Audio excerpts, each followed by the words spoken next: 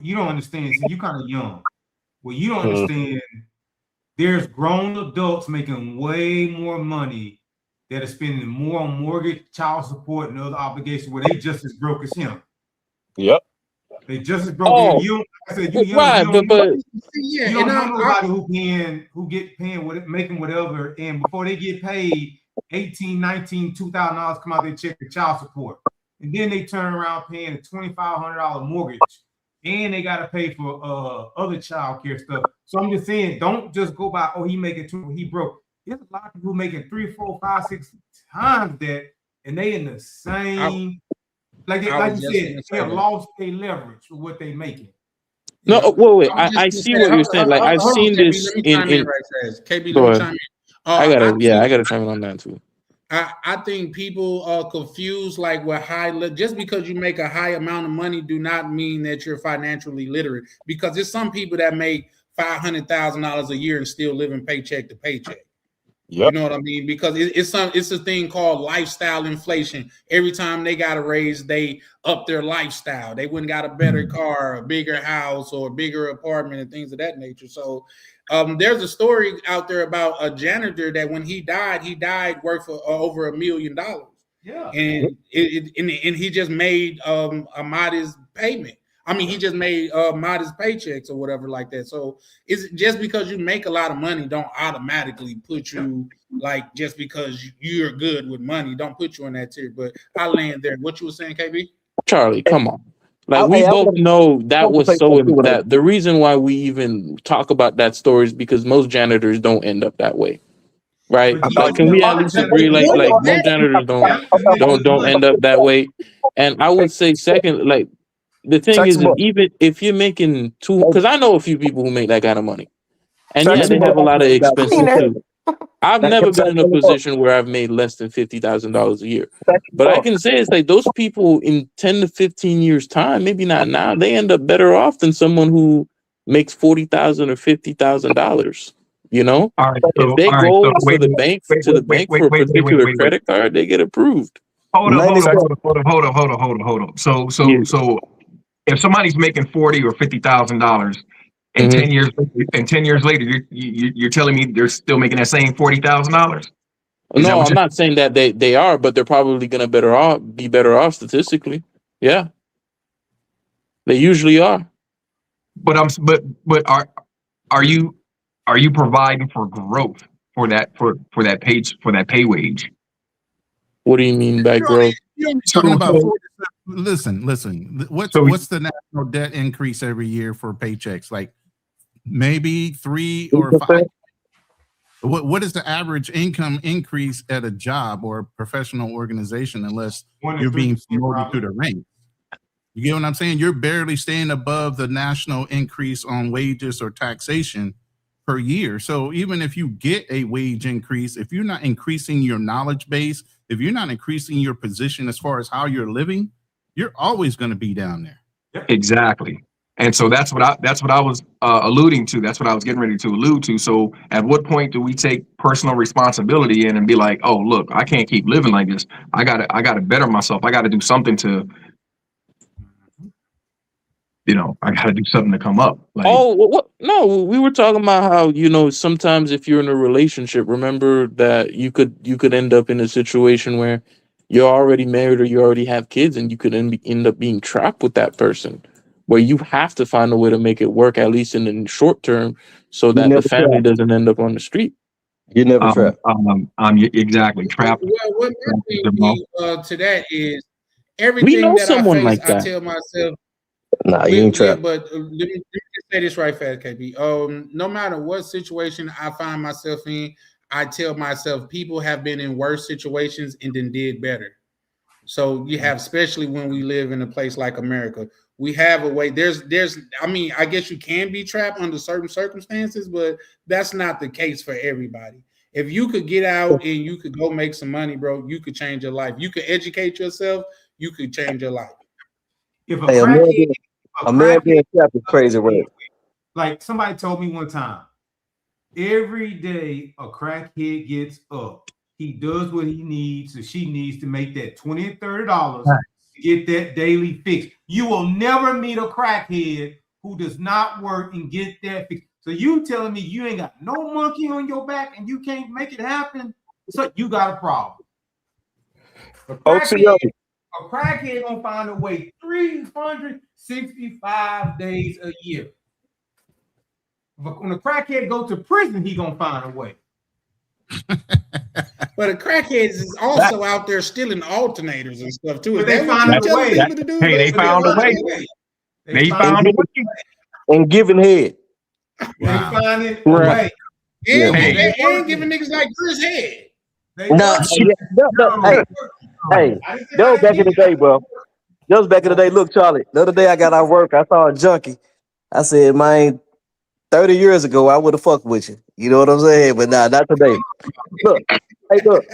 Check this out, POV. I mean, KB. Look, all right, just say a person bring home $36,000 a year, right? Mm. Okay. Let's say the mortgage $1,200, utilities $300, car note $500, insurance $125, food $350, gas $200. You can live off. Yeah, you can live off $300. You can live off for $36,000. Take home. It's just people want to do the other shit. They want to try to show everybody else that they got it. It's doable, bro. After tax? After tax? Yeah, after tax. Net. Hold on, bro. I gotta look at the Carfax on this one. Hold on. Get the calculator. And I'm gonna say this one more time too. Hold up, one more time. Hey, look, I do not agree with the information that in the animal kingdom, women are the majority hunter gatherers and that they are bigger than the men. I think that's fake news. I don't believe that. Somebody do the chat GPT. That's how come what we didn't get to on that is real quick, let me say this right fast. What we didn't get to on that, if we can it's like $2,500. Yes, the lioness do go hunt, but when the hyenas come to take that kill, it's the king that come break the hyena back with one swipe of the paw. Charlie, that's why he used the example of the lion. And the lion that's the first thing people think about. That's not the majority. It's a minority. And it's definitely not the majority, but the king is a king for a reason, because you could see a pack of hyenas take on lioness, but you don't see it too much with a king, with a lion. Not just that. The other example, hold up. The other example about the praying mantis or whatever he said or whatever, or the black widow. In the animal kingdom, we're talking about spiders and mammals. How we what? Two different what? I'm gonna finish. I said in the animal kingdom. I said spiders and mammals. Okay. Was there a video played earlier I'm not aware of? I mean, we're talking about insects and mammals. What? Yeah. Okay. It's the insect, right? Because I think before you go, Chris. I mean, before you go, Sick of the Lies. Let OTO, if you want to bring Ronan up to speed, if you want to, or you because you looking a little lost too. You good? No, I'm not lost. I remember that conversation and the guy saying that. So Ronan, the guy was just basically saying that women put him on a lot of times in his experience, whether it be money-wise, whether it be financially, and et cetera, et cetera. And so he was giving examples of some species in the animal ecosystem that have women do X, which is hunting and providing. So then he gave those examples, or being the top dog like a praying mantis. And so that's what they're talking about now. That's why they're switching to the mammals and insects. Chris was just bringing it back and just saying that he don't agree with that. But I think he said he was saying he was not. No, he said majority. In the majority of animal kingdom, and that's not true. That's fake news. But you know that there are animals in the animal kingdom that eat their own kids too. I mean, shit. Are we also gonna say, if you hungry, just eat your own kids? Come on. I mean, there's a limit. A lot of women do. You can frame human life off of some things out of the wild kingdom, but it's not in general the thing that works. We're way more intelligent. What they know how to do is work in tandem based on the benefit of the overall crew. You get what I'm saying? So when you're talking about a lion allowing, or the king of the male lion allowing the lioness to hunt, it's because the male lion is watching their back from other people that might want to attack them while they're hunting. He's watching their back because he is the strongest. That's why it's more lioness hunting and one lion guarding the pride. You get what I'm saying? Now, on the inverse, hyenas treat the males of the fucking group the worst. Hyenas, females run the pack. That's a fact. I was just thinking that Okay, too. Ronan. Let me finish. The males are the That's last. why they always laughing. Yeah, because the hyenas got them locked. That's good. You get what I'm saying? But even when you're talking about, women being this, that, and the other thing, here's the biggest thing I want to say. And I said it in the chat, and I don't know if anybody wanted to voice it out. I'm brave enough, I'll say it. I don't care how successful a woman is, she's still going to need a man. At the end of the day, they say that they're mostly educated. They're the ones that are most homeowners and all these other things. But if you go back and look at their income to debt ratio, they're dying. They're struggling. Facts. They own a car. They got a car loan. They own a house. They got a house loan. They got to get their hair done and all this stuff to keep up with the Joneses. So appearance is another thing as far as debt. And then let's go back to that college degree and all the debt that's consumed behind that. Mm-hmm. So even when you're looking at a highly educated woman that owns a home and maybe drives a nice car, let's look at her income to debt ratio. And also, I don't think she got to get her hair done. I don't think she got to get her hair done. It's the weave. So you were wrong on that. But go ahead. See. Yeah. But let's not just look at her. Let's also look at what she's being educated in. A lot of women go to school and they get bullshit degrees. So they come in with a huge amount of debt to go into and they get a bullshit degree to go into a bullshit job that's not even going to pay them.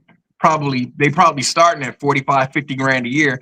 And they've been in school for freaking 4 years, amassing over 100K in debt. Yeah. You know what I'm saying? Sometimes, so it's just like, and they constantly talking about we're the most educated. Well, if you're the most educated, why you keep making the dumbest fucking moves? Mm-hmm. Wait, let me ask you something, Charlie, because I think this is very interesting and it's going to explain. So most lions, right? Are they all alphas and kings? No. Or some? No. All right. Watch. Now, what happens to the rest of the males? They're just chilling, right? They got to get out of the pride or their They children. They live in exile. They pass for Exactly. So yeah, that's funny. That's hella funny. All right, so they pass for growth. Yeah, that's funny. All right, so what I was about to say is that most men are going to be ruled by women. That's facts. Right. There's some men that think outside that box. I'm probably sure Ronan's one of those people. But for most men, they're going to be happy wife, happy life. They're going to run the household. They even tell you that. Most men will tell you, she's my boss. She wears the pants. The older generation. That is most men. That is most men. The younger generation not going for that. Wait, go ahead. Say it again. I say the older generation talks like that. The younger generation not going for that. The younger generation. You said the older generation wasn't going for that. No, I said the older generation believes in that happy wife, happy life. I'm saying the younger generation is not going for that. Younger folks is not even getting married. Yeah. I agree with that. But since there's still a small minority in comparison to the majority, I would say that most men are just still on that program. Now, watch this though. Most men that aren't going for that, they still are misandrous in their ways. They're not misogynists. They're misandrous. They hate men for a lot of different reasons. I know what misandrous mean, but do you guys they know don't even know what it means? Yeah. I know what it means. Are you asking me? I know what it means. No, you do. No, I know you do. But I'm saying if most people don't know what even that means, right? Yeah, for sure. And because so it's not a widely used term. Masculinity and all of that and toxic, all of that is widely used, but misandrous is not widely used. And hence why women are smarter than you guys in this world. It's because the terms that identify and actually vilify the men, we know about them. Even men regurgitate them. Yeah, that guy, he's toxic masculinity. He shouldn't have did that. Men would even cut across the aisle and say that shit, right? The alpha man would even say that. But women have identified you guys. So when you say, well, that's misandrous, you just hate men. Y'all don't even know what the hell the word means. Y'all supposed to be the creators of language, the creators of communication, logical ones, right? Words, everyone's we ain't making no money. So you saying these women using these beards? That's the same women that got all this college debt using these words. So, Yeah, but let me tell you one thing. Let me tell tell you one thing. Men ain't up either. They down bad. Worse. Most men always die before the women. Most women die with their cats and dogs. You know why? Because even if they marry you, you die first. They usually live 10 years afterwards. So you can peddle whatever bullshit. Most of you guys are homeless. Most of you guys are deleting yourself. I got a question. Watch this. Even if women don't have resources, guess what happened? They And created a whole. I got a comment. They convinced you to create a whole empire for them. Wait, hold on. Let me land this one plane and you got it. They created a whole empire. We can't answer each one. That's you make a good point. But I'm saying you want for 1, 2, 3, 4. We can't answer one first before you get to 2. But go back to where you said men pass away first. Yes, okay. Yeah. With that, who has harder jobs, men and women, physical labor jobs? You did. Got who? Most men. Men. So if men have more physical labor jobs, that's my question. Can y'all hear me? Give out. Yeah, and that's the win. That's the dub. That's the dub. Go work in the mines. Go work on the field. We would probably live. Go work in the cotton field. You know. Go work in the cotton field. Quick question, OTO. Yeah. You use the term "you guys" a lot. Is there a specific reason for that? Just the audience. It's not you or anybody like that. Just you guys in general. Y'all, and he say he is he. Because I even said like Ronan, then I said Charlie. So sometimes, I'm not talking to you guys in the panel. I'm talking to you. You know, back when you talk about the lines, even when you mentioned the lines, what you didn't say, I was waiting for you to say, but you didn't say, and I know Ronan's going to agree, and I know Ronan probably was thinking about it. And this goes back earlier with Misha was saying. You said the younger lions hang out by themselves, solitary, right? And then eventually they come and knock off the old king, right? Old king gets old and weak. The younger guys come and fight him to be the head, right? That pride, right? And what's the first when that young lion comes to that pride and they say 10 lions? What's the first thing he does? He's gonna knock off all the siblings, all the kids. All the kids. But yet in our society, people expect the young guy who's on the outside to come in and take care of the kids. No, see, that's that Dr. Umar Christian shit that you should not know. So let's all with lines. You wanting to marry a woman that has children that's just randomly out there having kids. So, all this religious stuff and giving and turning the other cheek and allowing a woman to be forgiven for her ways or whatever, that's not in no Bible, no religion, none of that shit is there. So the fact that it's being propagated through religion and beliefs of being the good guy, even God wasn't a good guy. If he told you to go take somebody out, he meant every man, woman, child, animal, everything. Yep. So when did we start getting so nice? That good man shit, that's European propaganda. Taking care of somebody else's kids. Not even European. Africans was on some bullshit too, and the Mayans and then everybody else. What I'm just trying to show you is that that's it's game. It's game. They supposed to lace you a game like that. Y'all supposed to be on the damn plantation dying earlier. They playing you. That's all I'm saying. And both sides, you fuck. Whether you a modern man or a traditional man, y'all all get used and abused and thrown out and discarded. You really don't realize they lacing your ass with game. That's all I'm just trying to say. Tap into you and say, hey, make sure you control your life. Make sure that this is the end result. So I hear the examples that we just talked about and the lions and all that, but we can't compare ourselves to that because dudes, I never seen lions deleting themselves, committing suicide, cutting up their damn arms and just dying in Sahara. They at least try to say, I'm gonna fight for my life.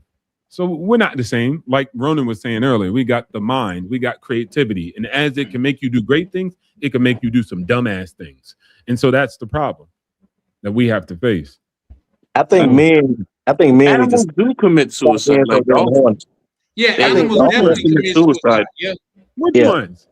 Dolphins. There's actually an animal to where if there it's two animals that they mate for life, and when they mate die, they'll kill themselves. I forgot. I can look it up. Sea lions, I think. No, watch this. I'll take you for a word, and we as dumb as them. See, there you go. I mean, I'm not killing myself. I guess the point wasn't how smart or dumb lions are. The point is we're making examples in the animal kingdom. My point is the animal kingdom is varied. You'll see everything there. Exactly. And Chat GPT So backed my up what point is, fellas are saying. they could But be in ne- trouble too. ChatGPT, the research says they Hey, do. wolves But make next- for Yeah, the panel's definitely full. Yeah, I can only have 10 people on. That's the max that you can have with StreamYard, especially the paid version. So And if the you see panel was somebody drop, definitely you can hit the link. But up until then, that's why I put it up there like that. It's a full Okay. panel, but if you see somebody drop after 10, you can hit the Hey. link. Charlie, as I was saying, I think guys need to stop being so horny. I think that's what it boiled down Good to. luck. Stop being so damn horny and have some standards. Good luck. Now I say that's a that, fact, but I don't think that'll ever happen. yeah, because I like, That'll ever have happen. 2 things to say when I can. Yeah, go Go ahead. ahead, X-Pac. You got the floor, brother. I think the main problem is people put expectations on others in an imperfect world. That's what a lot of people No, do. you need to be very specific on who's putting what expectation on who. Let's be clear when you say that. And You as an individual putting expectations on others, expecting them to be the way you're being the version that you want them to be, instead of accepting them for who they are. What if who they are is a liar? then Yeah. here's the thing: you need to figure out what your make or break points are. If it's a deal breaker, then why the fuck are you staying to hold on just to be the good guy? Again, you shouldn't be doing that. If those are red flags for you, if those are deal breakers, and if she's breaking what you guys have or already set up or communicated as each other's responsibilities and roles in a relationship, and she don't want to go for it, that's a deal breaker. Why are you staying? Because you feel like you can't get a better looking woman than that? That's a lot of why guys stay. They stay Facts. because he's a 9 or a 10. You holding on for dear life. You don't want no other dude talking to her. You scared if she walks out the house, she ain't fucking coming home. If you can't trust a woman to walk out the fucking door, Jesus Christ, your life is. I agree with that, Ronan, but to an extent, like say, just speaking for myself, like say, I in relationships that I didn't stay long past where I know I should have stayed. It's like, damn, it's better the devil that you know than the one that you don't. You know what I mean? Hell no. No. I'm not saying it's right or wrong. I'm just saying that was thinking. Just, You see what I'm saying? Like, I already I know said this earlier about- I had 2 things I wanted to say. I only mentioned one. The second Even the one Bible is has a passage where it says it's better to live alone than to live in a house of disorder or toxicity. Meaning the woman. Yeah, for sure. I definitely remember that. Let X-Pac wanted to finish what he was saying. Go ahead, X-Pac. real quick though, Say- I see a different swagger about you today. Have you left a rap concert or something? You to jump somebody in the game? You been with Crip Mac or something? no. 50 Yeah. I say I'm a good man by choice. Just don't be the reason that I changed my mind. Mm. When the thing that I wanted to say is I don't believe a man truly matures until he stops allowing his banana to control his actions. That's true. You know, Yep. I agree, and I think that come with age and wisdom, though. X-Pac. Like I say, I just seen a female the other day. I thought she was beautiful, but I wouldn't touch her with a 10-foot pole. Yeah, it worth my time. Right. You know what I mean? Like, I think that come with maturity because as a man, as a young man, you want to run down the hill and like just do as many as you can. But as an old man, I value quality over quantity. If that makes sense. Hey Charlie, I just want to real quick. Yeah, earlier I was saying that men die before women, which is true. That's fact. I think that from my experiences as a youth, when I was 12 years old, getting head from crackheads or whatever, I think I think that crackhead saliva, that DNA coated me, and I'm immune to STDs. I never had STD in my life, and I think I'm gonna live till I'm like 200. That's not how that works, bro. I have that shit in my system. That crackhead saliva protects me, bro. Readers, my brothers, how y'all doing, man? How y'all doing? That reminded me. My bad, brother Anthony. Brother Anthony been up here. I know you just like to chill, though. How you doing, bro? Oh, greetings to my brothers, greetings to my kings, man. Y'all doing a good job. But second to lives, let me take a little step further. I need y'all, brother, to put y'all thinking cap on. I want y'all to absorb what I'm about to share with you. There was a study that was written talking And about it was on women. It was on women and the science, the psychology of women, and a lot of problems. I'm gonna tell you that's taking place, especially the last 25 to 30 years. You know, as men, we X-charge. So we when we do our thing and we get to our climax, we X-charges. Women in charge. They take the uterus of a woman is like a sponge, meaning that everything that touch it, it absorbs. The study showed that if you see most women that have 2 different baby daddies or more, there's some type of mental, emotional, psychological problem with them because then they had too many bodies on them. Meaning what? That women, my old school brothers, y'all have been around a couple that y'all may know. Y'all ever said something about, man, y'all know y'all been together so y'all start to look alike. You know why, right? That's a true fact. Because a man's DNA overtakes her DNA. And that's why you see them start to look alike. Or if you see a woman and a man you know broke up, maybe the boyfriend or the husband may have died, passed on, and she may meet a gentleman 6 months, a year and a half later to have a child, but the child looked exactly like her ex who died. Oh, you must have been thinking about that man the whole time he was pregnant. No, that man's DNA is inside of her. The word you're using, it's called microterminism. It's called microterminism. Absolutely. So when women have a lot of different partners trying to act like this new woman trying to act like men, you're not equal because we don't intake nothing. We X-charges. So when women have these multiple different DNAs for these multiple different partners, a lot of these motherfuckers start to get the crazy bug. I ain't trying to change my brother's conversation. I just want to just put that on your mind. Hey, but we crazy too, though. We crazy too. I ain't gonna lie. At one point, shit, I thought about killing my ex-wife. Shit happened. We crazy too. No, that's not. That white boy timing. He was on that white boy timing. Yes, sir. I think that's just man timing, man. Like KB, you don't have any kids. He was on that happy wife, happy life timing. No. I've long said this. If I was on that, you got me fucked up, and I killed before I let you play with me. I was on that time. Yeah, but let me say this though, Chris. Sick of the lies.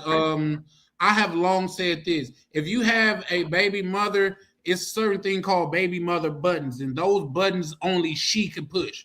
And she know how to push them. She could push you to the edge to where you would be like, fuck it, I'm ready to go and take everybody with me. In fact, just give me 30 more seconds. I'll say this. When I was younger, I would look at a news story and see a man that flipped out and hurt his baby mama in her family. And I was like, damn, he crazy. He done flipped out. It wasn't until I got a baby mama myself, I look at that same type of news story and be like, damn, I wonder what they did to him. Because it ain't always the man just flipping out. Yeah. So what he was talking about earlier is absolutely right. It's called microterminism, and your DNA is automatically deposited in a woman's womb. And it gets so bad depending on how, liberal a woman is and how many bodies she's got on her. She's gotten so much DNA deposited in her. It's really hard to tell when you actually do get her pregnant, whose DNA is being mixed into that child, because it stays for a long time. Go look up the studies. So that's why they talk about, that's why it's important about bonding. One, it's important about finding a woman with a low body count. So if women ask you, why is it so problematic for me out there being whatever I want to be, my body, my choice, that's why. Because when we actually sit down and have children, I don't know if my DNA is guaranteed to be the only one up in there. Okay. Also, let me say this right fast. What I like to do is play devil's advocate. You know what I mean? Which is not saying that they're devil, but I like to always represent the opposing team. Now, earlier, for some reason, the conversation went a lot different when women was on the panel. But now that they're not here and stuff like that, I guess I will kind of defend them. But at the same time, it's not always just women fucking up, though. It's a lot of these men, because it's like, even in my case, how many of you dudes that's on the panel that can fuck over a perfectly good woman? Yeah, I thought it's bro. You're absolutely right. Even though you go ahead. I'll let you go. I apologize, brother. Charlie, the point is, it's deeper than all this BS that we playing checkers about. that is really a chess game when it get down to the science of a female, her nature, who she are, her virtue. That's facts. That multiple partners and multiple intakes in her, it fucks her head up mentally, not only physically. So, but that's a fact. So when you see, and I'm tying it to the brothers traveling, a lot of time when the brothers go abroad, even though it might be the same thing, but it's just a different feel. I mean, we live in a country, brother, that you can tell a woman she cute, and you can go to fucking jail for sexual harassment. That's So if you ugly. That's if you ugly and unappealing. but it's just certain things. I mean, I didn't go earlier because I could have, you want to get down to the I say this, give me my 30 seconds, I'm gonna go. To my knowledge, the number one hairstylist in the world is a man. The number one clothing designer in the world is a man. The number one cook in the world is a man. I mean, he might have a little sugar he take now. It might fan the hand a little bit, but it's still a man. You know what I'm saying? So you won't go down the line what women do hair. The hairstylist man, clothing designer man, makeup artist man, cook is a man. All these men that is the mouth of these professions. I mean, if you want to play that game, but it's not to be played, that don't make sense. But if you want to go down to facts, you know what I'm saying? I yield. I got pushback, Anthony. Do you know how my uncle found out that his wife was cheating on him? The kid came out looking like the neighbor. Nope, she gave him an STD. Way. And I tried to warn him when she all of a sudden wanted all these girls' nights out and stuff. She was getting at BBC. He was saying that he believed in the happy wife, happy life. Well, I'm the type that believes in happy couple, happy life. And with that said, nothing in life is ever guaranteed. So all you can do is the best you can. Don't waste your time on poor mistakes, ignoring red flags and stuff like that. The right partner's will bring peace in your life, not chaos. So if you don't mind me asking, what did your uncle do after he found out this information? Well, first thing he did was get the medication, and the second thing was he got a divorce. Oh, okay. All right. Cause I ain't gonna lie, a lot of Caucasian men be like, "This is we in a rough patch. We gonna fight through it. Fuck that. Fuck that, nigga. I ain't going for that shit. I don't tolerate no cheat. Fuck what I do. I never cheated on anyone, or will I accept anybody cheating on me? That's what's up. That's an automatic divorce. Listen, hey, my pushback. Let me add to that one point real quick before you push back, because maybe it'll change your mind. Aside from what we were talking about with DNA, microdeterminism, we talk about energy being transferred from one person to another. That's mathematical facts. Whether it be positive or negative energy, when a woman lays down with a man, he not only gives her his seed or DNA, he also transfers energy into one to another. So then you looking on a spiritual level, you're looking at the energy he's transmitting. That's why women start to become toxic. That's why women, they feed on the things that we feed into them as men. So absolutely, it works both ways. While the woman is still being promiscuous and allowing all kind of DNA, men are forcibly putting evil spirit, negativity, and all these things into them because they have a spirit of lust and things that go against their nature as well. So the overall overwhelming things, and like I said, positive transference of negative energy, look that up as a mathematical engineering thing. That's facts. And it doesn't matter what kind of energy. It doesn't say negative or positive energy. It just says positive transference of energy. Yes, sir. Go ahead. Okay. So Anthony, what I was saying is okay, you say the transfer of energy. I know you were saying it earlier. I know Rona just finished saying it. So why do guys think it's okay to go overseas and wife a mango who's been taking on thousands of energies forever? A retired mango. Well, first of all, Chris, when we just discussed them tonight, very few men even know that, and the ones that may know it don't even give it credence because they don't understand the importance of it. And that's an easy question to ask. I just said a while ago, you can tell us a sister here today that she cute. The next thing you know, the police will be knocking on your door for sexual harassment. When they go overseas, according to you brothers, I've been in 3 different countries. I haven't traveled like you brothers do. and you getting treated like a king. I mean, you getting treated the total opposite of what you're being treated here. It's better than what they get here. That's an easy anomaly, easy answer. You know what I'm saying? I mean, you know, All I can say is I'm happily married overseas, no regrets. One second, guys. We got an OG of the channel over here, man. Welcome my good brother. God damn it, I'm still call you Berlin, bro. Is that cool with you, bro? Man, you can call me whatever, man. It's your show. I don't care. Just I've been called everything. How you living? Man, it's a blessing, man. How you doing, man? I'm doing great. Okay. What's up, Berlin? What's up, y'all? Y'all having a great conversation. I just wanted to kind of be a part of it, but man, you know everyone's you making great points. Here, bro. Long time no hair, brokey. Yeah, I thought he was over there at ayahuasca or something. I ain't heard from him in a minute. Damn. I mean, I was, but I want to do it. I actually want to do it. Hey, I You said I done it want to before? try it too, but I know from him I need a overseer or something. You know what I mean? Yeah, you need somebody that's gonna watch out for you when you get to hallucinating. Yeah, you do. But I kind of wanted to kind of. There's one thing that I think it wasn't Charlie. I'm sorry, it was the dude from Memphis. You made a really great point, and I was having this conversation with some people, and if you really think about it, if our families were intact the way that they ought to be, meaning that women had their cousins and uncles and their internal blood living like on one plot of land, taking care of them, then they wouldn't need marriage in the first place.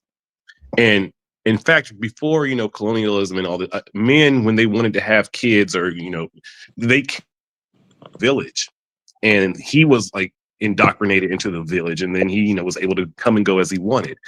But if families were not so separate the way we've been brainwashed to, like, hey, you move over there, we move this side of the country. If we all were on one plot of land the way it ought to be, then women in general wouldn't need marriage, because if the goal is protection and provision, it's not a one-man job. And that's where we've been tricked as men to think that we're supposed to take these women away from their families. But the problem is most women have fucked up families. And that's the issue, because families are not taking care of women the way that they ought to be. Because if you truly think about it, no one should love you more than your blood family. No one, just from a biological standpoint, it should be your uncles and cousins and aunts, and everyone should be on one plot of land. And if you fall in love, or if you want to make a baby, then so there's no inbreeding, then you as the man, you come into that village, but then you kind of walk out the village, and that's the way it's supposed to be. It's not a one-man job. And any man that's been with a woman has probably had fantasies of like, yo, I need more men to help. I want to all this damn shit that she wants done. It's not a one-man job. So normally, arranged marriages. I'm sorry, cleaner. Arranged marriages. It's a forgotten art. That's why they were arranged marriages, because you wasn't touching my daughter until you married her. Until you were worthy. Until you were worthy. Worthy, not because we didn't care about marriage back then. It was about all we cared about was the growing of the tribe. That was it. And bringing healthy people to the tribe. It wasn't just the growing. I remember my grandfather saying to me, my grandma, he had 2 cows, a chicken, a goat, and 2 cows, a chicken, a goat, and some duck or some shit he had to bring when he married my granny. There was massive shit. Hey, shout out to goddamn brother Anthony, because he remembered the receipt. He said 2 cows, a chicken, and a goat, and one more. You know what? I think it'll be better that way, though. Honestly, like if women and men as well allow the parents to bring the union together, it'll be a whole better situation, because they're gonna look out for your best interest. Real quick, can y'all hear me? Yeah, we can hear you. Okay. Well, I just connected my DJI mic. Do I sound clear? Down south. Listen. Yeah, well, that's a fact, Chris. Like when you look at other cultures like Indians, Red Dot tribe, not the Wahoo. They have arranged marriages. They have arranged marriages. Indigenous people, we had arranged marriages too before the white people came over. We did the same shit. know what I'm saying? They weren't Right. wild. But They I'm were just, them. that just came to my mind as of right now today. Like you just not going to get into, and then you had to be from the same, like a similar Right. oh my God, not just a caste, but like I know what a lot of people don't realize, like the Indians, like the Hindus got beef with the Shiites, I think. Shiites. Yeah, the Shiites, and then there's and then there's another sect, and I only knew this because I worked with a lot of programmers in IT, and I thought, and this look until I found out about it, but it was my ignorance, like. I'm thinking, hey, they all Indians, they all cool, they all get to, man. Until one day, this brother named Abid Ali, I will never forget. Man, he said some of the most, man, he cussed his, hey, just think of the dude that worked at the Quickie Mart on The Simpsons. Habib. And I'm not just, I mean, sound just like him. And I was like, yo, so so his supervisor was this Indian dude, and he came by and he told him some stuff. And my cubicle was right next to his. So when Buddy left, dude was like, "Oh, you Punjabi piss ant, you mother!" I was like, "Yo," I stuck my head around. I was like, "Yo, what did you say?" Yeah, hey, bro. I remember the first time I went to Japan at 15, and I learned about racism amongst Asians because I thought all Asian people got along. And when I realized how much Japanese people hate Chinese people, yo, y'all don't. I was like, It's deep, man. Shit. Yeah, it's deep. Hey, them Asians are winning. They winning worldwide though. They make the most money. They are not. They are not. They are not. I have two things to say when I get a chance. Outside their country. Let me rephrase it. Outside their country, they winning worldwide. You know, I was just saying this right fast. When a lot y'all kind of talk about it a little bit. Okay, real quick. After Anthony, let X-Pac go. Yes, sir. I'm less than 10 seconds. When y'all, like a lot of times y'all talk about when you meet y'all talking about like the girls and stuff, y'all meet abroad, and you be like, if the girl's serious, if she want to take you home to her family. And that's kind of what a forgotten art that we used to have here. Because I'm gonna tell you something. As soon as that woman walk into the house, see grandma or see my mama, she'll tell you, you better get that trash out of my house. And girl ain't say nothing but good evening, hey y'all, how y'all doing? And let me tell you something, 99.9% of the time my mama said that, she been dead on it. So, but when y'all say the ladies abroad want you to meet their family and stuff, that's kind of range, get the approval of the family. So, but that's a forgotten art here. If we just That's had a game, that, bro. it'd be a lot better. No, that shit don't mean nothing in Colombia. Because I met the family, and they tried to hit me with a ticket. That don't mean shit. Yeah, they be in on the heist. Yeah. No, that be game in Colombia. It's a family affair. Real quick, sick. Okay. That's a fact. Real quick, sick of the lines. Let X-Pac land his plane right fast. Two things I wanted to say. One is the majority of good women overseas is seeking marriage instead of a fun night. And the other thing is a lot of Asians' culture is based on status and saving face. Mm-hmm. Yeah, that shit ain't real. Like the emotion ain't even there. Really, they like goddamn cousins or siblings. Yeah, it's a great point. Like Asian men are expected to even commit, the uai to save the name of the family. Like it's a very cultural thing about saving face, and it's been that way for a very long time. Even if you watch anime, you'll see that they're programming young men to be self-sacrificial. So in an Asian relationship, you don't really know if it's love for real or not, because the embarrassment, you know what I'm saying, of raising your voice and shit like that, you know what I'm saying? Like they just, it's, public perception. If you raise your voice out of anger, they see that as being negative, They don't like people getting angry. They try to find a quiet solutions to the problems. They don't announce the problems to the world. They keep it within the household. The problem is the flat asses. Sir. Well, that is negative though. Sir. Sir, are you married? Damn Chris, man. Are you happily married with no regrets? Get that flat ass out my household. Are you Hey, he got are a you point though. You happily can't married with talk no shit to me regrets? if you making a great point. If you ain't got no yams, you can't be as mean to me as you think. You like. I'll take more abuse from a woman if she got a fat ass. You know, she can be slick in the mouth but if she flat and trying to say some slick shit, I'm gonna be like, you can go. Yeah, you Shut right. my little boy up. Shut up, little boy. Hey, Berlin, what if she got a good personality though? You can't blame others for what you A good allow. personality can offset a flat ass, but you can't be. Okay. You can't have a bad personality, and it's She like ain't a flat. Okay, I agree. yeah, You got to pick a struggle. You got to pick a struggle. right. That's like, what- like big girls in the Poison in 90s a used to be bottle the with a sweetest things in pretty the label. world. Remember in the 90s how nice big girls used to be, like because they had to be. Because they wouldn't get no kind of play being like a big girl and being mean. Now today, big girls are mean because they still get, pumped on. But back in the day, big girls used to be the sweetest things you would ever even come across. They pay for everything. They would feed you.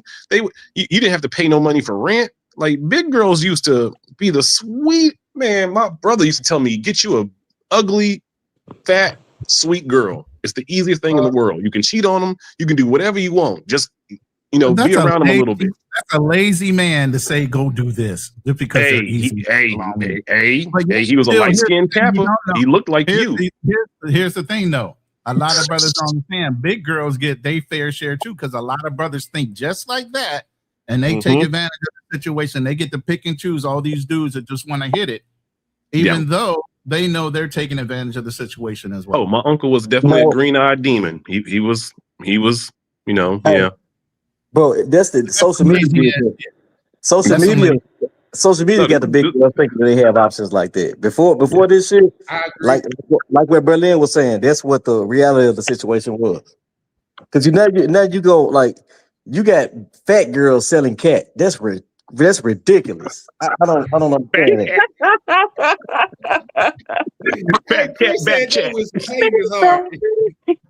Nah, look, and let me be clear. Hey, Chris, I've only hit like 3 fat girls in my life. Chris, they have a good cat. Stop the cat. Stop the cat. I can't let you do that. Don't do that to yourself, all right? Don't do that to yourself. Hey, don't judge me because I dealt with don't do that to yourself. Look, that was a head situation strictly. I don't hit big kicks like that. Hey, guys, real quick. Hold on, KB. Hold on, sick of the lies. Let Anthony go right fast. I'm just trying to know. I gotta agree with Chris.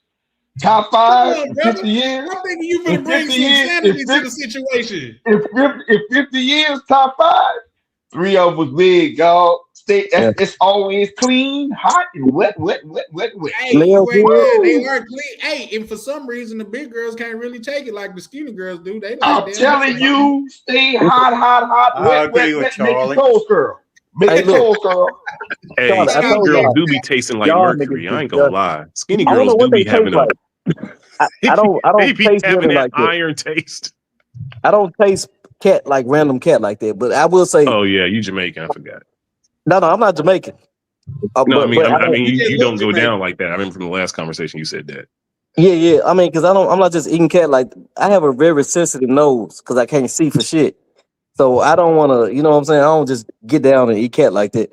But I also like one of them big chicks. I was levitating on her belly, and that cat was good, sir.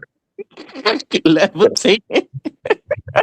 Yeah, that cat was good. I bought like Mission Impossible on the belly. He came down with a string. I bought the food stuff from her. Look, I bought some food stuff from her. She helped me bring the groceries in the house, and she gave me some of that cat. Yeah. This shit is going downhill fast. Yeah. I never wanted to date a girl when she takes off her jeans. It's like opening a can of biscuits. Ow. Well, you gotta realize, hey, you gotta take what you can get, my guy. Hey, I don't have to take what I can get. I already have what I want.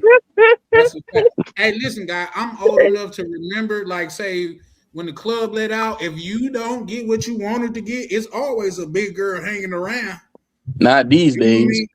Not these It's days. always a big girl was hanging around back then. Like you could come on, man, Shirley, I got you. Come on, you can ride with What was me. that song? Parking lot pimping. Like that was a real shit back then.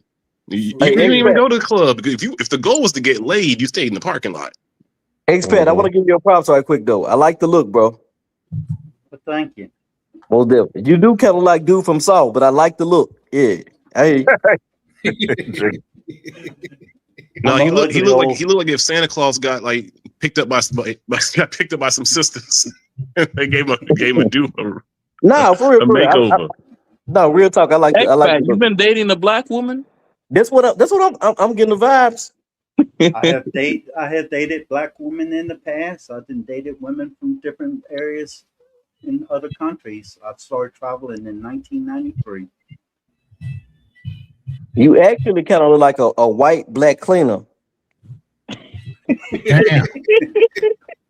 Yeah. Hey, I Black tell- nigga turned into Hey, family. Chris. Hey, with tell- that beard, he looked like an old Santa Wolverine. Nah, yeah, this the multiverse, man. Well, I get tired of shaving because to stay clean shaven, I have to shave twice a day. Damn, you from the Caucasus Mountains. That's what it is. Wait, bro. You said twice a day? If I don't want it, like if I don't want the 5 o'clock shadow, have the stubble when I go out and stuff, I have to shave twice a day. That nigga said he's too rugged for y'all, bro. He said he's too rugged for you. I wouldn't understand that. We talking to the Obama snowman. He just shaved a lot. He really did. KB look He's like really the Black did. Wolverine, though. KB? Yeah, KB look like the Black Wolverine. Like he got them pork chop sideburns. Oh, hell no. Pork chop eye burns. The fuck? So he got Sideburns. You too young to know Oh, about that stuff. yeah. You too He young got to know that about the pork chop sideburns. 1980s corn look. I feel you. When I go to Haiti, my family's like, oh, you kind of look like the dictator's son back in the day with the sideburns. Like, damn, They could have kidnapped your ass. Yeah. But let me see if I can. But the overall, the point is still, I just don't think that it's a one-man job for a woman to all the things that women want today. They cannot get it from one man. And I think any man that tries to even take on that endeavor it's a countdown to your mental health being fucked up. So when women have all these expectations, I think you have to keep it logical and ask them, do you think that all your expectations being met is a one-man job, or does it need to be multiple people probably? And have them answer it. Well, hold on. We gotta get something more fundamental than that. Why is that expected to be the man's job in 2026? Hold on, because that's what society and everyone has told them. Yeah, especially if they want like, everything. okay, but part of it, because I always get into these, because I always say this when we get into, I've talked to a lot of women. I'm like, I've asked women, I said, listen, you make the income, you make a lot of money. I know you make a lot of money. What would it take for you to just be with a guy and just accept him? Like, would you be with a guy knowing that you make 6 figures or more? Would you consider being with a guy and he makes less than you? He's only middle income. And they all say, yeah, I wouldn't mind being with him as long as he's ambitious. Ambitious basically means last year medical school until he becomes a doctor and starts making $500,000, $300,000, $200,000 a year. That's usually what it is. So it's like, to me, it's like we're in a modern era where if you told a woman that you're going to pay her less because she's a woman, she's not going to accept that. So I think women should kind of accept the idea that, you might have to contribute. Hold on before you say something. Hold on, I got a little pushback right quick. It's something 15 seconds. 15 seconds. Go ahead. 2 things. I forgot the second one. The first one, Berlin, you kind of look like Xerxes from 300 on your picture. That's the first thing. All right. The second thing, I forgot what that was. Go ahead, Miguel. He just wanted that. Okay. All right. I just wanted to say God everybody's can't version. look at that nigga. Go ahead. I just wanted to say everybody's version of happiness varies. The key is finding the life that you deserve, creating the life you deserve. And that's not easy. All right. Hey. I don't understand this whole concept. This is completely foreign to me about asking a woman what she wants. What the hell is that? And like, when did that become a thing? So because Sir, that's always been a thing. What are you talking about? Men have always been asking women what they want. Let me finish. So if we look at this from a biblical standpoint, a woman is supposed to be a helpmate. So a helpmate, like, to me, that tells me the woman's supposed to get on your program. You're not supposed to be getting on her program. She's supposed to get on yours. Help me. Do you think that most women are Christians? Most people aren't religious. Hold up. I don't give a damn what you are. You got to get on my program. I don't give a damn if you a Buddhist. I understand. I'm just saying you want women to operate by biblical standards, but most women aren't Christians. You hear me? You don't understand. You're not hearing me, bro. I don't give a damn what you are. You gonna have to get on my program, and that's part of the reason. That's part of the reason why the shit is so fucked up right now, because we worry about what the hell the damn woman's supposed to do. My way or the highway mentality. Let me chime in on that too. Hold on, guys. Just give me 20 seconds. Let me chime in on that right fast, Sig. Otherwise, yeah, I can see that, but not too long ago, at the beginning of the stream, damn near everybody on this panel was pandering to women. No, not me. I gave my damn near. I didn't say everybody. I said damn near. When bro came up here and he was doing all that preaching, and I heard a lot. Well, I heard a lot of that shit, but wasn't nobody saying what they saying now for real. Can I say something right quick, Charlie? Yes, sir. I land my plane. Okay. It's like 5 seconds. Anyway. Yes, sir. What I said was my opinion. I wasn't pandering to anybody. I don't do that. I just want to put that out there or whatever. That was my opinion. I do think it's some sorry ass dudes out here, and it's some sorry ass women. That's the dynamic. Yeah, that's the world we live in today. That's the world we live in today. Right. And that's a fact. But Charlie said damn near, and you were the first one that spoke up. So that, hit dogs holler, man. Yeah, and I hey, no, you're right. Hit dogs do holler because I feel like I got hit. Okay, and number two. Okay, why? If you weren't pandering, then why do you feel like you got hit? Because what he said, I felt like that because you was pandering a little bit. Well, no, I don't pander, bro. I mean, I don't pander. Okay. I don't do that. Hey, Berlin, it's good to have you back, brother. No, I don't. He cross-examining you right now. Right. He doing a little cross-examination. Which is fine. I've said it several times. I know he ain't gonna like this. What I gravitate toward in men is intellect. Like I respect. Like I like OTO. Like he ain't been on a lot of times, but I like OTO. You know what I'm saying? I like Ronan. I like several of y'all. You know what I'm saying? Like I like the intelligence. I don't like stupid motherfuckers. I don't like being around stupid motherfuckers. In my marriage, I'll make the final decision, but I still listen to my wife because I know for a fact I'm not always right all the time. But I usually it's just a different perspective of the same problem. It's really about. Listen, let me say this real quick. I'm not a flat type of thinker. I'm a spatial thinker. So while I might be looking in a certain direction, there's 360 degrees, all different ways around me. Okay? To have somebody else that's involved in the same situation spatially to give you what they are seeing gives you a more rounded vision of the overall problem. Then you can make the decision based on that impact.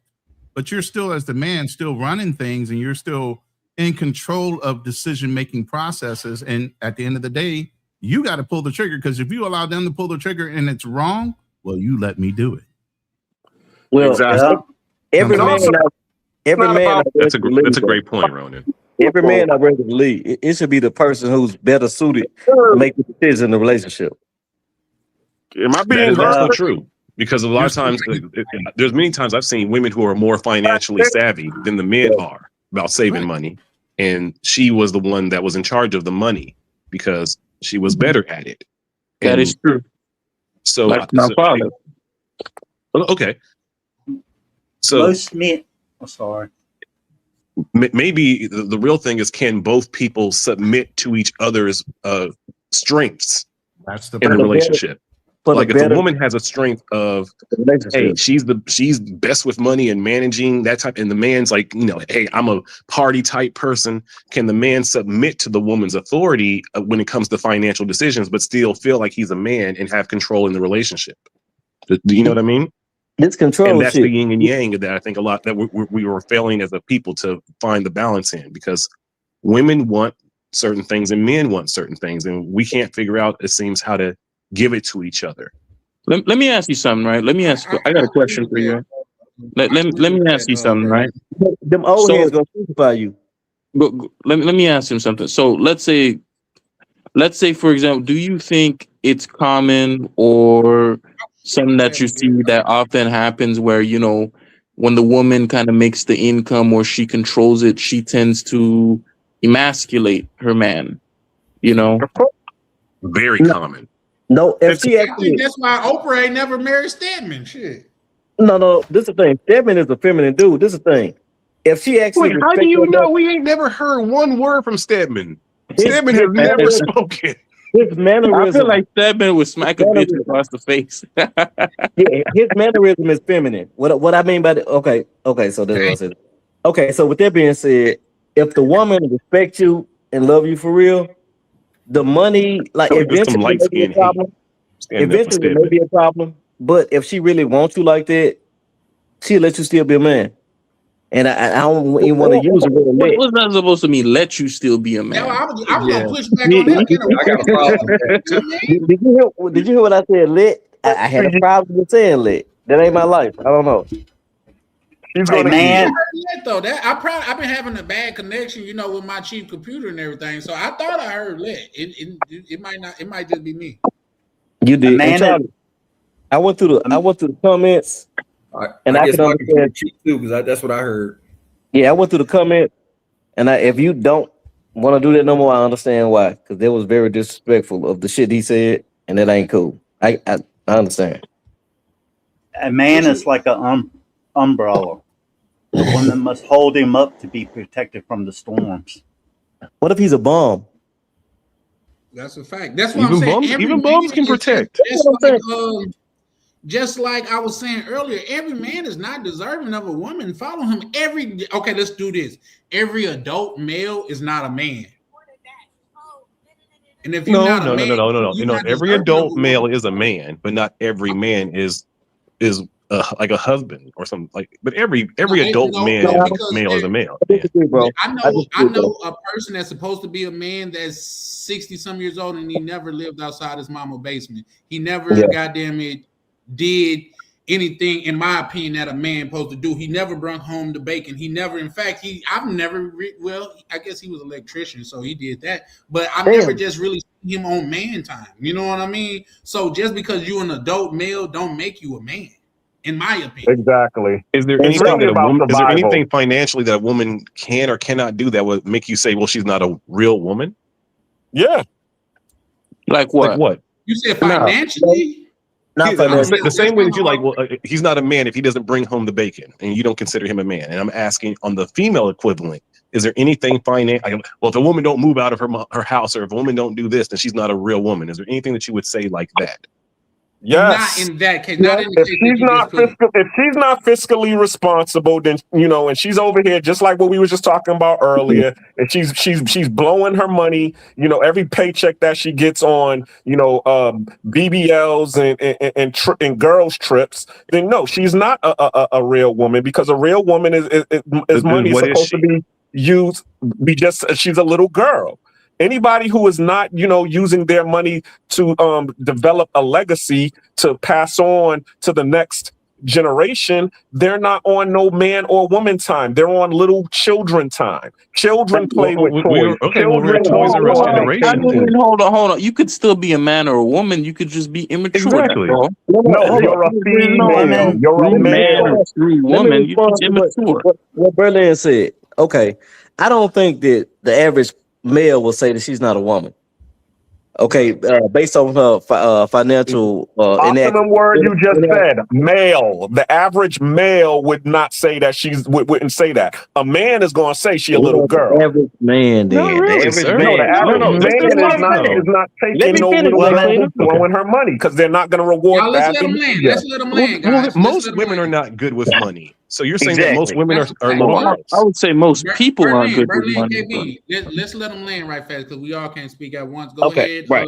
Chris land, and then Okay, Berlin, I'm gonna land in 3 seconds. Okay, so I don't think that would cause a man to say that she's not a good woman. If she like got like several children and she ain't got custody of any of them, that would cause her a man to say that she's not a good woman.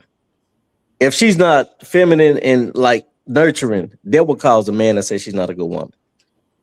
Not the fact. But I'm saying real woman, not good. The word I'm using before woman is real. The same way that we use it. Well, he's not a real man if he doesn't do this, or a real man does that. I'm just asking, is there anything that we do on the women's side that qualifies that? I always hear people saying, well, you're not a real man if you don't do this and you don't. And I'm like, you never hear that going towards women. Well, you're not a real woman if you don't do this, or you're not. So again, I ask why. We ain't saying it, but we're thinking it. I can answer that for you. But we do got to We let ain't KB saying go, it, and then but we we got thinking it. I'll answer KB, that. did you want to rebuttal? Oh, I mean, I see what he's saying, and I agree because I think what ends up happening is here's what I hear me out. I'll just say this, and then I'll let everybody go. There tends to be, in my opinion, and I always like when he comes on the panel because he be exposing shit. Because you guys don't really get it when I say it, but I feel like he gets it. Where yeah, but different. Maybe it's like a generational gap with some of No, you. it's not. Because I fuck with KB. But the thing is like, because as a man, they talk about this shit all the time in academia. Man, as a man, it's almost like it's performative. It's like, okay, you're not a real, like, I've once had a woman tell me because I didn't want to pay for a babysitter and then get her an Uber that, a real man would have done that. So it's a tactic to kind of shame you and put you in a box where, okay, I expect you to do something. Now, she's a broke bitch and she can't get a babysitter and, she's a down bad loser. But despite the fact that she's a down bad loser, or I just want to take her on a date, I'm expected to contribute to someone who in many ways isn't even contributing to me because that's expected, or she's thinking this is what a real man does. Well, go find your real baby daddy and then, make him fucking, take care of the damn kid. Don't put it on me. Why would you willing to take on a date then? Why would you willing to take on a date? Real quick, we gotta let X-Pac or Ronan or Black Cleaner or Miguel go. Anybody? Either one of you guys want to chime in right fast? Tyler said, I'm sick of Crip ass talking. Okay, go ahead. No, they just haven't talked, bro. So I'm just trying to be fair to the panel. I said the sad truth of the world is only women and children are loved unconditionally. Men are loved for what they can provide. Shout out Chris Rock. Basically, what y'all were saying earlier about the biblical thing. It's really not about being biblical. It's about survival. It's the laws of the universe. I can't protect. I can't provide for you. I can't protect you if you're not listening to my directions and instructions. I mean, the joke with TK Kirkland always says, if I say duck, why are you going to say why? Now you just got shot. You know what I'm saying? So now you just got hit in the head. So that's the key. And so a lot of times you have a lot of women who are, giving you pushback and questioning your authority or your instruction, when really the only thing you're trying to do is, make the job easier for me to provide or protect you. I disagree. That's a fact. I disagree. 1 second. Miguel was trying to say something. Let's let Miguel say what he wanted to say right fast. Yeah, so back to this thing with the real man versus real woman thing. So women use words to that's how they fight. So that's the way that they use the manipulation tactics. Oh, well, you're not a real man if you don't do this, if you don't do that. And then when you hear when I hear that kind of talk coming from dudes, I'm like, you a sassy motherfuckers. Like for real. For real. No, ain't no dude supposed to be like, oh, well, you're not a real woman if you don't do, like, come on, bro. Like we not even gonna play them games. Like, are you calling Black Cleaner sassy? No, I'm not calling Black Cleaner sassy. You instigate. What I'm saying is, if the dude is out here questioning, like, bro, for real, like that's a feminine tactic to come at you with, with the insults, just like YV was saying, with the manipulation, with the this. That is very fucking feminine. So, like, come on, man. Come on, man. Hey, Miguel. What I want to say right fast, let me just say that y'all let women tell y'all what a real man should do, and they don't even know they daddy or they uncles for real, and they brothers was raised by their mama. So how do they even know a real man for real? I don't listen. Charlie, they go to church. They see the ultimate white man as a real man with that man hanging up on the cross. No, women have this Jesus fantasy in their heads. They really do. Hey, Tyler Perry. Jesus wasn't white. I know that Jesus wasn't white, but if you go to a black church, you're gonna see a white Jesus. Then we're gonna let Ronan go because Ronan haven't spoke. What I will say about that real quick, Berlin, I don't think. Well, my daughter, she go to church, but my daughter she just turned 20. But when I went to church, this was last year because she was in the choir, like a traveling choir. I seen a lot of ex-hoes in there. Ex-hoes go to church. That's what I seen in there. They was some old retired hoes. They was still fine, but they was old retired hoes. I lay in there. Ronan, you want to add anything to that? No, go ahead. Let them go ahead and cook. I'm good right now. Hey, what to do, good brother? If you have old hoes be loving salvation. But also too, I mean, he does have a point, because okay, if you go, not in terms of church, but the whole white thing, if you going to work and this person who is your boss is giving you, your paycheck every day for the work that you do, and then sometimes they're going to be nice and give you a bonus and take a tip, they're going to give their employer more respect than the man, because the real provider in that person's household is their boss, and they will, yield to their boss a lot more because they're afraid of being cut off from their employer than you. Well, hold on, that's also something that I think we as a demographic of men need to kind of step away from. Like, I kind of disagree a little bit when people are just kind of like, oh, when you're a man, the only thing that you can provide, when you can't provide anything, then you're just useless. This is more of like a modern concept. There used to be disabled men too. And disabled men, they were getting access, Down syndrome. Maybe they lost their leg during the war. They lost their arm, their hands, their feet, their eyes, permanent scars on their face. There's all types of these men, in society throughout history has always taken care of them in some capacity. And a lot of, they got women too. So I don't feel like we have to. It's like, okay, you need to provide me this or give me this, or in exchange, I'm not going to, do anything for you, or I'm not going to look out for you. You know what I'm saying? I think that's more. If a woman's nature is to look for a man with the ability to allow her to survive, meaning they're looking for provision, they're looking for protection, they're looking for problem solving, and they're looking for progression.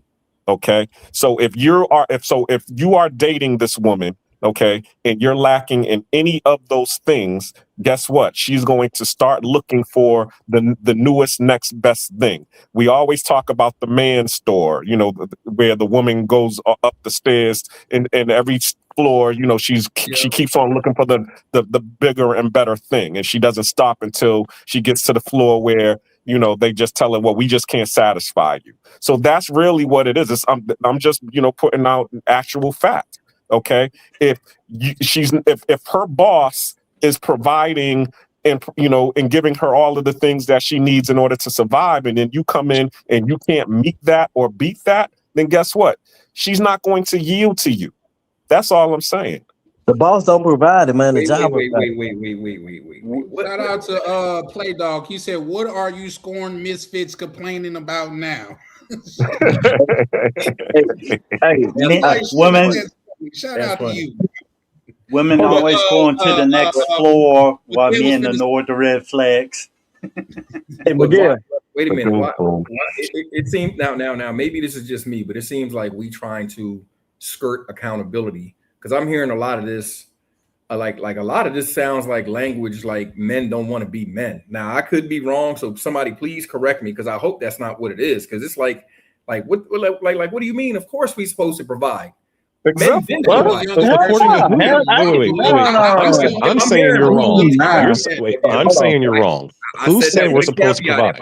If I'm hearing it wrong, please correct. No, you didn't hear it wrong, Miguel. That was the youngest person on the panel, and I was gonna let him ride. Okay, who told you that it's men's role to provide?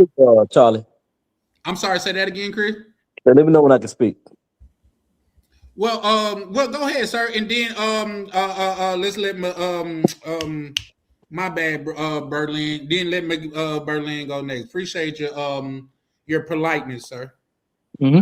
Yeah, I said that because I knew when I said that I was gonna get my way. Anyway, Miguel, two things. Being kind is gonna get you your way, bro. That's how life works sometimes. Nah, I was just saying because it's your tip. But I, if I really want to say it, I just say it anyway. But out of respect, you know, I respect you. So anyway, Miguel, two things. Number one, because I didn't hear what you said earlier because I was at the store and when I had to make the purchase, I went out of the chat or whatever. I want you to know that I wasn't going at you. I was just like making an example. One thing. Oh, I don't even remember what that was. I don't even remember. Cool, yeah, and number two, I actually forget my second point, bro. Jesus Christ, bro. You got early onset dementia going on, man. You down. Chris, you're at my point in life. You need to get a piece of paper and a pen. And then when you have an opportunity to talk, then you have your thought process straight. Okay. I know y'all think I be interrupting people. Hold on. I know y'all think I be interrupting people, right? I have to say it immediately or I'm gonna forget it. That's why. Right. You still forget it anyway. That's the part. Like we know this about you. That's why we let you interrupt, but then you still forget. If I say it immediately, I remember it. If I had to wait, I'm gonna forget this. And you know why, Chris? I can't you smoke a lot of weed? You know why I can't let that go, Chris? Because you get on Avery about that, and I think that's why Avery speak like when he do, because when it comes to his mind, he got to say it right then. So you get on Avery about that. So we can't let you slide with that one because you be the main one getting on Avery. Hey, you better not let me slide. In fact, I'll even say that it might be a feminine. Hey, you guys have a good night. I gotta head out. All right. That's one of the complaints that men have with women. It's like, just let me land this. A lot of complaints that men have with women is like, yo, why don't you write that shit down? Because women will not let us leave because they're so afraid of forgetting some shit they want to say.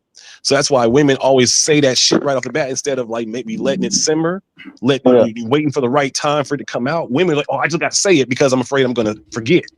That's the same thing you do. Women don't forget, bro. So hold on, you said it might be you didn't hear my statement. Women are afraid to forget what they want to say.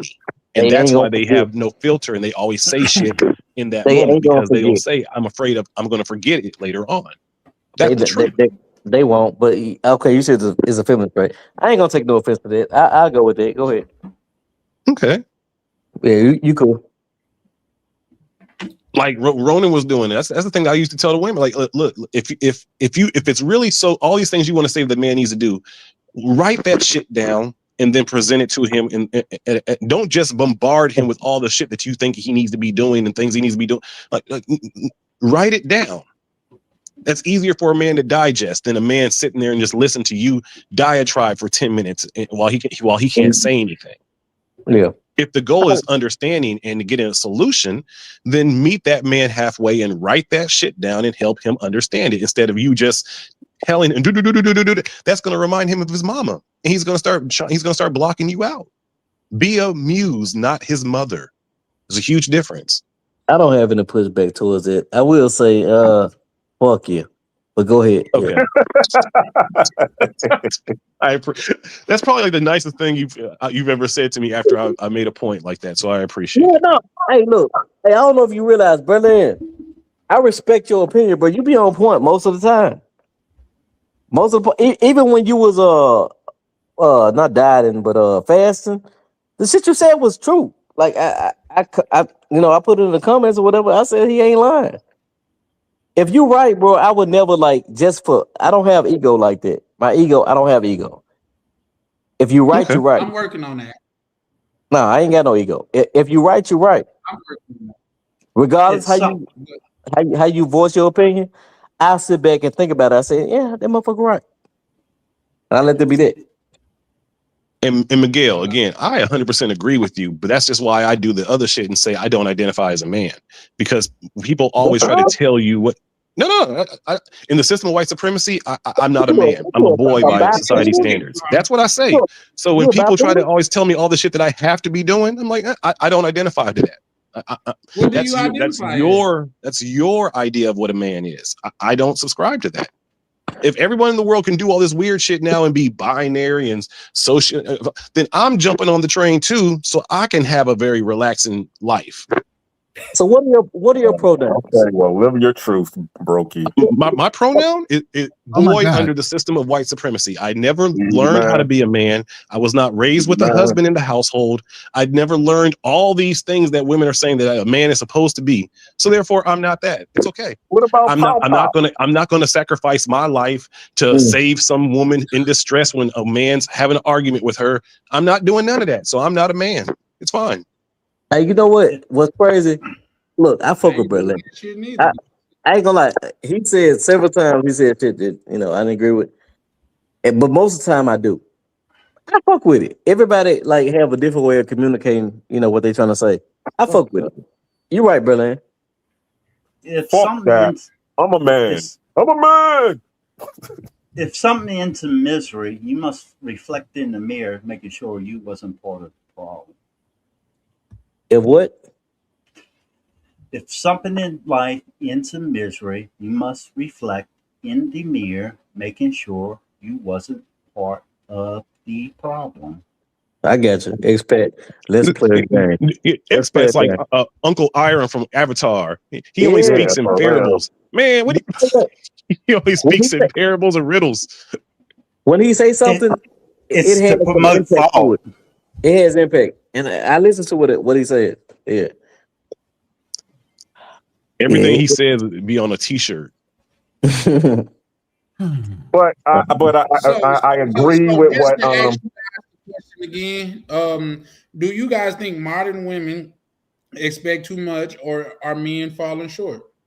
No, they expect way too much. Both are true. Both are true. Because men today are actually trying to appease women way more than men have ever tried to appease women in the history of time. That's not true, brother. I agree. I think so too. They don't give a fuck. Go ahead and say your rebuttal. We'll ask other people on the panel their thoughts. I got it, Tyler. Yeah, and I'm gonna get off here because I know I'm being rude as hell, interrupting everybody. Look, guys nowadays just don't give a fuck, and that's really where we should be at. Like as a whole, as men, right? If like somebody said earlier, OTO, he was saying like, okay, if you can't do that or if that ain't your vibe, just say, okay, that ain't my thing. I ain't finna fuck with it. I think that's where we should be at. But I think women do have this unrealistic expectation because of social media, right?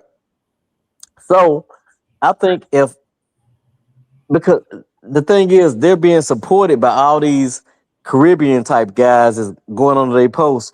You the most beautiful woman in the world. I want to suck your blood type shit. They give them so many props. They feel like they right. I say just ignore them and let them live their existence. But I also think that they mean what they say when they say, if I can't have this, this, and that, I'll be alone. I believe in today's day and age, they willing to die on their cross. You know what? We have seen that many of times. In fact, the chick that what's his name, Travis Kelce, the nigga from the Chiefs, that was. Do I look like a woman that's going to be going 50%? No, she's going 100% right now. Cause he got a chick that's a billionaire, right? Not even damn near a whole billionaire, and I bet you she don't have a problem going 50%. And you know, somebody said something earlier about a man's supposed to do this. That. Like my best relationships, them motherfuckers paid half, bro. They paid half, bro. I don't think it's unrealistic. I don't think that it's not realistic to ask a woman that works and makes money just like you to pay half of the bills. This where she lives at. I don't think that's a problem. Agree. Of course you don't. She will think it's a problem, and she will challenge your manhood because of that. But guess what? If you have a woman that really rocks with you like that, you don't even have to ask her. Ask them. Thank you. She will take you out. That's when has a relationship ever been 50-50? Bro, no. It exists. I promise you. But my best relationships. That was get it in writing. No writing neither. Actually, but I was putting bread in her pocket though. I had put her in position, so I guess that was different. But me and her was going 50-50, and I was putting bread in her pocket. She was like, but check this out. And she was goddamn it getting bread every month because of the position I put her in. So, but we were still going 50-50. But here's the thing: this is where it got uneven because she owned the house. I was paying half on her mortgage. Oh, okay. And Charlie, yeah, shit happens. With that being that make me right? less of a man, though, right, guy? That was right there. You're paying equity, so she got nothing to say. Man, fuck this shit. Hey, that was cool, right? With that being said, these same relationships I'm talking about, if my woman says she needs something, I give it a card. Like, I don't care. I trust you. I love you. You've already demonstrated, what you mean to me, what I mean to you. If you want to go ahead and like hit me for $10,000-$15,000, I just cut you off. Exactly. Look, wait, fam, you gonna take a $10,000-$15,000 L like it ain't nothing? Guess what? I'll take it. I'm gonna tell you why. Why I'm gonna take that? Because if I marry you and you take half of what I have, that's way more than that. I'll take that $10,000-$15,000 loss. But guess what? It never happened because them women love me for real and I love them. You can't do that with everybody. Exactly. Actually show that they love you for real and demonstrate it. Like these motherfuckers. Yeah, these motherfuckers helped me with my child. Like, I was a single father. And my daughter still love, like the number one I'm talking about. My daughter still love her. Okay. Some women are worth it, bro. We gotta stop killing all this shit. Like, oh man, of this man. Some women are fucking worth it, bro. Worth what? Can I ask the question? You said some women are worth it. Worth what? Some women are worth. Some women are worth it. No, not what they want. Some women are worth you saying, like, you know what, we ain't work out or whatever. You did rock with me or whatever. I'm gonna make sure you straight. Some women are worth it, bro. Can I ask a question? I agree to that, but I don't think that once women's expectations, we're getting back to the title, once your expectations start to exceed what I want to give, that's where I say you're not worth it. And again, I'm a firm believer. If a woman truly loves you, she will take away from her desires to make it easier for you to provide for her. If a woman truly loves you, she will make it where it's almost at least like $45,000 to $50,000 to provide for everybody. If she truly loves you and wants you around and rocks with you. And what I've seen is that most women will get with a man and then they want him to stay in working mode because they don't want him around the nest, because they don't really love him like that. Yes, most women. Let me ask you something, Berlin. So then it's not real love. Hold on. Get involved in the conversation. Hey, Chris, once you land, we're gonna have to let Ron, because Ron has been asking to chime in for a minute. So go ahead and land. I got a whole page of fucking notes. Yeah, no. We gotta let Ronan cook. No, Ronan, please go ahead and chime in. Hold on, 5 seconds. Berlin, have you ever been with a woman that loved you for real, where this money shit didn't matter? I don't know. I don't know. Okay. I have. Well, I have. Okay. Yeah. Oh, go ahead, Ronnie. You can cook. Okay. So the question is modern women's expectations. Oh, you said modern. Yeah. What is modern? Women's 2000 what? Let them cook. Let them cook, Charlie. I mean, not Charlie. Sorry. Basically, off of that, you want us to have, and what they want us to have is they want us to stay in the pocket with traditional roles, protector, provider, correct? We paying all the bills, all this other. So basically, it's the ownership role. And unfortunately, in our community, Black community specifically, not just modern women, they do think they own Black men. Okay, but let me continue that further. While they have broken their traditional roles, they want us to stay in it, obviously protecting, providing. Now they've broken their traditional roles, which they're supposed to keep the home and all the things. Nurture our children, all these things. They've broken those roles. So then there is no what? Reciprocity. Okay. So the mentality then becomes on the woman to take as much as she can. And then because society gives the convenient factor of when they're not happy, they can leave. Okay. Now let's continue that further. A relationship isn't 50-50. A relationship is 100-100. Both give equally 100% of what they have to contribute to the relationship, not just financially, but it may be picked up in slack with mental support, home support, whatever. Sometimes it might be 20. Sometimes you might be slacking and you're giving 20, she's taking up the 80. A relationship is 100-100. I don't get what you guys say. I only put in 50%. You're only talking monetarily. I'm talking the whole. Remember, I'm spatial. I'm not flatlining. Okay. So overall, it's 100-100. And even with me being here in the Philippines and my lady not making that much money, I bought a car. Yeah, I made her wait. You know, I bought a truck after about being here 4 or 5 months. She put brand new fucking tires on it, rims, made sure the lift kit was done correctly, put that on there, put new struts on the car, antenna. She did all that with her money. Is she a drug dealer? 100. No, she's not a drug dealer. Okay. But money up and saving. But that's her putting up money and saving and working toward a common goal. When you don't have the wherewithal and communication ability to get on code and get into your roles within a relationship, then there's no way. And that's why you have 50-50 relationships. That's why you have all these other things. And no, I'm not married to her yet. Ronan, may I ask one thing? So you're saying that when we have 50-50 relationships, we're not putting 100 into the relationship because maybe we're putting the other 50% into other women or in other vices or into other things. You're looking for, or reserving it because you don't trust the person. No, right. But this is the thing. You always looking for it. Listen, you have a parachute. When you're not committed to a relationship and it's 50-50, that means you got 50% somewhere else. Right. You got 50% as a parachute or an umbrella somewhere to get out. If you both are committed 100, y'all fighting for each other to stay. Not you're looking for your way out. Dude, that's a perfect analogy. Let me say something real quick, Berlin, if you don't mind. First of all, shout out to Tim. Yes, Berlin is alive. He pulled up because we having a good conversation. But what I will say to that is, believe it or not, and this is more on the era decided what Sick of the Lies was saying. With my baby mother, because this was a conversation that we had years ago. Now, mind you, I never doubled back, so we was in a relationship like 20 years ago. And she was like, well, I can't do for you what you could do for what you do for me. And it kind of fucks with me. And she was real down about it. But I told her the things that she was providing for me, I felt like money couldn't provide. You know what I mean? Money couldn't do that. And that's what a woman does when a woman really is on your side. She make you feel like what she's bringing to the table is damn near equal to the money. We put money as this fucking God, and I don't think that's the case. It's just that us as men, a lot of times have had so many fucked up experience with the wrong woman.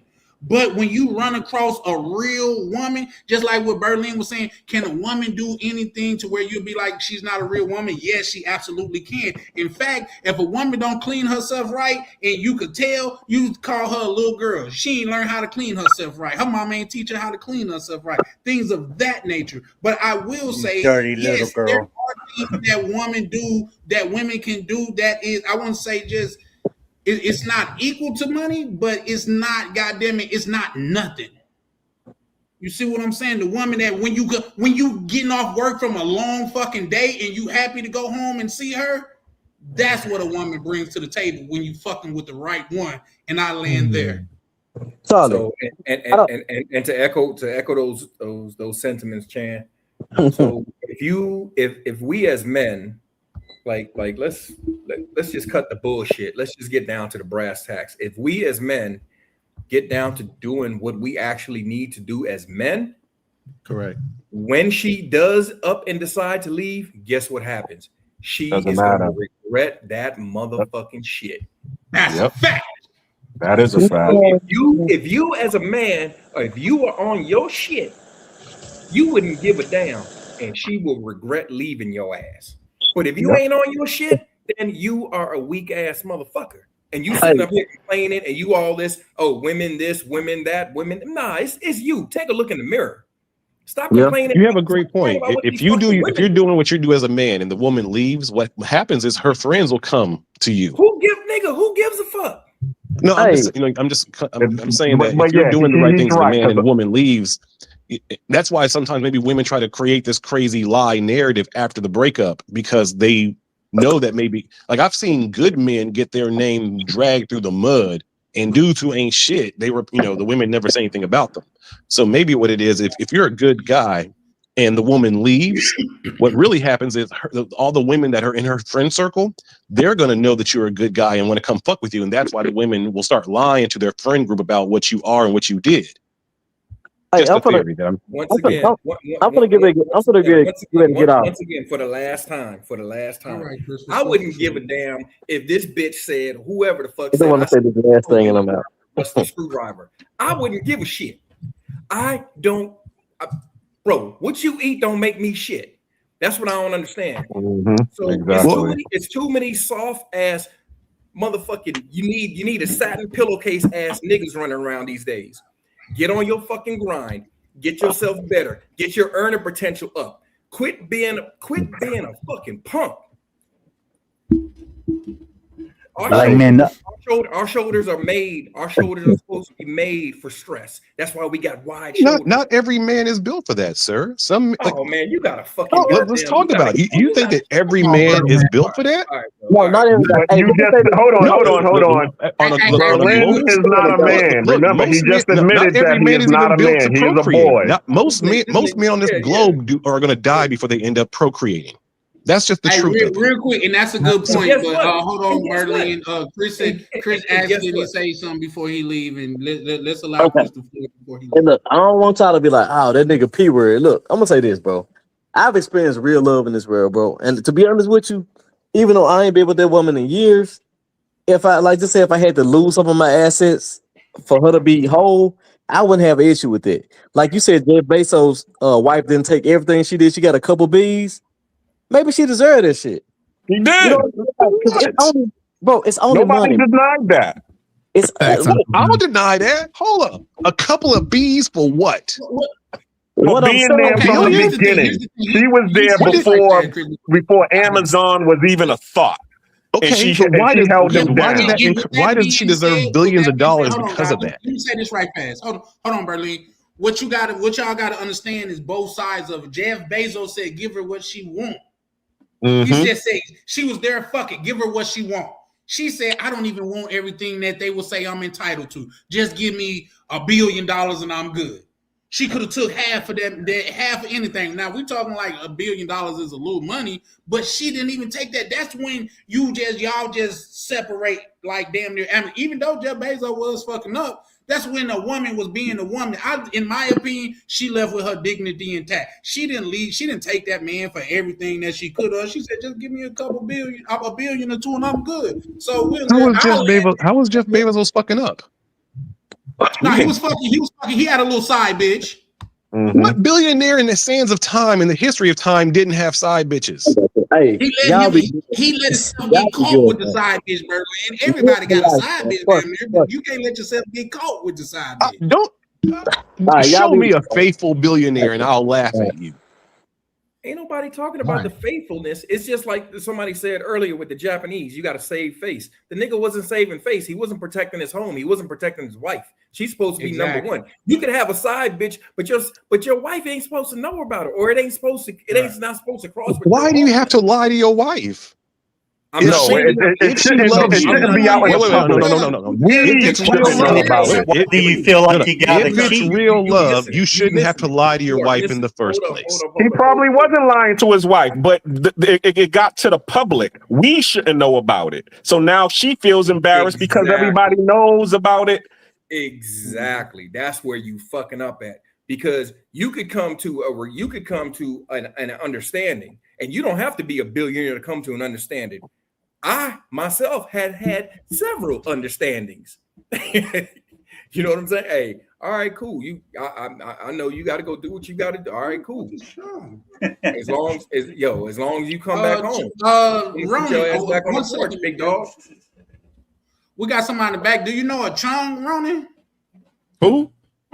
Chung, Chang, like Chin, but with a G. Not directly. I don't know him. Never seen him. You want to cam up so I can see you? I don't know if he came in my room or not. I've never seen him in the chat either.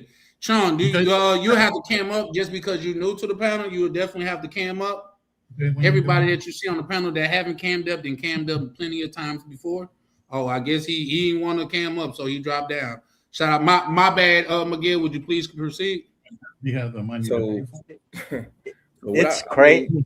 I mean, what I hear a lot of times, or what I'm hearing of, or at least to me, like dudes really not dudes got to handle their business better.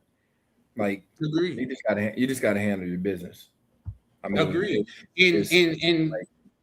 And just to build on what Miguel was saying, that's why, because I'm not where I want to be, or even where I was, I swore off my three biggest vices. That's women, drinking, and smoking. Because I feel like if I'm not at least where I was or where I need to be, I don't need that in my life. I can't afford to have that in my life, because in my mind, that's what a man do. You disregard all the pleasantries until you handle your business. It's just like when we was in school in kindergarten or first grade. You know, the kids that got to go outside is the kids that fucking did their homework. And guess what? While they was outside doing their homework, you had to sit in class and do yours and watch them play.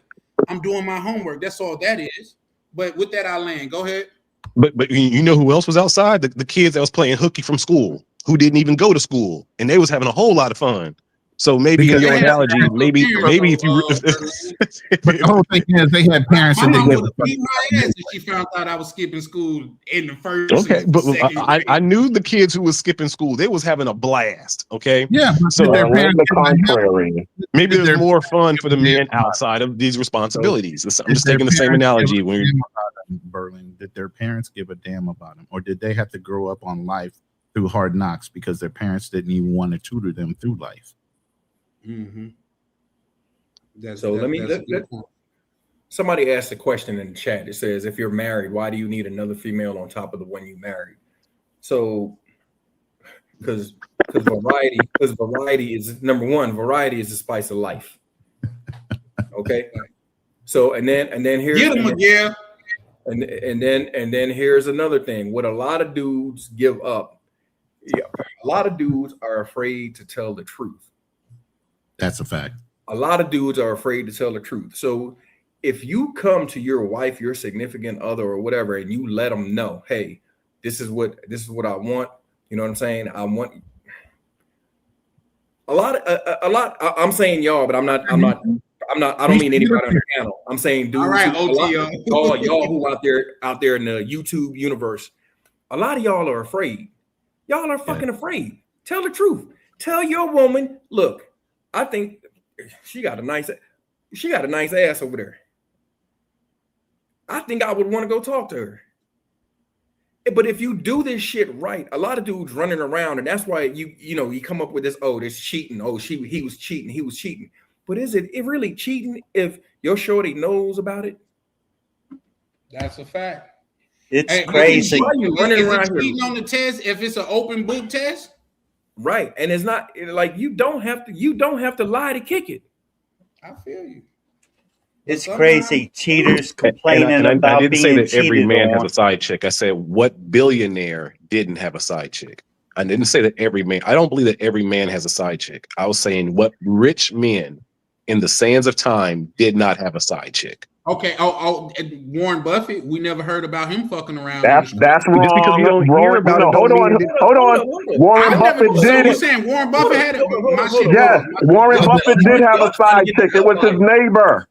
Actually, his wife actually divorced him so that Warren Buffett could go be with his neighbor, and she moved on. Wait. But why are we talking about these billionaires? Shit, man, you ain't got to be no billionaire to have a side chick, bro. You could just be a regular ass dude. We were speaking about Jeff Bezos. That's why we were speaking about billionaires. Remember? I know, but I'm saying we don't have to limit this conversation to billionaires because y'all making it seem like only these billion. No. If you got that motion, you got motion. If you found the right partner, why do you need a side chick? Because variety is the spice of life. Wait, let's look. If we're speaking about the nature and the biology of men, we are supposed to be. We are supposed to have different experiences and procreate as organisms. That monogamy is a social construct that has been propagated and brainwashed onto men. Now, it's done through religion, it's done through morality, whatever you want to call it.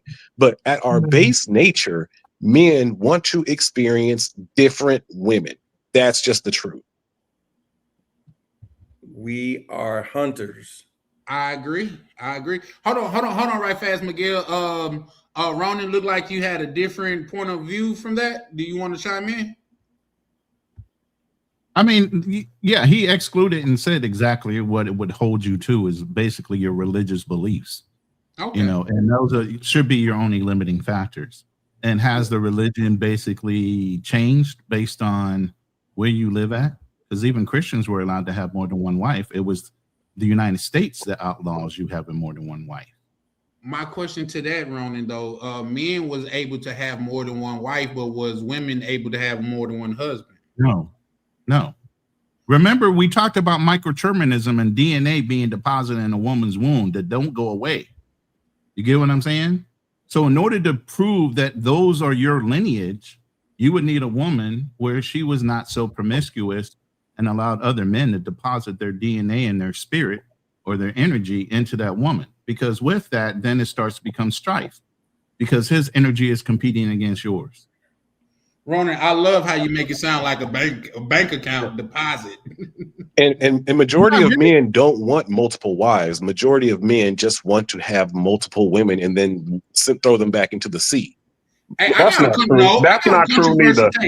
I got a controversial take. Okay, so you think majority of men. Controversial take. Let me just say this, and I promise you, I'm gonna land super fast. I think a good side chick is harder to find than a good main chick. A chick that know how to play her part, know how to be quiet when the phone ring, know that this woman come first, just to know, like, I think a good side chick is harder to find than a good main. Is this why you're in a relationship? You got side chicks, or is this just you got female friends? No, I done had side chicks before that I done damn near took care of as well. Then why did you keep the girlfriend? Then that means you're selfish about holding the girl. Wait. No, you didn't. I did. Come on now. You love what she did for you. You didn't love her. You love how she treated you. Why are you in a relationship if you need side chicks to sustain your happiness? But here's the thing. What is this, the estrogen channel? What the fuck? Wait, let me make this distinction. Were you hunting alone and she was not aware, or was she aware when you were hunting? That's lying. Well, she wasn't aware until the end. She wasn't. In fact, when my house caught a fire, you're lying, man. That's not the way you do that. If you're gonna do it, you're gonna be stand up about it. You're gonna be a man about it, just like Miguel said. Well, I damn near was. Wait, hold up, Ronan. That's not fair. Ronan, that's not fair. We weren't taught that from our uncles. You're from the older generation. We were taught to deny, and enjoy. This whole Listen, Hey, real quick. Hey, Berlin, you got a point about that because is even a song out there. I don't know if y'all got it up here up north on the It West wasn't Coast. me. But they say if you didn't walk up and touch me, it wasn't me. Shaggy. It wasn't me. No. talking This about is an the- old blues song Oh, where he was saying like, yeah, you can say that person looked like me, but if you ain't walk up and touch me, it wasn't me. Let me see if I can't find that song right fast. But I land there, Ronan. Go ahead. My bad. My apologies. Go All ahead. I'm saying is brothers need to So, tell the truth. That's what you about. cheated on her with side chicks and stuff like that. How would you feel if she cheated on you? Oh, she did. It came full circle. Okay, that's But what I I got was to fuck saying about it. earlier. Cheaters It's a complaining cultural about joke being about cheated on. how men as we get older we go to work and then the women are fucking the pool boys. Like it's a cultural retired. joke. So And guess what? If she go to we work, know she's that fucking women the have bar. side dudes just like we have side chicks. That's a fact. It's an understanding, but we're all trying to lie about it. Women always have had side dudes, especially as we get older, because men's libido gets lower and their libido goes through the window. So when they're like 48 and up, it's an understanding that those older women are having side dudes. Am I lying? See now, Berlin, you got to keep in mind, me and you from around the same place, Mississippi, like to where you could go to school with your damn near brother and don't even know it. Your dad got a whole nother family on the other side of town that you don't even know. But your dad was also raising a kid that he knew that wasn't his, and he didn't say anything about it. Hey, that's the double down of the century because that's a fact. and you're contradicting yourself, Berlin. How? Listen, it Because doesn't hold matter. on, what did you just say? I just said, and the fathers were also raising kids that they knew were not theirs anyway. The woman had a Okay, child. hold on. But previously, you was talking about men throwing the chicks into the sea. So which one is it? Because I said most men don't want to have multiple wives. Most men want to have a wife and be able to still have multiple women and experience them on the side. That's the truth. I agree. Especially when the woman starts to maybe fall off and gain weight and not look like what she wants to look like. And that's why those men before there was porn, before there was corn, men were always in the strip clubs and all these places because they had to see different things and then go back to their overweight wife with some passion in their heart. That was the norm in the 80s and 90s. Damn. But now we bringing it back to what you just said earlier. Okay, the man having the whole family on the other side of town. That was the passion before, where he would actually take care of the woman who gave him the passion to be able to go back to his wife.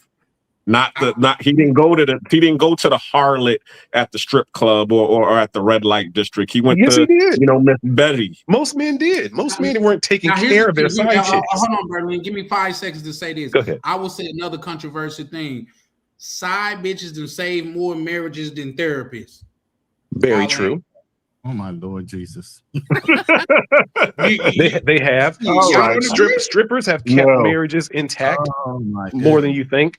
In fact, the women who do porn keep a lot of yeah. I agree, Charlie. People cheating in relationships, wondering why it ends in misery. Thank you. I think marriage in general That's why shouldn't you be let done. them know up front, and it ain't cheating. Right. Yeah, heck, women think you liking another woman's Instagram post is now cheating. It don't. So what are we talking about? It is. Wait. You liking another woman's post on Instagram is cheating to you?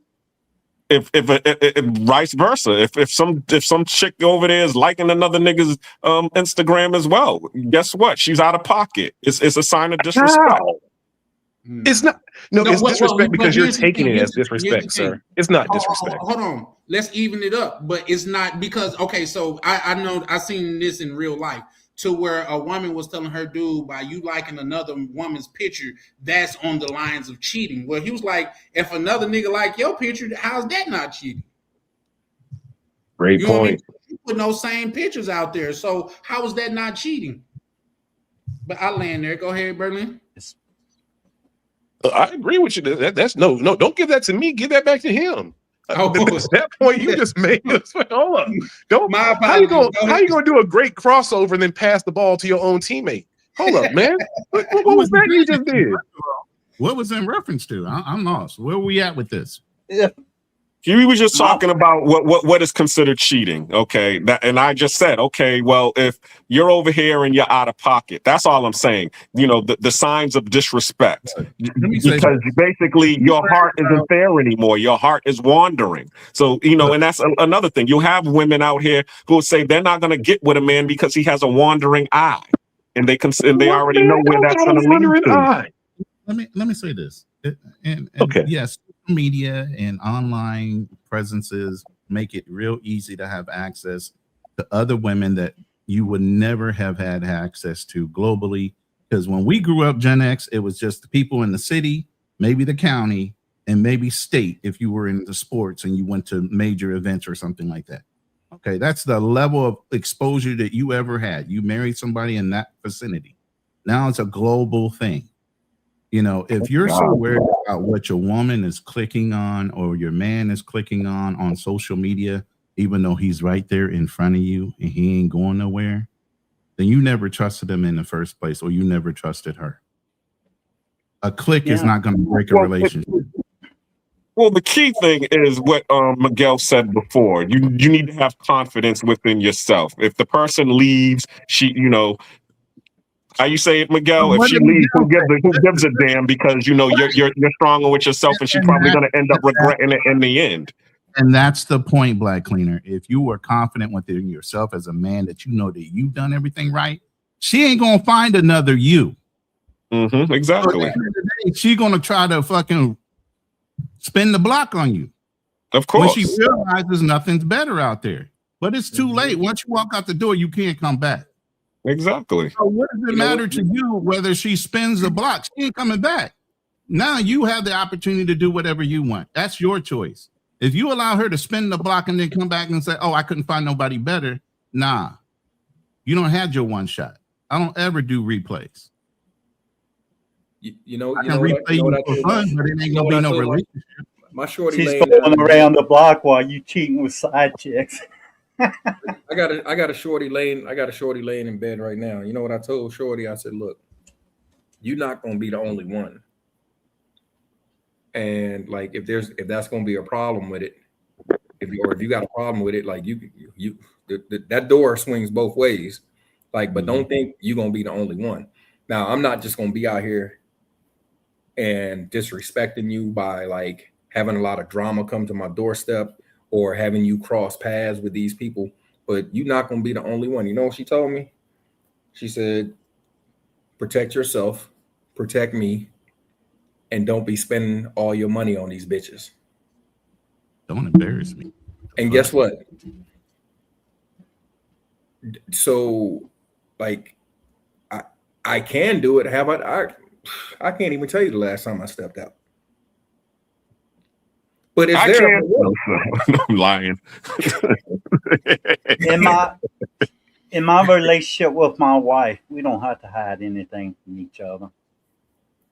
We spend most of our time together.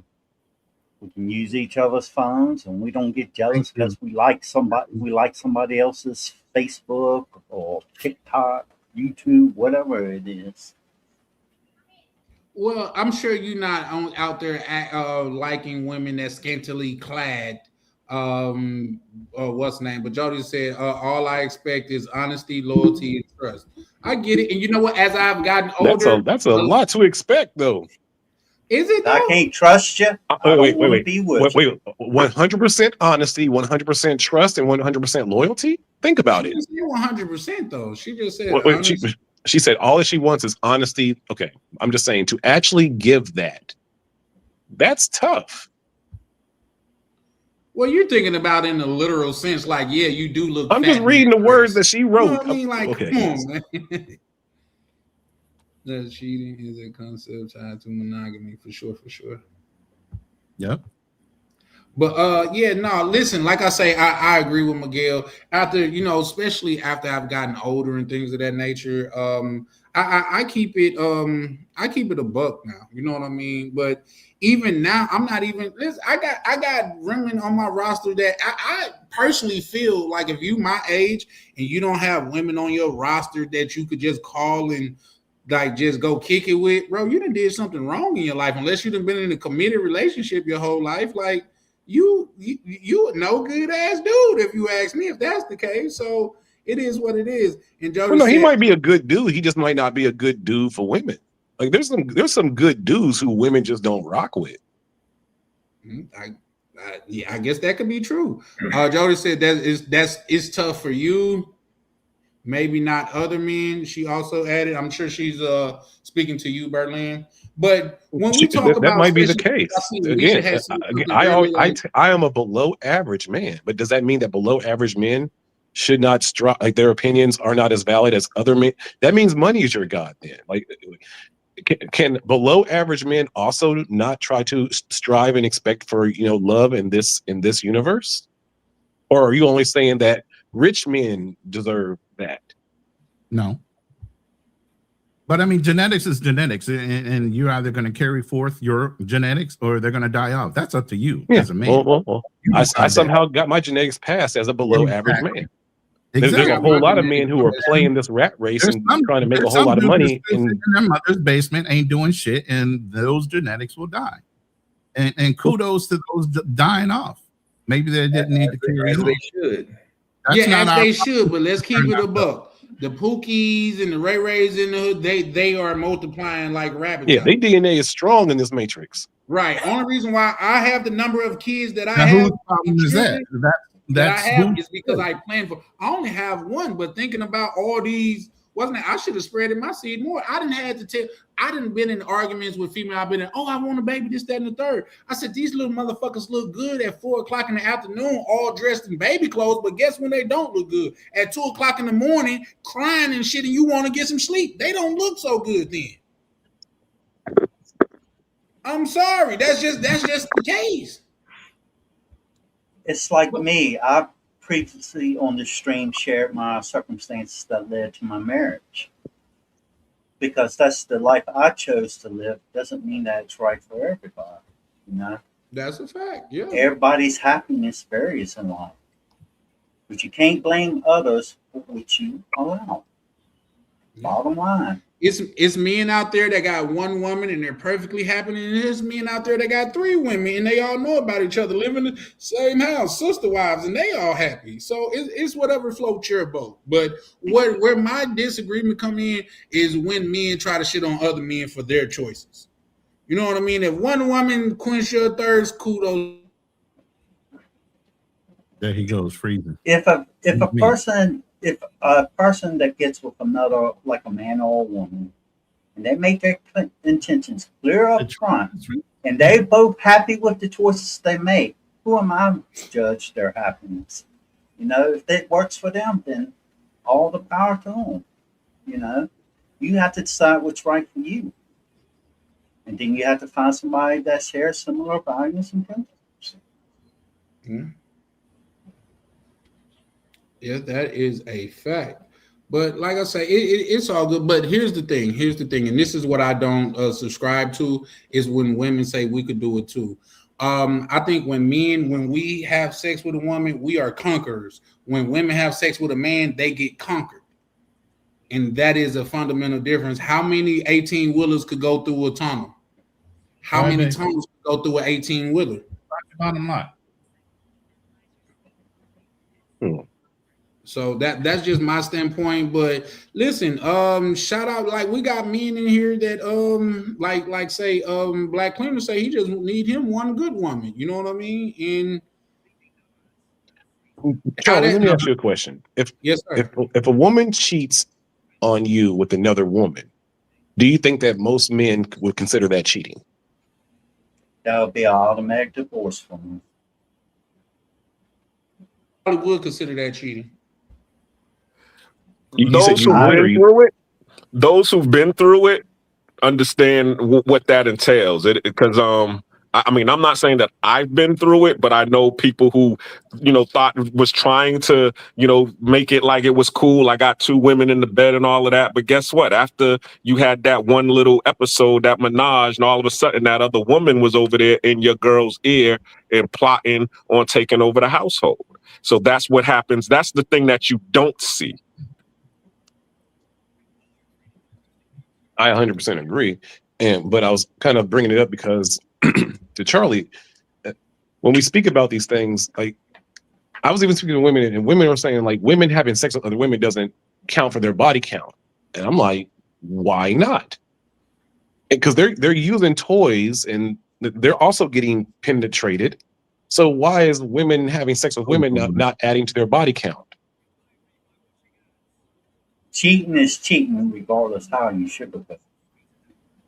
True, but a lot of men will say, "Oh, it's different if my woman cheated on me with a woman than another man." Like men will feel disrespected if a man slept with his woman, but if another woman did, then they don't have that same sort of energy. And my question would be why? Well, let's double down on that. Because they're probably secretly hoping that it'll lead to a threesome. That's what I just spoke on. Had this before. It's like it is what it is. But here's the thing. Now that could be fine and dandy, but let me ask you this: in return, Berlin, and anybody else that want to chime in, if a woman leave you and go to a woman, is that worse than her going to another man or going to a woman? Which one is worse? I'm saying they're both equally. I wouldn't even say they're equally bad. I'm just saying that they're both equally is what it is. I wouldn't feel angrier if my woman left me for a woman or a man. It would just be, oh, my woman left. You know what? I wouldn't have any. I get where you're coming from because a woman is more emotional in their selection. So if a woman decided to go with a man, it's still on an emotional level. If a woman decides to go with another woman, it's still on an emotional connection where she's disconnected from you. From you, exactly. It's different from a man, which is more just about conquering or, getting that next hit and walking away, not attached emotionally. But when a woman commits to doing something with another man or another woman, unless she's so disconnected from her sexuality and her intimacy that it doesn't matter and she acts as if she is a man, then there's an emotional tie to why she's doing something. Yeah. And I'll even double down and say, just imagine being the dude that turned to female gay. You were so much of a bum ass dude to where she just these women been gay. These men didn't. 85% of the women are bisexual at least. Where did you source those numbers from? I don't need Google. This is my own brain number that I have thought of and what I have seen on this globe. Even here in Germany, the women here are, even when I see like little girls like at 15 and 14, like they're very much their dynamic with each other is very kind of bisexual in nature. Can we keep the Most ages women, if a man does anything with another man, he's branded gay for life. Most women have done some stuff with another woman that will at least make them bisexual. He is gay for life. Ain't no brand. He is gay for life. Okay, so if we're talking about equality, then that means if any woman has ever touched another woman in a sexual manner, she's bisexual, in your opinion, correct? No, can you say that again, please? I couldn't hear you. Any woman that's touched another woman sexually is bisexual. Yeah, but a man can't be bisexual, in my opinion. Why not? If women can be bisexual, why can men not be bisexual? Why are you gay? Thank you. I looked up the term for bisexual and said being gay. Shut up, nigga. You gay. Thank you. It's like I don't do all these extra new things. It's straight, gay, or bisexual. It's really just that simple. It's those three. Hello. Yeah, shout out to everybody that's pulling up. I see we still got a crowd in here this late, man. Y'all don't forget to like and subscribe, man. We got to get these numbers up. Bro, we got We got Brother Ronin on the channel. We got X-Pac on the channel. We got Black Clean on the channel. We got McGill. We got a long forgotten favorite, Broken Berlin on the channel, man. Y'all make sure to hit the subscribe and the like button, man. Shout out to y'all. But yeah, I'm gonna stand on that, Berlin. If a dude is even thinking that, he's more than likely gay. So can gay men, then by your estimation, can gay men still enjoy sex with other women? I'm not a gay man, sir. I can't answer that. I'm just we're having a conversation. Because I've met many men who still have sexual attraction for women and also have had sex with men. So do you think that if you have attraction to men, you lose your attraction to women? If I said it once, I said it a million times. And that applied to even in this situation. I hate finch straddlers. Pick a side. Pick a side. All I can say is I live in a country that has does that lady only boys. apply for men, or does that also apply for women? Yeah. You don't want women to straddle fences either, correct? What you're saying applies to both sexes. Touche. Here you go with the tricky question. Okay, no, I'm asking Charlie. So Charlie, you don't like bisexual women? Sir, the older me, no. Younger me for sure, but as of now, like even then, pick a side. You know what I mean? But like those type of women are they're like rental cars. You just rent them, have a good time with them, and just take them back. You know what I mean? Because so you like renting bisexual women. You don't want, but you wouldn't want to wife up a bisexual. I said they're like rental cars. There you go. There you go. I like that. I like that analogy. If you's a bisexual woman, you's a freak, and I don't need that amount of freakiness in my home. You need that amount of freakiness in your apartment or on your vacation, but not in your home. Exactly. Okay, I can rock with that. Me and Black Cleaner is on the same page on this one. Like, now I'm on y'all's pages too. I'm part of the club now. I need clarity. What page is that? What? We in the Clear Handbook, although Black Cleaner don't subscribe to it as much, but he still sometimes abide by the old rules. And this is chapter 13, page 20. And it's under what women should and shouldn't do. It's in the Player's Handbook. If you want, I could email you a copy, sir. I need a copy. I need to study this book because I'm confused right now. Okay, we don't need proof and identification that you are a man and don't like other. No, I'm joking, but I can definitely get that to you. So what are we saying? Are we saying women? I'm not clear on what they're saying. That's why I asked, Miguel. I'm lost. We're not wifing freaks. That's what we're saying. That's all. Why not? What if you're not wifing freaks? Let me clarify this real quick. Let me clarify this. Why can't you have a wife that has been abstaining all this time? You get married to her, seeks exploring her sexuality with you, and discovers that she likes to do experimental things. But you guys are a couple. You've discussed it. Why wouldn't you be open to her freakiness if you're in presence with her? Me personally, because I don't want that, and I don't want that rearing my child and putting that stuff in my child's head. Well, no, let me say this. What do you think I got transferred to your child? That's the problem here. That's the problem. We're speaking about preferences where everybody has their own variation of it. Mm-hmm. What's right for Charlie is not right for me. What's right for me is not right for Black Cleaner, and so on. You have to choose what's right for you. Yep. Doesn't mean I agree or disagree. If you made your intentions clear, you both okay with it, who am I to judge? Exactly. And that's what men is usually seeking anyway. We're seeking alignment. When we out here looking for our women, we're looking for someone thank you, peace and alignment. Well, here's the thing. It's not a one size fit all, in my opinion. I'm looking for a piece to align with. Shout out to Brother Rainier. If you guys listen to Misha and Rainier, y'all go follow Vibing with Misha. But if you listen to that now, that is more of an acceptable way. You know what I mean? Because the way that happened. They was already in tune with each other. They had already locked in. And I believe a lot of people don't give Misha credit just because she's a very smart woman on the simple fact you have heard her say, well, he gonna do it anyway. I might as well be involved. And guess what? A lot of these women, I'm not specifically speaking about Misha, but a lot of these women, you know what they care about more than cheating is the resources leaving the house. And with that specific situation, she could oversee all of that. So when it comes to something like that, I could kind of understand that more than you done been in 10 different relationships with men and women. I can't, that's just not my forte. But to each his own, like everybody else say. It's like when I was dating. If I was somebody and I didn't like what was going on, I didn't cheat. I will end the relationship and then I start another one.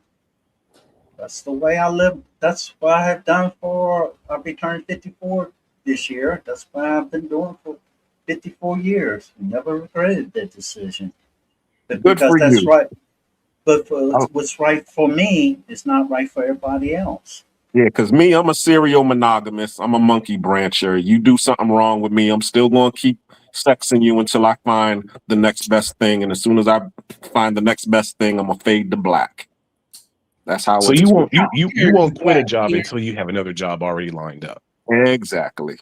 See, okay. I'm the opposite. I'll just quit. Well, I'll say this. Now that I own my own home and I'm not afraid of getting, of losing my house if I get fired or if I quit. Yeah, I quit before, and that goes for relationships too, because I know I have so many options out there, and to where it doesn't matter if you leave me or if I leave you. Yeah, I'll quit you. But back in the days, I was afraid of, it's going to be a long time before I get my next piece. So yeah, I'm going to hold on for dear life until I get the next piece lined up, and then as soon as I get my next piece, I'll be like, all right, well, deuces. I reckon I was lucky to grow up in a different era. I grew up in Generation X like Ronan. If I ended a relationship, it wasn't too hard for me to find somebody else. Maybe 2 to 3 days at most. And that just starts out dating and getting to know each other and seeing how far it progresses. But I never tolerated people abusing my kindness or allow people to mistreat me. It gets to that stage, I end it right there. Well, shout out to you in your willpower, because I've stayed long past the time I should have left. But shout out to you, Anastasia. She asking, are you guys against marriage? Me personally, I'm not. I can't speak for everybody else. But of course, I'm not. I think marriage is a beautiful thing, and if you find the right person and you want to spend the rest of your life with them, I perfectly agree with that. I'm for marriage, Anastasia. I'm for marriage, Anastasia. And if you's a real woman, I'm seeking applications. I'm against marriage. I think it's not natural. I'm currently in a marriage, happy with no regrets. There you go. Okay, I'm in a relationship headed towards marriage. And since I'm in the Philippines, it's called legal, which is courting. Yeah. Okay. Shout out to you. Miguel, you want to chime in on that? Hold on, let's let Miguel chime in. What's your thoughts on marriage, Miguel? So as far as marriage, I'm not against marriage, but I think both parties need to know exactly what they're stepping into, especially in the United States.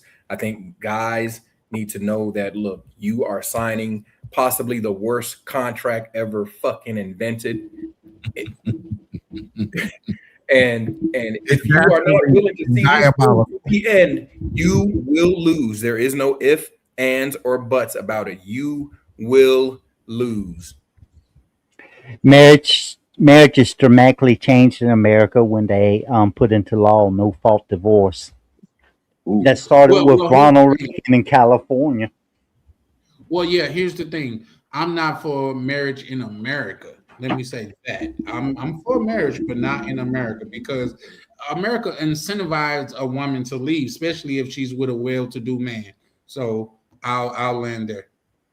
Yeah. Well, I'm all for marriage. I'm all for marriage if it's a marriage where it's like, you're going and doing a ceremony and you're pledging and you're like, hey, I want to grow old with you. And I'm all for that. But I'm more for avoiding the consequences of that marriage not working out. Well, And let me again, tell you this. Let me tell you this, Berlin. This is the one country you might want to consider getting married in because there is no such thing as divorce legally in the Philippines. You can get an annulment, and it might take up to 4 years to get an oh annulment. no. If I'll get married here in Germany because if a woman divorces me as an American, I get half of her shit because as an American, I get grandfathered into her family because they've been here for generations. If I marry a chick here and divorce, I win. So how many black Germans are there? Whew, that sounds like something worth doing. There is so many. I'll give you my Instagram. I just went to an all black party a week ago. It was fucking dope as shit in Berlin. Oh man, I need. There's tons of black women in Germany. My mother went to Germany when I was a kid, so I had the pleasure of visiting Germany. I was so young to where I don't remember a lot of it, but I did get a chance to visit. As Americans, if you all came to Germany and you all and a German woman married you, her side of the family and her grandpa, like if her mother has a house, you are now grandfathered into getting her house. It's we have to start learning as Americans that there's certain countries where if we end up getting married into their culture and their society, we get a ton of benefits. So again, I'm very much against getting married inside of America, but I'm very much about getting married in other countries that give me, like if I go into Thailand, if I went to Thailand and got married to a Thailand woman there's going to be a ton of benefits that I start receiving. Yeah, same thing in Japan. That's why Japan is very strict on, letting other people into their family. They're very strict. I mean, even if it's the same thing like the Jews, they'll have a meeting of the family, and if you got somebody who is special needs in your family, they will end it because they're like, nah, we don't want that in our DNA. Or if you're poor, it's like, nah, we're over here, we're well-to-do. We're not sharing our heaven with you. You got to be equally yoked with us. But if you're lucky enough to get the marriage going on, hey, as he said, there's plenty of benefits that come with it. But that's where your family picking your mate, that's in those cultures, that's where it's still going. And that's where some of those marriages are some of the strongest marriages. I mean, people don't marriage and love, and this whole thing of love, it's so commercialized in the United States. We got Valentine's Day, we got all this, we got that, you got to do this, you got to do that, you got to De Beers and the other diamond cutters, and they profit off of feelings and they market to women. Oh, if he doesn't get you this diamond, this 24 karat, he really don't love you. And then you ever hear some bullshit like, oh, an engagement ring's supposed to be, what is it, like a third? 3 times or 3 months salary. It's supposed to be 3 months of what you work. Like whatever you make a month, it's supposed to be 3 times that or some crazy shit. Yeah. Motherfuckers come up with this arbitrary bullshit. And when none of that was, you go to these other cultures, none of that shit takes place. Like I think somebody said before, their grandma, they remember their grandma their grandpa paid a cow or some goats or some shit. But that's literally what it was. You paid a dowry, and it was to strengthen the family. And also too, it was so that your parents, specifically the man who was in the house, your father, as the woman, could vet this guy and say, oh, okay, well, this is a good guy, or this is now all of that's missing. And that's why you got a lot of the Pookies and the Ray Rays and all this and that. And here's the feminist spin to that, Miguel. The feminist spin to that is, do you think that if black women had to vet their men through their fathers, like if fathers had to come back into black women's lives to help them find their next mates, would that probably improve the community? Here's the thing, though. The feminist spin to that is, oh, these women are being forced into the relationships. They don't really love these men. What has that got to do with anything? Marriage was never about love. Marriage was a contract to increase the wealth of the family overall and build a stronger unit family between other like-minded families. That's what the thing was when it came to marriage. It was to build resources and wealth between two families that were at a certain level. And obviously there was classism back then, later. so you couldn't marry up. You couldn't marry into a certain kind of class of person because you were only stuck at one level. The only way to come up is to continue to unite families that, in order to gain wealth, access, resources, and things like that. And yeah, it wasn't always about love at first. A lot of these women would develop love later because they saw the supportiveness of the man or whatever. If he wasn't an asshole and had multiple women, then you eventually you would grow to love this person based on the fact that maybe your father picked him and he vetted him and he knows he's going to be a good guy for you. It wasn't about just looks, but women are all about appearance and looks more than the general character of a man. And this is where they start going down that fucking road. I want a good looking dude to look like this, and they're damn near prettier than the fucking woman. And the next thing she's worried about is he's got 20 fucking girlfriends. What do you fucking think? Why do you think he has that? A woman want a man prettier than she is, and then wonder why he's about exactly.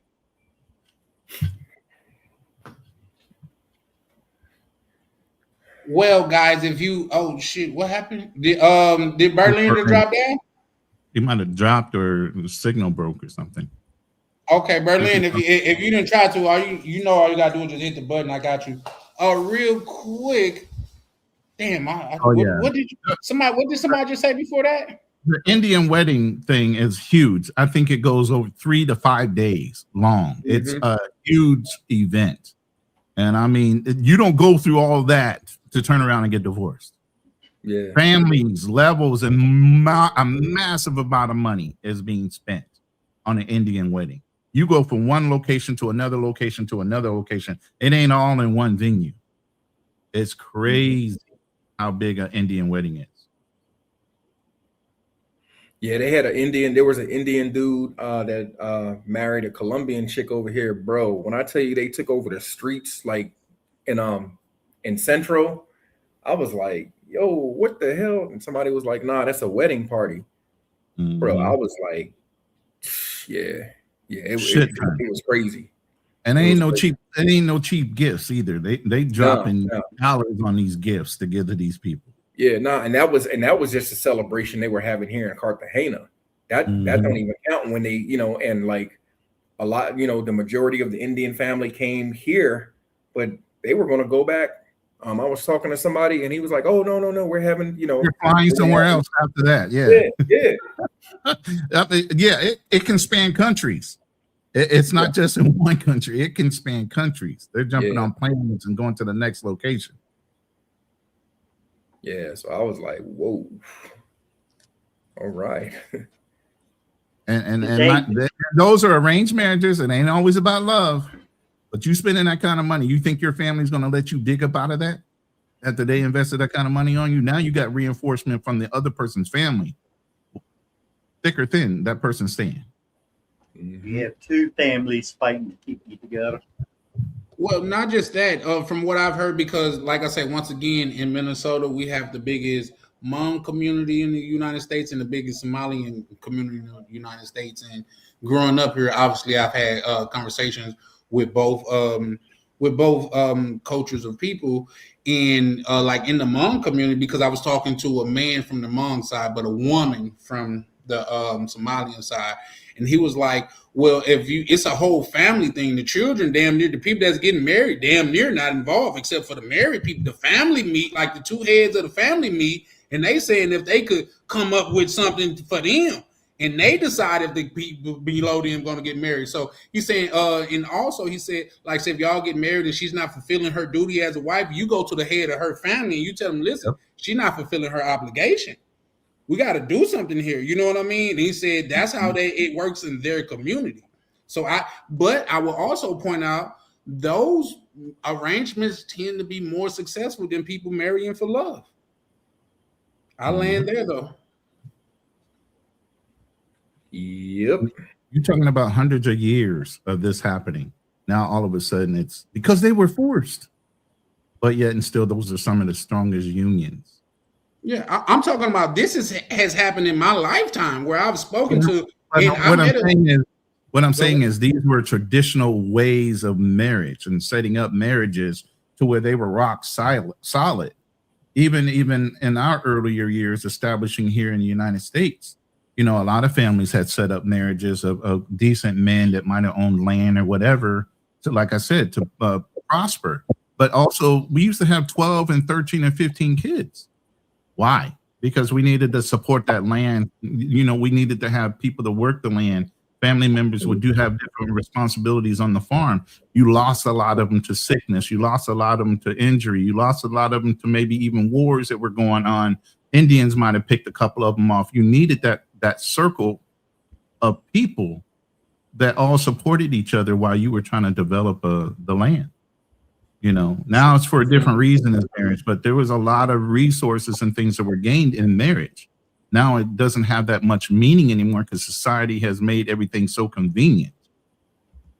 It still has the same meaning, as you just said, but the problem is that, we've been put into a genjutsu where we think it doesn't have that much meaning, because to the people who, or to our forefathers and to the powers that be that run the world, as we said, 5 families run the world. But how are they running the world? Because they understand the power of maintaining the land and the resources. It's us who's, forsaking that for lifestyle, for all of this fluff, for the shiny things, as Jay-Z says. We love shiny things. What's crazy is humans is the only species that pays money to assist in the world. Hold on, say that again. I said human beings is the only species that pays money to assist in the world. We're not hearing that last word. What is that? What? Exist. EXIST in the world. Assist. Okay, well, other animals have a form of payment. Like, say, when a monkey pick the ticks off a female monkey back, he's existing. When the bird, he go do the little peacock dance. That's the circle of life. I'm sorry, say that again. That's the circle of life. Yeah, but at the same time, we are the only beings that have grocery stores too. So I think that's. And we got opposable thumbs, so there's that. But grocery stores with a lot of health problems. Yeah, I guess so. But that's come from the problems that we brought to ourselves. The old saying, when life give you lemons, life never gave us lemons. We gave life lemons. Lemons is something that man created. Earth didn't create lemons. But Loki, you got to understand, there weren't no child welfare laws back then. Children worked early. That's a fact. And they worked hard in factories. They worked hard on the farm.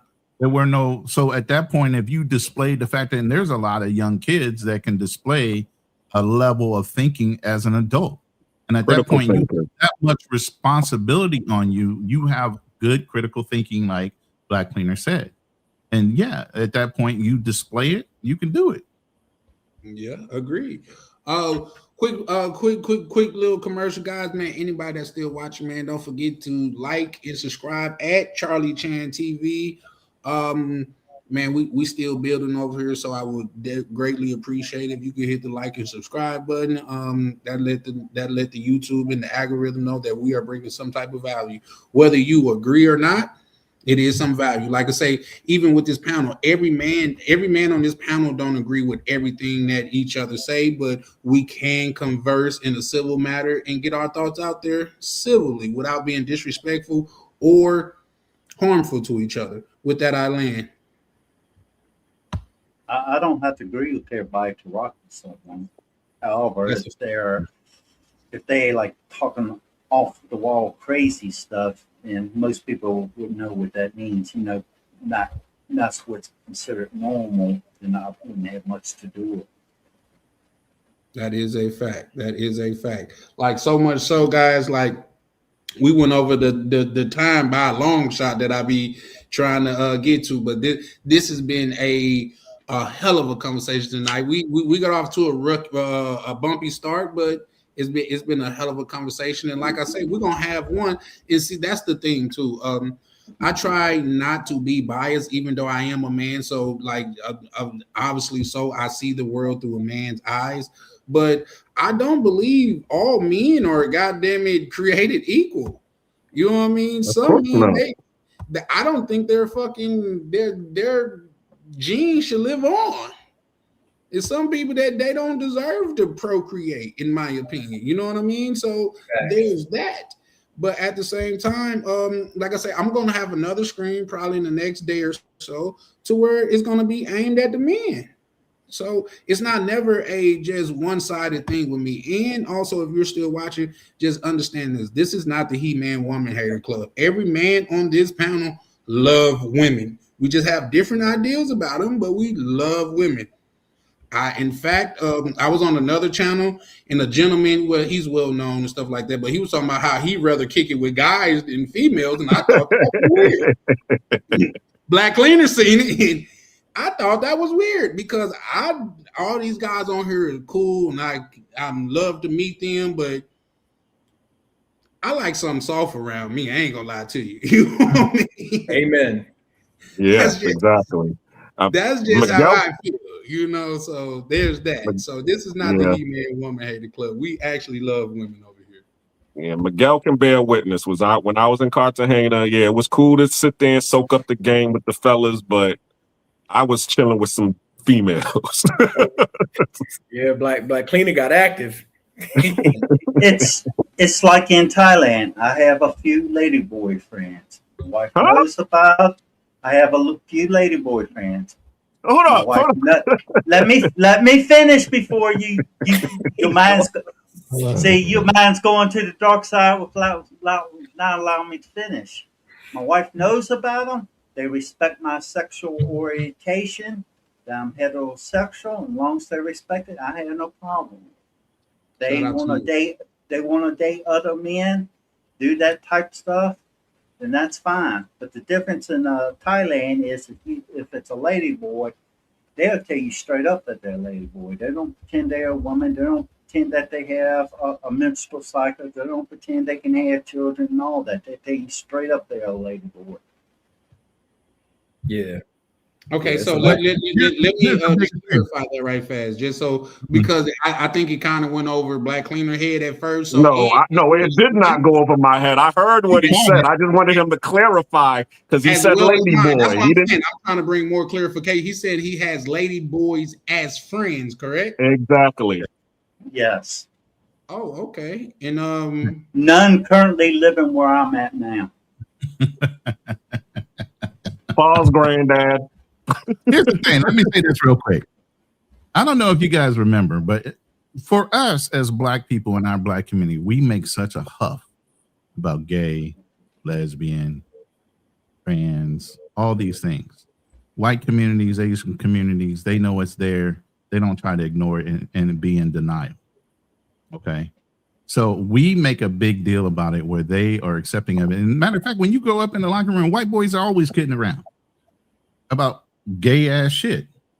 If you really want to think about it, why are we so sensitive when you know as you grew up, you had that aunt, you had that uncle, you had these certain secrets in the family you weren't supposed to be talking about, but you saw it in your face.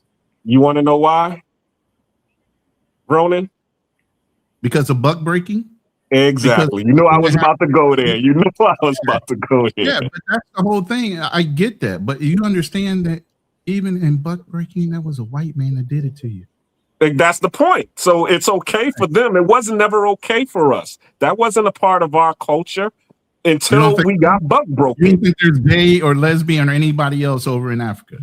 You don't think that ever? Yeah, because even before then. No, because if they, as you said, I mean, even in scripture, it said if it was there, that it would be put to death. It was an abomination. I've been in locker rooms. As a white guy being in locker rooms, I've never. Let me say this. People gay crap. I'm going to be very clear about this as far as religion. Religion is a crutch to control society. It is not ever held true and serious, beside for the people that are not informed and educated. Because if you think that there was all kind of fear about what the King James Bible did and the Catholics did it, why are priests sleeping with young boys? We're not Why? talking about that. We're talking about No, the law, you're as we were just talking about, the men that laws give of out nature. hold on. We're talking You about giving out the culture of Africans was sex. Hold on. Why you got to be so fearful of the Lord, but yet No, you still. I'm not making it about biblical. I'm making it about African culture. African culture, sex was not about recreation. It was about spiritual bonding. So therein also, it was about, we believed in being fruitful and multiplying. We was not about being freaks and partying and turning up. That was a new thing that came to us. It's never been out there. African heritage has never shown anything about gay or lesbian relationships from Africa. Well, if I may chime in, that is biologically unnatural, so much so to where if you look into it and look into, like I've seen somewhere else to where they say that to men that have lived their life, they cannot live that life. They cannot control their bowel movements. Like once they get old, they just defecate on themselves because of that. I'm not going there. I'm not going to detail, but I'm just saying. That's how it's unnatural. What I'm saying is that has been around in society for a very long time. Even some of the warriors that you would consider being manly men slept with each other. Yeah, we heard that before, but all these, Caligula is not an unthought of thing. They were having orgies back then. It wasn't just in Rome, exactly. Caligula was a Roman. He wasn't from Egypt. It's no different than men hooking up in prisons. Now, these are things that are going on now. Y'all are in denial. Just all I'm saying is you're in denial about your history. Okay. No. When you say denial, would you elaborate? Because I'm not saying that it's not happening. I'm just saying. The only reason I'm saying that is as soon as you can accept that is in our history as well, the sooner we can get by it. But I never said it's not in our history. I don't like. We make it like it's to us when it's just somebody's personal choice or preference. Why are you making any bigger deal than that about it? Actually, no. And it's weird that we was on this. That we are actually on this because where it goes wrong at, if you become a full-grown adult man and that's decided like do your thing, as long as you're not hurting people and things of that nature, I'm fine with it. But nowadays we have these people marketing this shit to our children, and there's no way is that okay, in my opinion. You could go to school, your child could go to school and identify as a whole nother gender, and by law, they can't tell you. My ex-chick was a teacher, so I know this for a fact. By law, they can't tell you. You know why they call the mayor here, whatever his name, Tim Waltz, they call him Tampon Tim, or Tampon Waltz, because he was putting goddamn it tampons in the girls' in the boys' bathroom. Wow. Now here's the thing. Now just let me land here. Now, because I don't hate nobody and things of that nature, but what's right is right and what's wrong is wrong. In fact, in Florida, Miami, they had disbanded the Pride Parade there, and then they said, okay, well, you guys could have it, but no children will be allowed. Guess what? They decided not to have it. You could do whatever you want, but when you start pushing it on children, whether it's anything, whether it's being I agree with you. Look, it's not good. You preaching to the choir. I'm not saying that that's not happening now. What I'm saying is we need to acknowledge it from our past. And I'm just going to read this right off, and anybody can just do a simple Google search and say, first known gay lesbian acts in African culture. As of 2000, sandrock paintings, male intimacy from Egyptian levels. South Africa, there are the sand bushmen that are also in that. You're talking about Angola, Congo, all these things where they have female husbandry.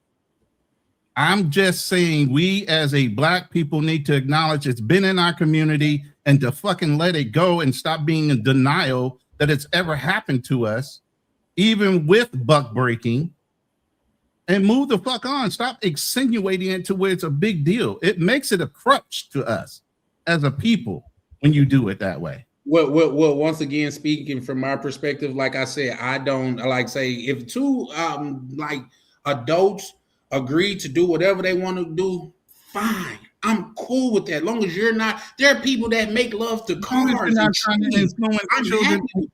I get all that. But what I spoke to was not about children. We always like to take the extreme to one left or the right. I'm talking straight down the pocket.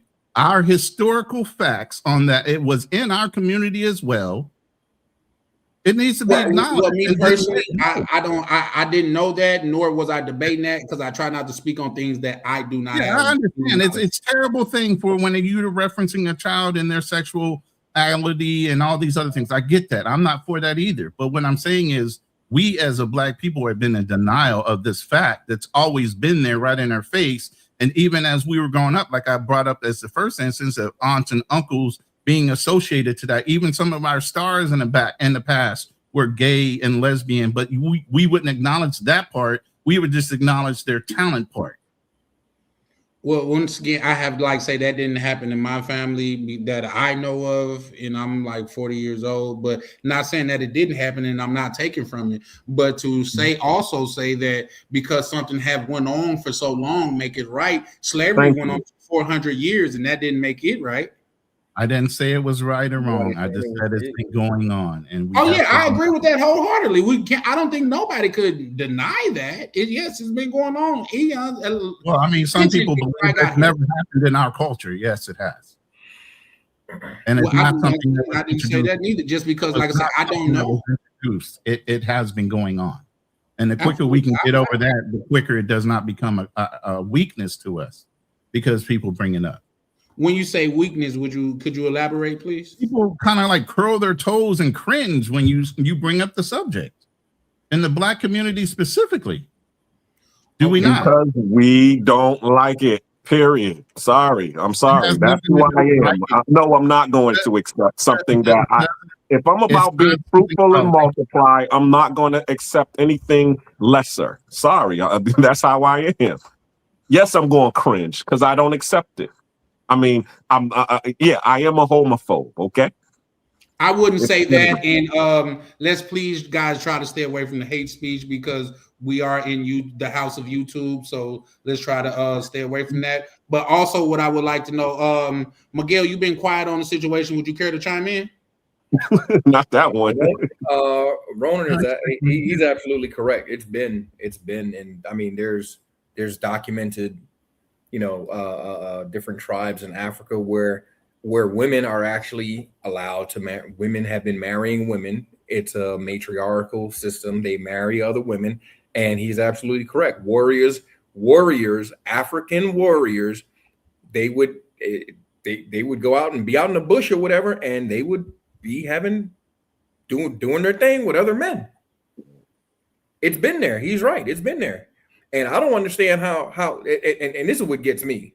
So like you would have brothers, if Africa is the cradle of civilization, wouldn't common sense tell you that there isn't anything under the sun that didn't start in Africa? Mm-hmm. That didn't actually first happen in Africa? That's all I'm saying. I mean, like somebody here says, somebody here says it was started by Europeans. And get right, That's okay. Yeah. That's what I say when I study history, I study all of it, and I don't try to be exclusionary in my fact finding and me delving out the 100% factual truth. While we might not want to acknowledge it, or we don't like what happened to us, or what we accepted in those days, because we know it's wrong now, or we have a personal opinion or religious opinion and all these other things about how it's perceived now, it doesn't take away from the fact historically it was done. Yes, and once again, like say, I have no yay or nay on the situation. I think Miguel bring a good point when he say, because you guys got to think about how old like African heritage actually is. So yeah, I guess I could see that. It's something that I've never actually cared. I mean, like just thought about or whatever. But what I will if you're gonna hate a thing, you got to study a thing. If you're gonna dislike a thing, you got to study where it came from, how it was derived. That's what even in the military terms. I would disagree with that. Thank you. Matter of fact, I'm trying to move on. That's why I'm being quiet. All I'm saying is, listen. Straight. I'm sorry to cut. Sorry. Yeah. All I wanted to say was real quick, and you can go, Miguel. All I wanted to say is, as a military person, okay, in order to beat an enemy, you had to live and understand the enemy. You had to study their information. You had to study their background. So if you're going to hate something, if you're going to put yourself up against something, you need to understand it first. Not saying you got to live it, but you need to study it. You need to understand where their weak points at, where their strengths, so that you can defeat it. Okay, so that's our mentality when we look at things, is not to be an understanding thing where, oh, I want to do it. Now I want to be inclusive. It's no, knowledge is where you learn how to conquer things. Also, knowledge gained is what will stop you from having to repeat history over and over and over again because you forgot it. That's why they say history is written by the victors. Now, that doesn't mean something else didn't happen. But, right. But that doesn't mean the ultimate history that was actually truthful. That just means the winner wrote their version of the truth. Right. That's all that means. But Miguel, he wanted to chime in, and then I'll say something after that. So, we can move on behind that. Yeah. So the Azande, this present day South Sudan, warrior men sometimes took younger male partners. These relationships could include intimacy that was socially understood. Female same-sex marriages are also documented. All right. So then you have, I can't even pronounce this, the whatever tribe in Southern Africa, but they had women to women marriage. A female husband paid a bride wealth. Whatever, the Yoruba tribe, they have gender fluidity in Western Africa. It says right here, gender was understood more socially than biologically. Historical accounts describe men who dressed or lived in roles associated with women. So, I mean, we don't have to belabor the point. I'm just saying it's there. Yeah. No, I'm just saying, like, we have people who are misinformed. You know what I mean? Like. I mean, be that as it may, Miguel, like I said, I wouldn't call myself misinformed or uninformed or even informed. Just the things that I know, and like say a couple things that I'll just touch on right fast is, say you got to understand something. This is what I understand now. Say the 1,000-year history of it, I don't know. Yeah, I'm sure pirates on ships, they got lonely or whatever, this, that, and the third. But what I'm saying, as far as being a proud Black man in America, I know two things that is suffocating the progression of our race is the abortion, the AB thing, the deletion of children, and that which we are speaking of.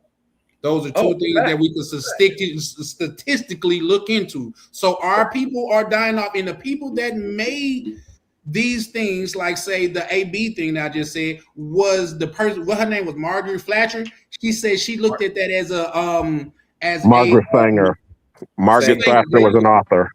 Yeah, she looked at that as a killing of weeds, referring to Black people. So I'm just saying, as a heterosexual Black man that love his culture, I'm just saying this is what's kind of keep hindering us from growing so much. I've not once said any derogatory thing about anybody that thinks like that or feel like that, because that's not my job to. I don't feel like that. Also, I don't goddamn it understand why goddamn it people do whatever they do, or why men stalk women, or what do peeping toms get? Why do people like bondage? I don't understand that stuff. It's not my job to understand, but I'm just saying, as far as that go, that directly ties into me as a Black man. Once again, I'm not judging nobody or anything. I just stated statistical facts. Facts.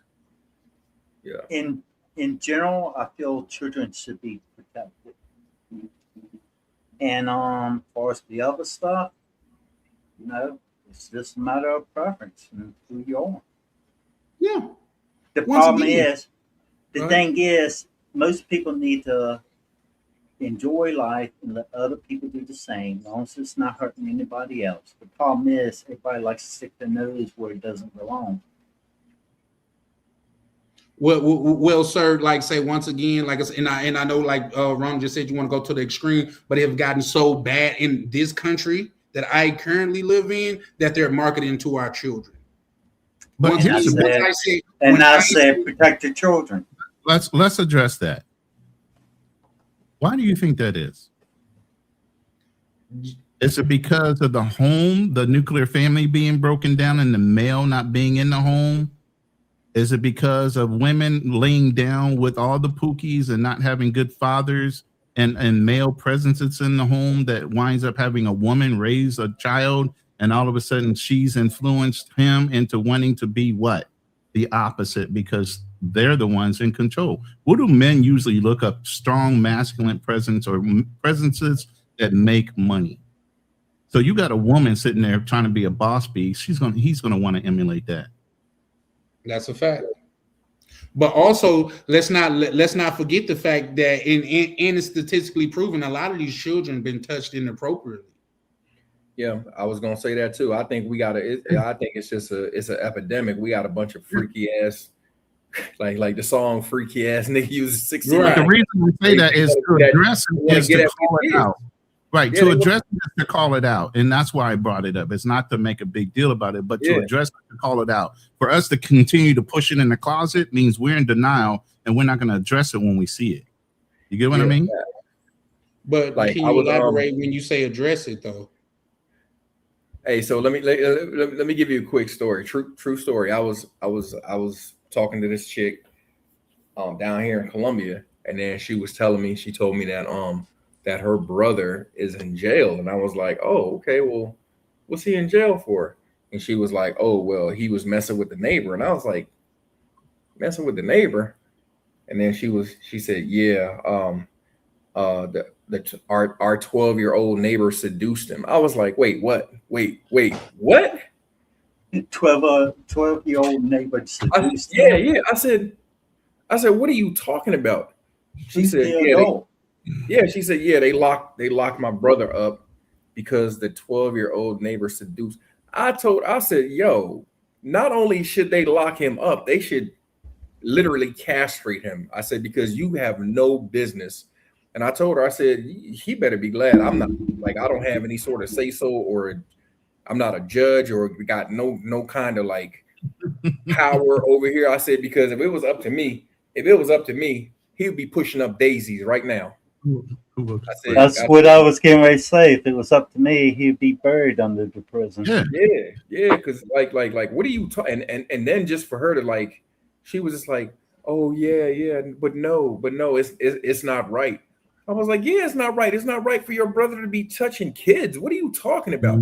So, and that's so the thing down here. And Miguel, may I go a little bit further and say that she's just as sick to utter something like that, to say that a 12-year-old can seduce an adult? It gotta be a misfire. Right. Would you disagree with that? So I say that to say in certain cultures, and I know this for a fact, especially in a lot of the they get at them. They get at them young down here, bro. And so it trips me out whenever I see all of this stuff on, they don't want to prop up like a foreigner and be like, oh, sex tourism, this and that. And I'd be like, yo, they doing it right now. What about all these Colombian dudes? Bro, I'm telling you, they get at them. They get at them young. In Albania, which is a country, a man can legally marry a child as young as 12 years old. I don't know who this crisis cycle is. Yeah. The first thing he said was kind of funny. Is cereal technically soup? Cereal technically soup. Yes, it actually is. It's a liquid-based product. One is cold and one is hot. So yeah. Yeah. So yeah. Shout out to Hugh, bro. But I gotta tell the story because it's in my book, and the chicks that I dealt with in this book talk about that. They actually had 4, one of them had 4 kids.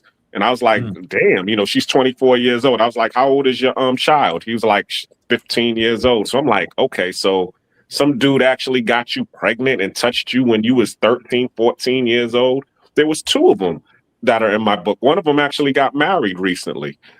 And all of them, got 3 and 4 kids. Why? Because they was being touched when they was 12, 13, 14 years old. And some of that was being allowed by the parents because those people that was touching them was paying the parents off. They were paying them money.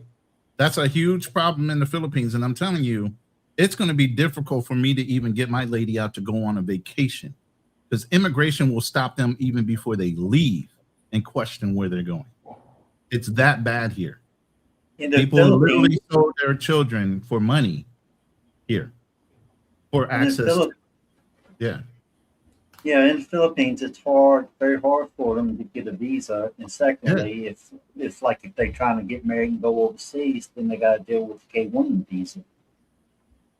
So it makes it extremely hard. So, like, say, guys, listen. I think we all gonna just stay where we're staying. And my thing is not to ever change any mind. It's just to say, like, even though people may not agree with my logic, I feel like my logic is sound. Like I say, once again, I have no ill will towards anybody. Like I say, once again, look it up. There's people out there that make love to cars and trees, and I have no quarrel with them because guess what? Nobody's getting hurt and no children are involved, even if they fucking on baby trees. I don't really care about that. But when it comes to the race and children, those are things that I do have to stand firm on. And I get that you guys look at it as a far as an extreme, but that is a thing that goes on in the country. A lot of people get introduced to that life as children, and that's just the fact. It's terrible.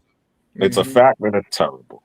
It's not. I do agree with protecting children at all costs. Yeah, absolutely. Nobody said that. That's when I'm talking to Charlie. I'm sorry. I think you should be. I think if you touch kids like that, you need to be publicly tortured. Like I swear to God, you need bruh. And you talk about Guantanamo, bruh, be some community service that I would proudly sign up to do. Yeah, that's just my take on it. Like, you should not.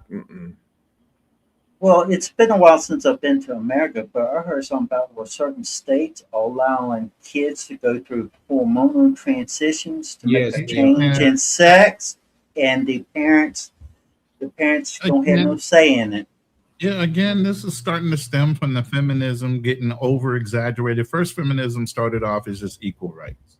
Then it started transferring into women wanting to be better than men and competing against men head up. Then it becomes something else. And freedom of choice and this and all these other things, to where they have carte blanche to do any and everything, even including allow their children to do things that men normally would not allow their children to do. Exactly. It's these ass politicians, and then you got liberals, these liberals who think everybody deserves no, bro, you got to be able to say no to something. You got people here who it's crazy. You got people here who are afraid to hurt other people's feelings. Like, no, you cannot touch this underage little boy or girl. What the hell is wrong with you? What is broken inside you? And you know what? I take that back. I don't even care what's broken inside you. Better get it away from me. That's a fact, though. Once again, guys, let's look at the climate of the world right now. We're going through something to where in the EP files,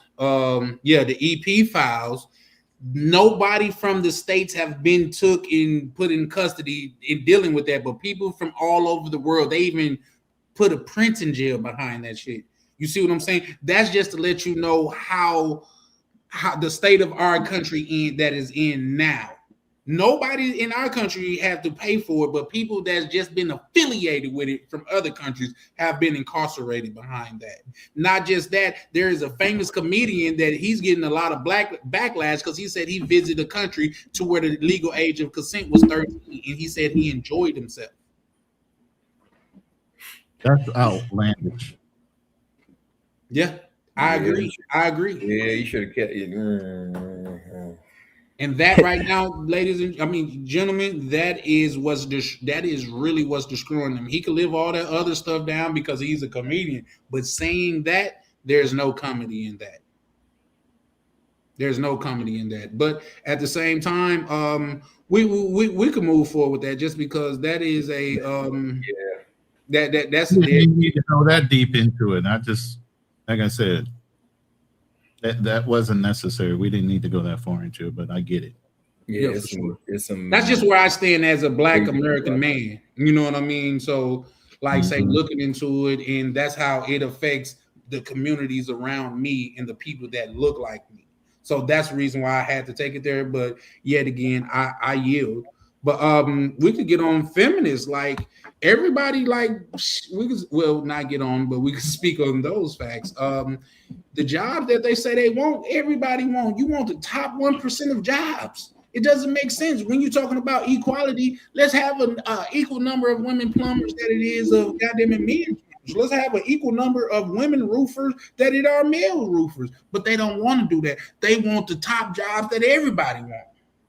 But see, what they're talking, they really don't want equality because they want equality of outcomes. They don't want equality means you should have the same opportunity. It doesn't necessarily mean you get necessarily what a man gets, so to speak. Because when you look at it, they're talking about, oh well, men make more money. Well, of course, we do the more dangerous jobs. Like get out there and rebuild the World Trade Center. Get out there and get on some scaffolding, like you just said. Do some plumbing work. Get some infrastructure jobs. And these women like to talk that shit, but they're so educated, but not one of them are going into debt for a STEM program. Like you going into debt for these dead end fucking jobs.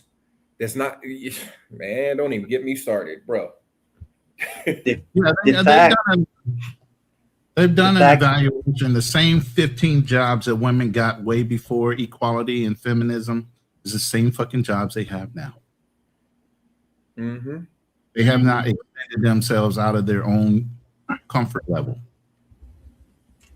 There are some women with some high-paying jobs. I'm extremely like Kathy Woods. I think that's her name. There are exceptions to every rule, but in general, the women that are out there working are in the same profile jobs they were always in: nursing, administration, teaching, and so forth.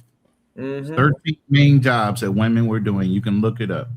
And guess what? Those jobs are by nature nurturing jobs. Exactly.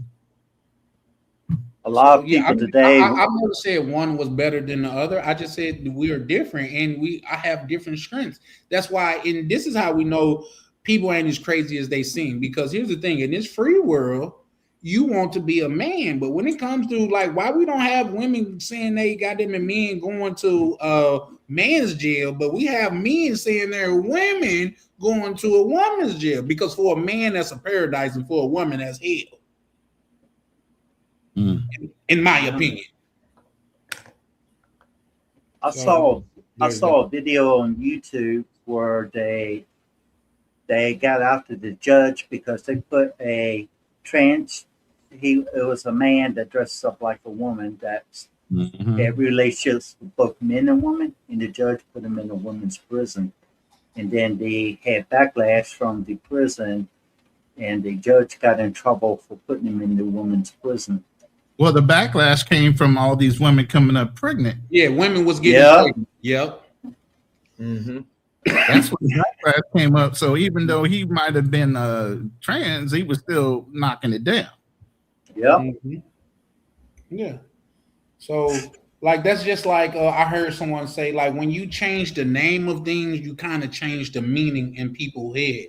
Like adultery. That doesn't sound fun, but an entanglement, that doesn't sound so unpleasant. You know what I mean? Yeah, and I could go on and on, like just on the place, not going back down that road. Like people change the saying of things just for it to look a certain way. Just for it to that's just like how do we get people to goddamn smoke cigarettes that people willingly know that's bad for them? Oh, you're gonna look like the cool guy. You're gonna die about 20 years. No, not aiming that at you, X-Pac. But let's just keep it a buck though. Cigarettes are not bad at you. I didn't realize that you smoke cigarettes until I got into the stories, but you know, facts are facts and things of that nature. Big Tobacco, I was just hearing today that they had bought up food companies because they understood the addiction in how to trigger that addiction in human beings. But with that, I land. Well, like for example, a lot of cigarettes you buy in stores, they have chemicals and extra nicotine and all kinds of additives to make you addicted to it. Luckily, I smoke natural tobacco. Okay, shout out to you, bro. Shout out to you for that. But just to add to that, in those stores they come with certain general warnings. Can you imagine if a woman picked a dude that came with a warning that said he gonna beat the shit out of you? Yeah. Just imagine that. Just imagine if a car came with a warning that said, man, it went at your lowest point that this car's gonna break down. What's up, Miguel? Chan, but a lot of them do. A lot of dudes do come with that warning, but the women, they don't pay attention. They want them anyway. Or they say, oh, that's different. I can change him. A lot of dudes do come with that warning because this dude been whooping ass in every relationship he had, and you've known about it, and they still go. But you know what women tell themselves? Oh, it's going to be different with me. Okay, it's going to be different. He gonna hit you with a left hook, not a right hook this time. The hell you talking about? Yeah, he been working on his jab with her. But I have several things to say. Even though this is natural tobacco, it's still a cancer stick. And talking about people tend to make a lot of the same mistakes, expecting a different outcome when the results are always the same. Yeah. And I'll just leave it at that because I forgot the third one. Yeah, for sure, man. But like I say, once again, just bringing it full circle. I think, far as the title go, and do women expect too much of men, or are men falling short? I think a lot of that is an American thing.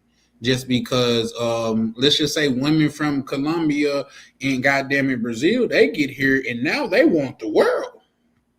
But at the same time, who do we blame? The men that's giving them the world? Because if you could get it, why not get it? You're not gonna tell your son, if you could get $1 million, just gonna go for the 100,000. You're not gonna tell your son that. So if they get over here and they look good enough to bag them a baseball player, why wouldn't they? It's like they don't give a fuck about love. They care about survival. They love to survive. How about that? The question is, do you blame the women or those who allow it? Whether it's I blame those who allow it. I don't blame the gazelle, nor do I blame the lioness. It's just a circle of life.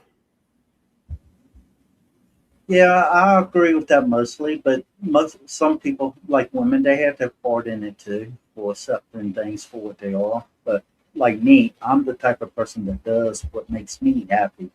I don't go around lowering my standards to fit in, to fit in the crowd. Yeah. Well, once again, and that's what I was trying to tell good old Tam before she got off here, because she was saying this is the same old conversation, but there's not a conversation that could be had that's never been had before.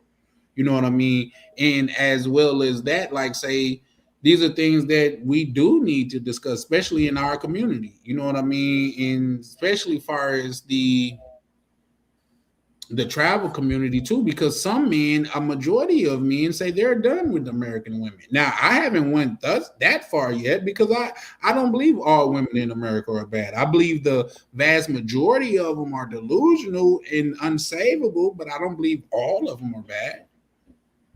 Well, it also leads to this. Are we addicts? Because you have women out here who are traveling to Dubai for a porta potty just to be able to get, their hands on $5,000 or $10,000.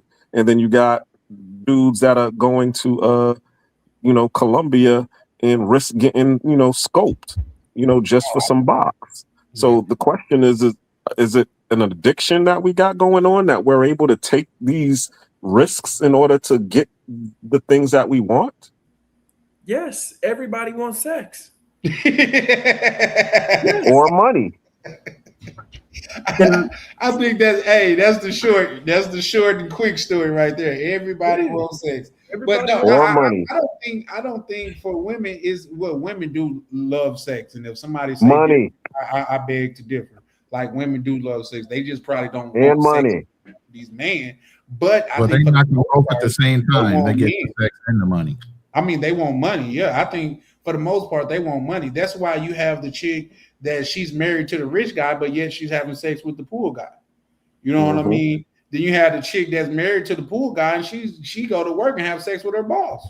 You know what I mean? At the end of the day, we're talking about beings that when you ask them what they want to eat, 9 times out of 10, they don't even know. I will say one more thing, and then I'll probably leave the stream. I gotta get busy with, taking care of things around the house. For sure. Many people chase the now, what feels good now that steals tomorrow's progress. And that's the main problem in the world today. They chase what feels good to them today instead of building a better future for themselves. I agree. But everything feels good today. Like, if that's not the case, like if you had to take a hangover before you drink, nobody would drink. Just let that simmer. If you had to accept, I'm gonna get drunk tonight, let me go and get this hangover so I can do my thing. No, because that shit is terrible, but it's on the back end. That's just like you only get overweight after eating.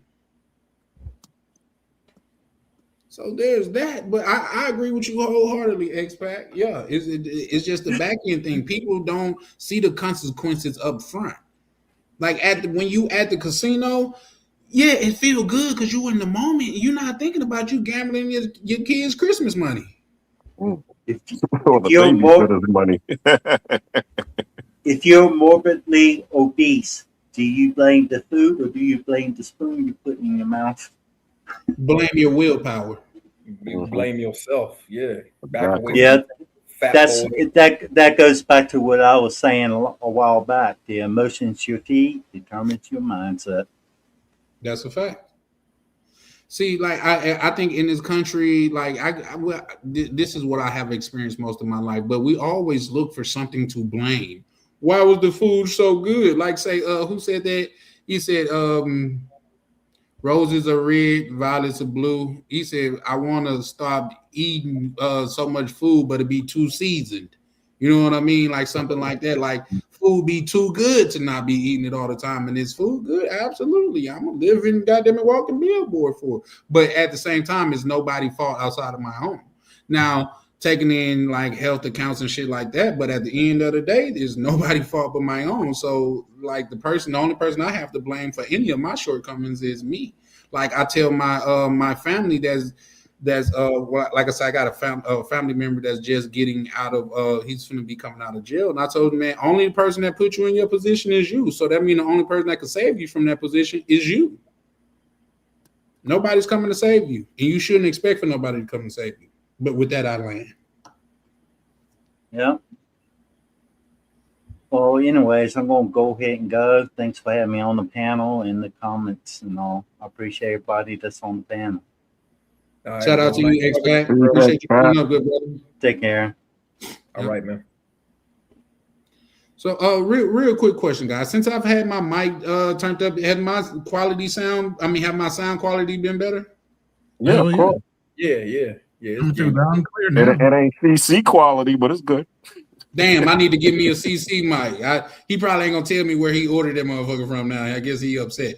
But at the same time, pertaining to got a special system, I tell you that, because CC can blow anybody's system out. I got a whole broadcaster duo, and he could talk louder than me.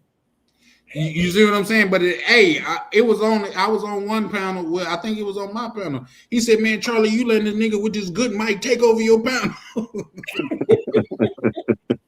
Well, the only thing you can do is mute him. No, see, but like say right now, Ron, I'm gonna mute you and unmute yourself. Now watch this. You mute it, unmute yourself. No, I already know I can do that, or you can do that. What you do is you take him off the stage.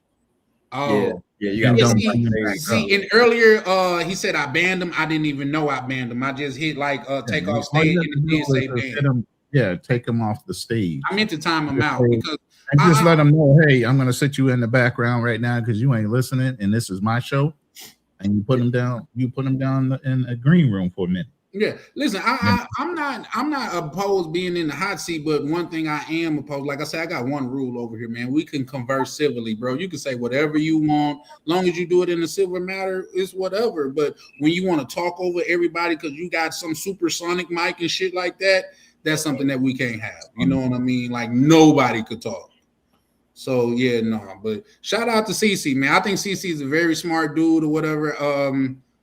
But at the same time, man, what's right is right and wrong is wrong. And I don't bite my tongue or say shit from anybody. Like I say, the man that I am on these screens is the man that I am in real life. Many of people have met me from this community and they can concur what I'm saying. In fact, it's some dudes I just want to throw hands with. I don't even got to be bad at you. I just want to see what your hands like. You know what I mean? Let's have a drink and throw some hands. You know what I mean? Nobody got to get seriously hurt, but I really want to see, can you back up that fat ass mouth you be saying? All that shit you be saying, because I just want to see. Everybody talk a good game until it's time to get in the game. That's just my thing. Everybody want to be a nigga until it's time to be a nigga. And then now you want to politic and let's talk about it. No, let's see what your hands like. No weapons, no nothing. Let's just see what your hands like. I'm cool with it. Because listen, whatever's going to happen is going to happen. But I'm willing to see. How about you? With that, I land. I hear that. So, and here's the thing, I guess I don't land. Well, here's the thing. Bro smart as fuck. You can see how he got them in pander and get people on his side, and then he attack. I'm like, he got some great arguing tactics. Like the nigga, the brother could sell that shit. He got some great arguing tactics. But at the same time, the only thing I regret about that, and like I say on my panel, I'll be completely transparent, that I let myself get out of frame. You know what I mean? And when you let yourself get out of frame, essentially the other person won. So that's something I'm working on. You know what I mean? Like shout out to the young boy KB. He called him out. He's like, bro, I'll pay for you a ticket out here, and I'll pay for Charlie a ticket out here to record it. So let's do what we do. You know what I mean? And bro, they want to take him up on that. But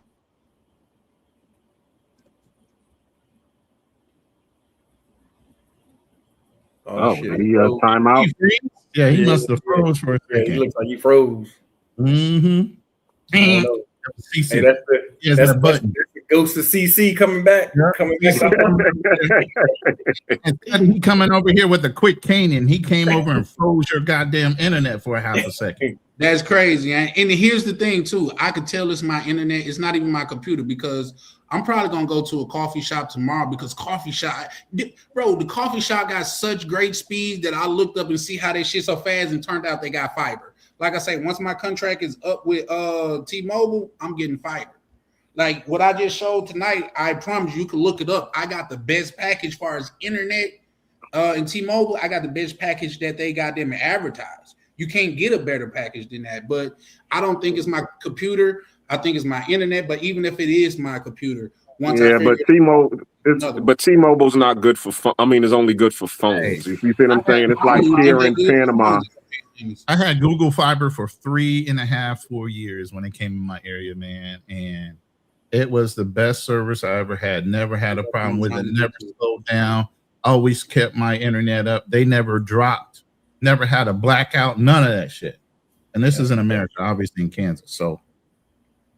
Yeah, and when I had Xfinity when I was in the States, so I never had any problems, because that's what they do. Yeah. They do cable internet, you know what I'm saying? Yeah, but I didn't go with any like those AT&Ts where they doing all of these other packages, because every time I would do it, the internet quality was low. Yeah, I think that's gonna, like I said, that's gonna be my next move, because the first people I went with was Verizon.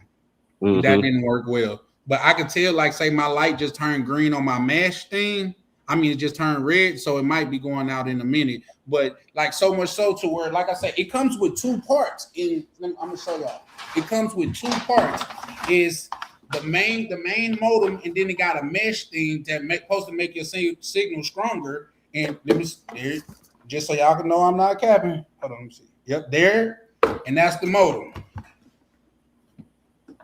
And it comes with both of them, and my shit's still not working good. So there's that. Like I said, here's the biggest thing about internet connections, and I got on somebody in Texas I forgot what carrier I was using. I think it was T-Mobile or somebody. They put limiters on their routers.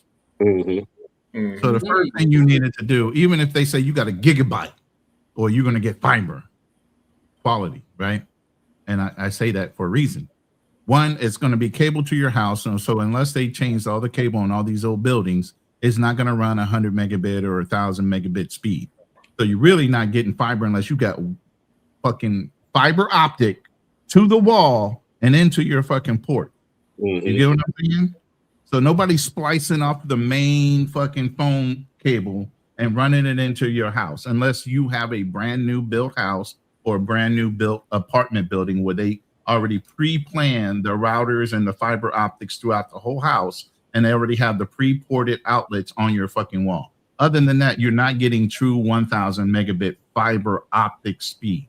Okay, so then the second thing is they give you a router that says, oh, it's only going to give you up to maybe, they might be able to do like 600 or 700 megabits per second. Yeah, per second, which they can gear down to 3.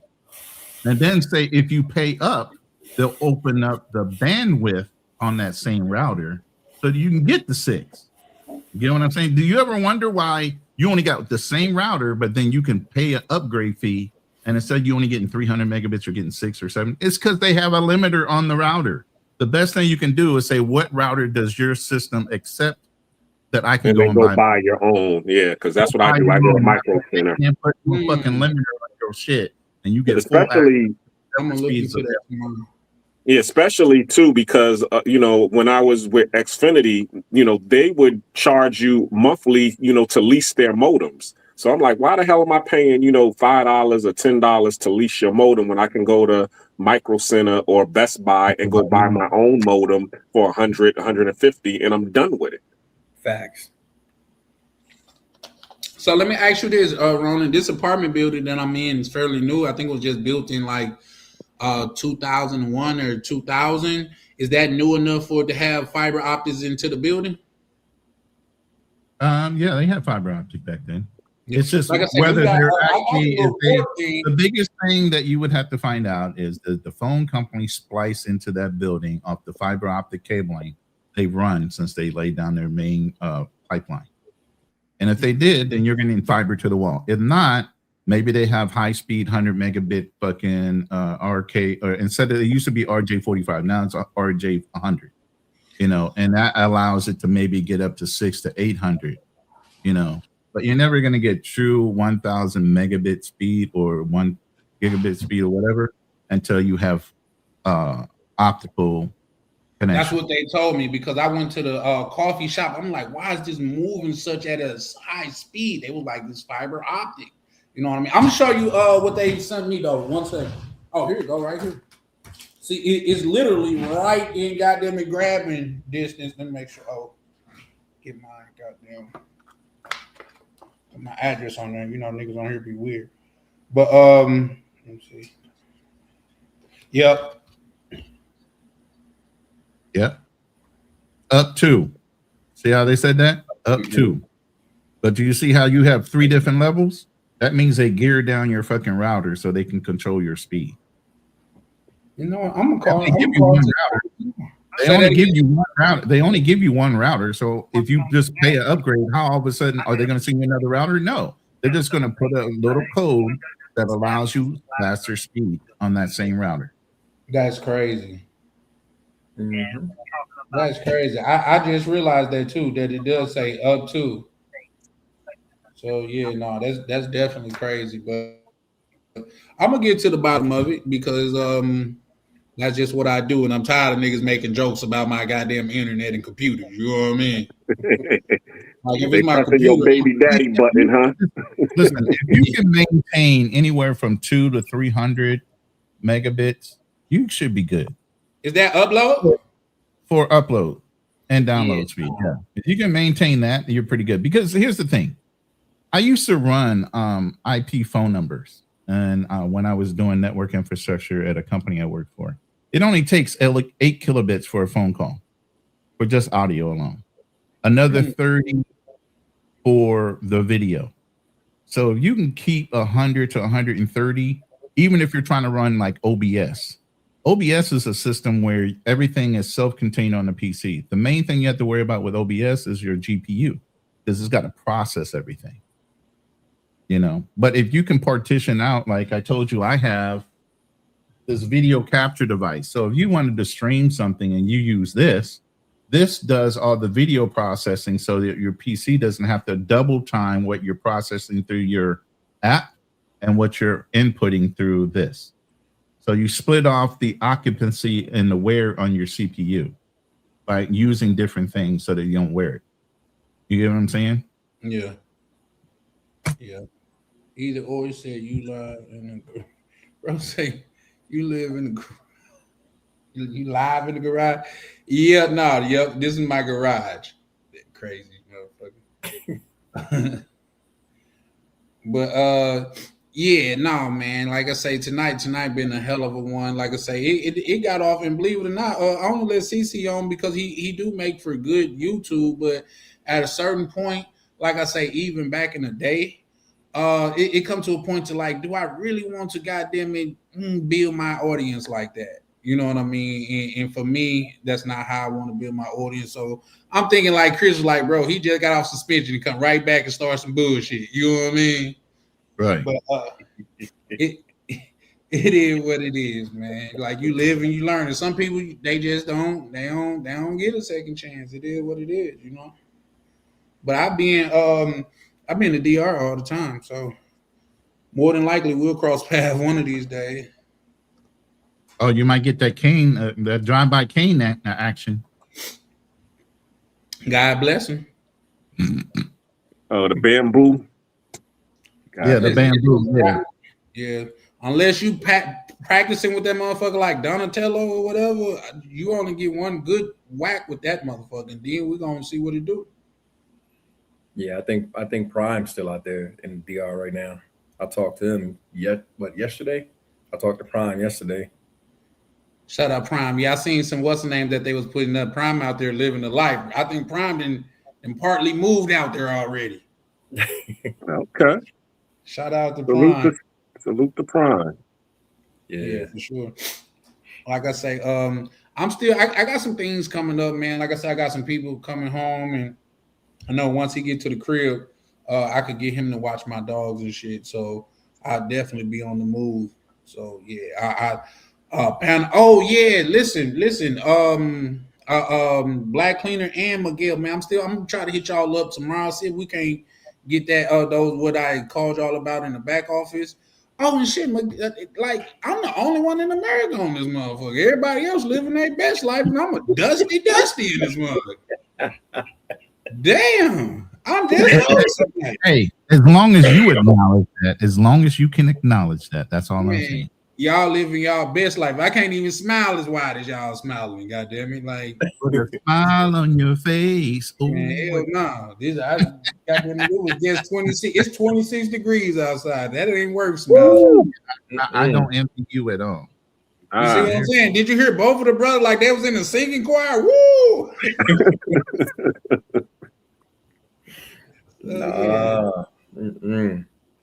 Everything happened in due time. Every time I go out there in the cold, I'll be like, you know what? Just listen, brighter skies are on the way. Just keep on grinding. That's why I tell hold on, what's that? Hey, grown man, 812. That's how I pull this on Joe Rogan. Hit Spike TV for it. Oh yeah, no, I couldn't tell you, brother. But damn, he threw me off with that one. But yeah, no, I'm getting up out of here soon, man. Like I said, I envy Miguel and goddamn it, Black Cleaner, and even you, Ronan, man. I'm getting up out of here. I'm just setting my nest egg because I like I say my sights just became on moving out of the country within the last like 24 months. Mm-hmm. And within the next 24 months, I'm gonna be up out of this bitch. So that's good. Yeah, so and then shout out to you brothers too, man. Appreciate your service, man. All you guys are veterans on here too. Yeah, man. I try to tell dudes, man, like, look, bro. That's part of my mission, Miguel, and I think you're in the same mode as me. Is a lot of brothers, and I speak to this a lot on my channel. Is I'm I'm a big advocate for veterans' health, mental health, especially suffering from PTSD myself. We're deleting ourselves 17 to 20 a day. Whoa. Veterans, because they feel useless after they get out of the military.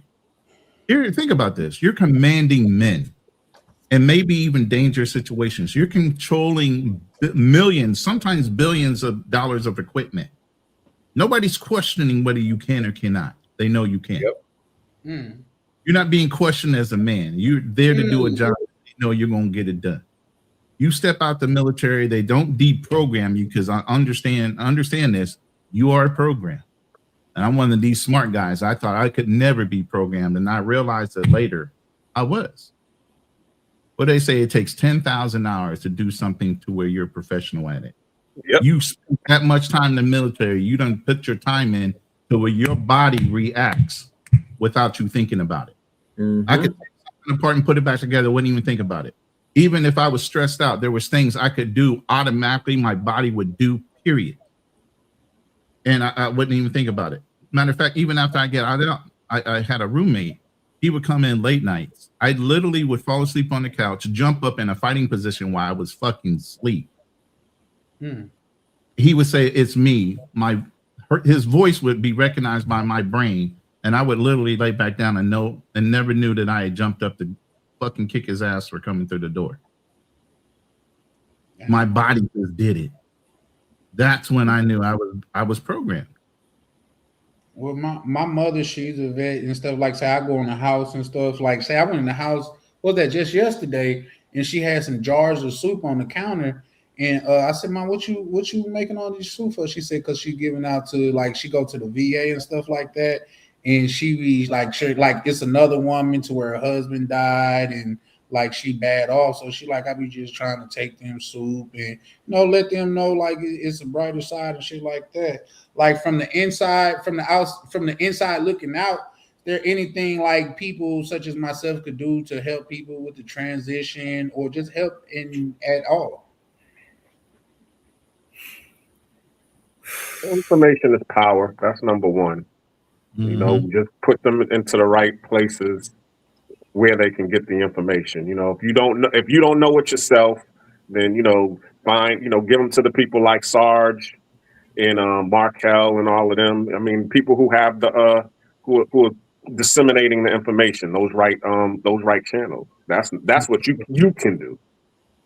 Appreciate that. Yeah. Like, say, even with that being said, I think that was Miguel. Miguel, that was you I reached out to about my nephew, right? Yeah. Because my nephew was going through something with the service himself. So, man, it's a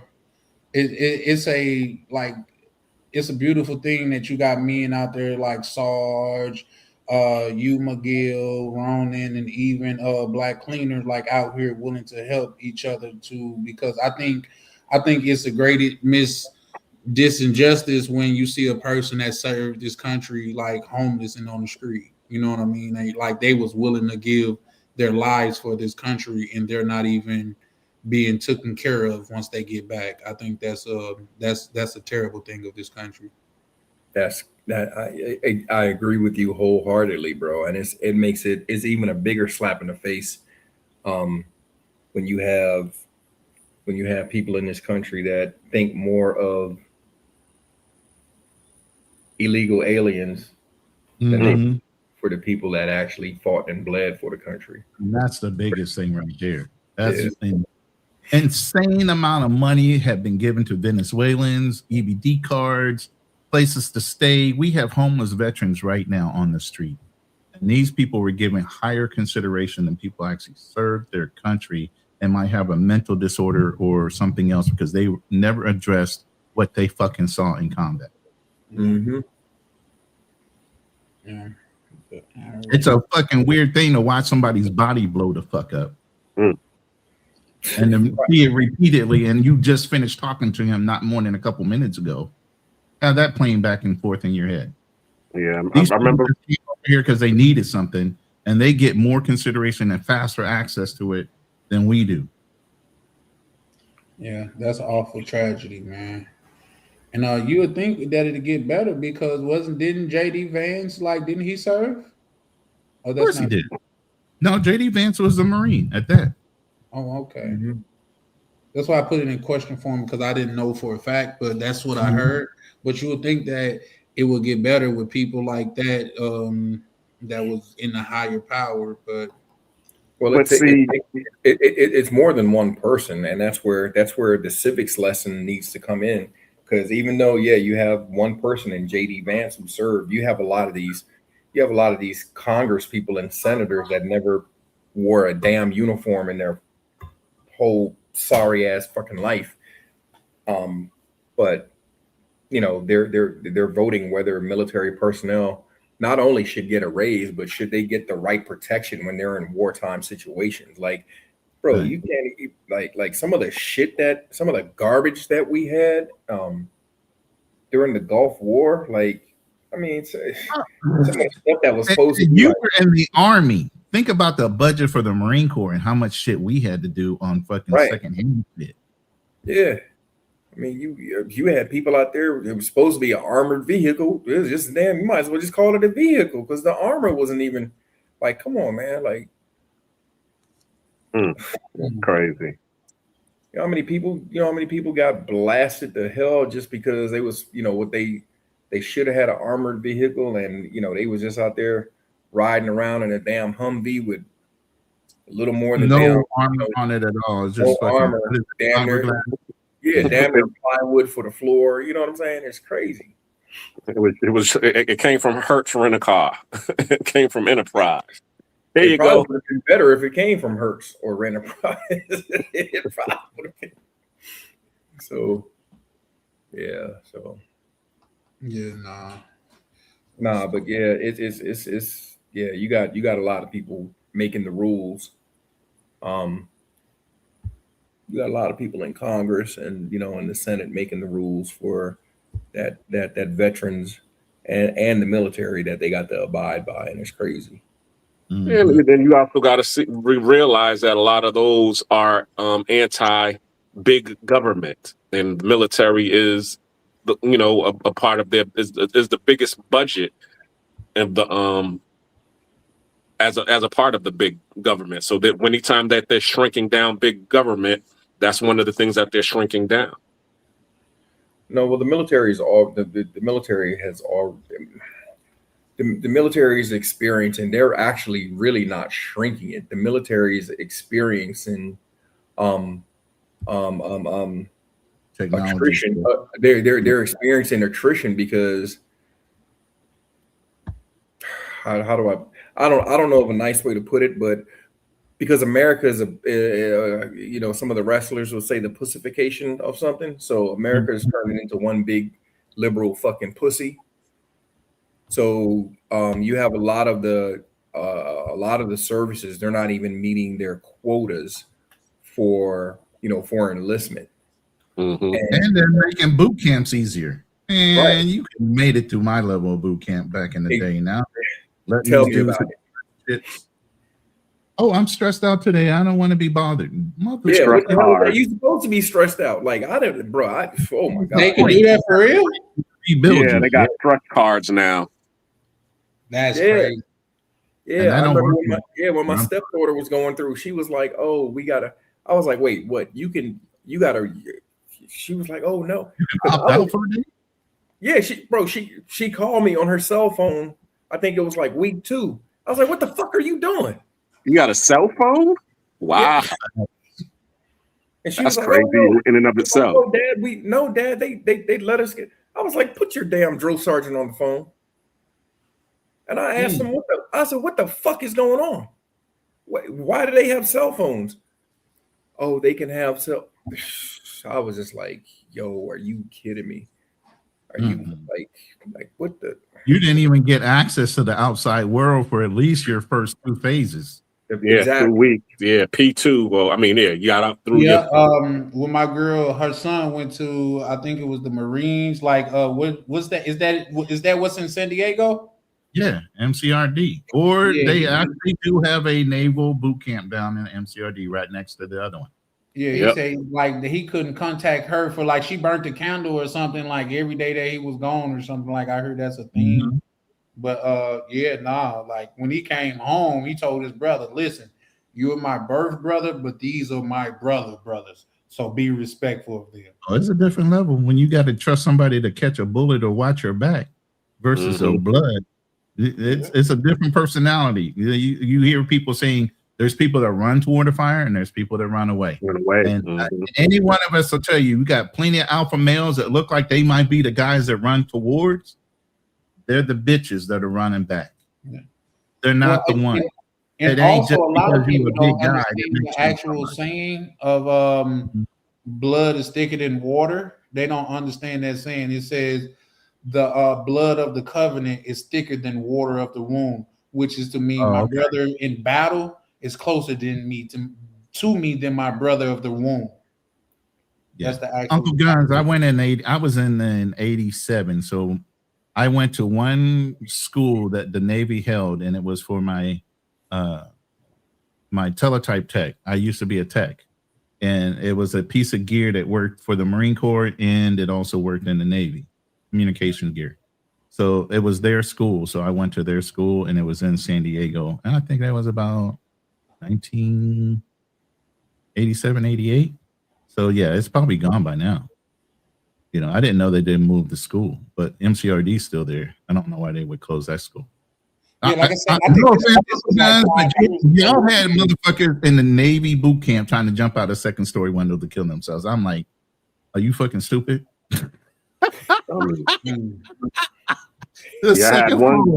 That's gonna kill you. I'm like, you stupid.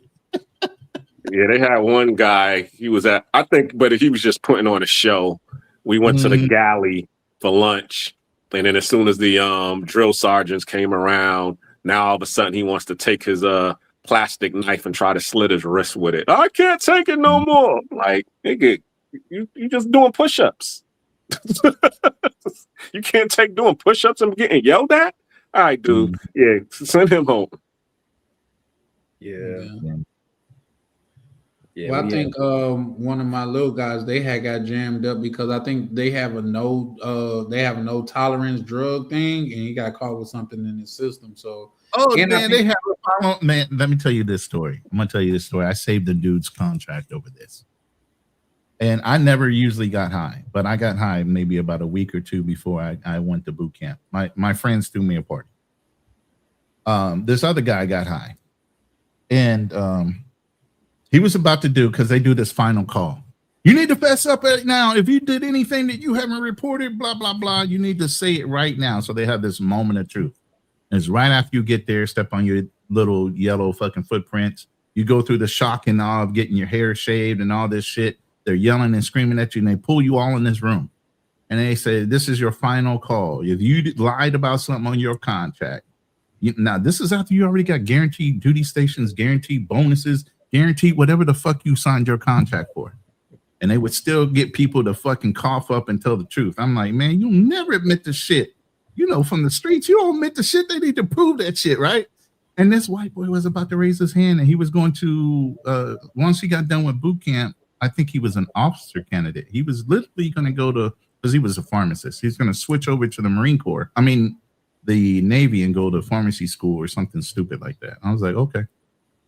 Anyway, he said, man, I smoked a joint maybe about 3 or 4 days before I got, man. I'm like, dude, if you raise your hand, you're going to lose your fucking contract. I'm telling you right now, do not fucking raise your hand. Right? And other dudes raised their hand. We didn't know what was going to happen. Like I said, this is our first instance of somebody trying to stress you out to make you say something. Right. And so I told him, don't raise your hand. Make them fucking catch it in your blood. Make them do something. Do not raise your hand. You're going to regret it. And he just kept his hand down, kept his head down. Finally, everything was over. The guys that raised their hand, they got pulled off to the side. We went on about our cycle to get cycled through and get into our barracks. Later on, some of these guys came filing back in. They're like, yeah, man, I lost my contract. What the fuck you mean? I'm open contract. Now I'm a 07, meaning they're grunts. Didn't matter what they were qualified for. It didn't matter what they signed for. They didn't kick you out. They just fucking snatched your contract from you and gave you the lowest possible contract you can possibly get, which is basically being a grunt, a rifleman, right? With no guarantees. Yeah. And he looked at me and I said, see. And did they ever come back to get him? No. They couldn't prove anything. You know, so and part of the Marine Corps is adapt and overcome. That's a fucking motto for us. You get what I'm saying? So that means use whatever fucking tactics you got to overcome your situation. And when you start doing it to them, and when I was in the fleet, I did some shit and I adapted and overcame. They find out months later, oh, you did what? We would have. I said, that's why I didn't tell you. That's why. But my staff NCO knew. I had him sign a thing saying he knew what was going on, right? I ran the border in TJ. That was one of my stories. They tried to get me for. They couldn't get me. Matter of fact, the battalion commander laughed at me for doing it, you know, and the base general all the way down knew it. I got some wild stories of shit I did while I was in. But there's no way while I was under contract, you were going to catch me doing anything wrong for you to snatch my shit. You had to catch me in the act. I wasn't going to admit to shit. Let me see, can I tell that story? Now, I got a homeboy. Now, of all my homeboys, he was one of the wildest. I'm surprised that he even made it through because he was one of the wildest homeboys that, like, say, once he got introduced to firearms, like from the streets and stuff, because we came up in the street. Like I don't care if somebody look at him. Sometimes those are the best guys, man. I'm telling you, sometimes those are the best guys. I could listen, he had such camaraderie to where, like, say, this is when once again, guys, this is my past. I don't live that life no more. But why you got to put out a disclaimer, bro? Just because people be thinking like, oh, you should I don't do that no more. Like, that's my past, man. Like, but his sergeant was the guy on the West Coast that we went to goddamn it link up with. And he was like, bro, you're safe as anywhere you could be. He said, in fact, he said, man, he the white boy to where you would think that you want to fight him in the grocery store and he gonna open up a can of hell on your ass. Like, he had a weight style, Olympic style weights in his what's name. And he said, listen, I only got a hotel because you here. He said, bro, when I come here, bro, just leave the keys and leave. That's how tight we is as brothers. Like, he said, he just leave the keys and go. Like, he don't really care. I'm only staying in the hotel because you here. He's like, bro, let's go to the store. I said, bro, I don't feel like. He said, bro, like, no, bro, it's good, man. The man told me, he said, because you linked in with my people, man, you like family too, bro. So if you need anything, just let me know. You know what I mean? Like, I got more welcome in his home than a lot of my extended kinfolk's home that I done been to. Like, I was like, oh man, this camaraderie is something different. But it is the man out there. A different thing being in the military. We're all brothers, literally born out of fire and truth and proving grounds. It's not something, oh well, I have to like you because you're blood or you're part of my family, you're a cousin. None of that shit. You proved yourself to be a brother. Shout out to y'all, bro, man. Like, if I could do it again, well, I had medical problems my whole life, so I wouldn't have been able to go. But shit, knowing what I know by talking to some brothers in the back office, all you had to do was get through a certain what's the name, and you was locked in. You know what I mean? Like, damn, had I known, I would have went that route. Just because I'm thinking you got to sign up to go, goddamn it, perish, you know what I mean, for lack of a better term. And bro's like, hell no. In fact, I can tell y'all this: the best line a woman ever told to me when I asked her what she bring to the table. She was in the Army. She say, well, I'm in the Army and she said, I'm a career in the Army. So if me and you get married, the government gonna pay for your daughter too. I said, you lying? She said, I ain't lying, I'm for real. I asked my mom, she said, yeah, that's possibly true. Like, if y'all get married, your child is her child, and they gonna take care of your child just like they would hers. I said, shit. I let her go. She was a white chick too, but she was crazy. Hey, what y'all think about dating Army chicks? Is that a no-go or what? Depends on the woman, bro. That was a long grunt. Look. The Marine Corps is very exclusive, okay? There's very few women, we call them WMs. But you got to understand, when they're in these schools, how many other hard legs are standing around? There's literally a line at receiving barracks when a new girl comes in. How many motherfucking dudes are trying to push up on that new girl that's just fresh in there? They know hasn't gone and hasn't been run through. You get what I mean? So you really have to weigh the pros and cons. And some of these chicks come in smart and they'll sell it. They'll sell their box because they know there's that many hard legs up in there. So they're either lesbian or selling. Yes. I'm talking about for currency. You get box for currency. Yes. That's crazy.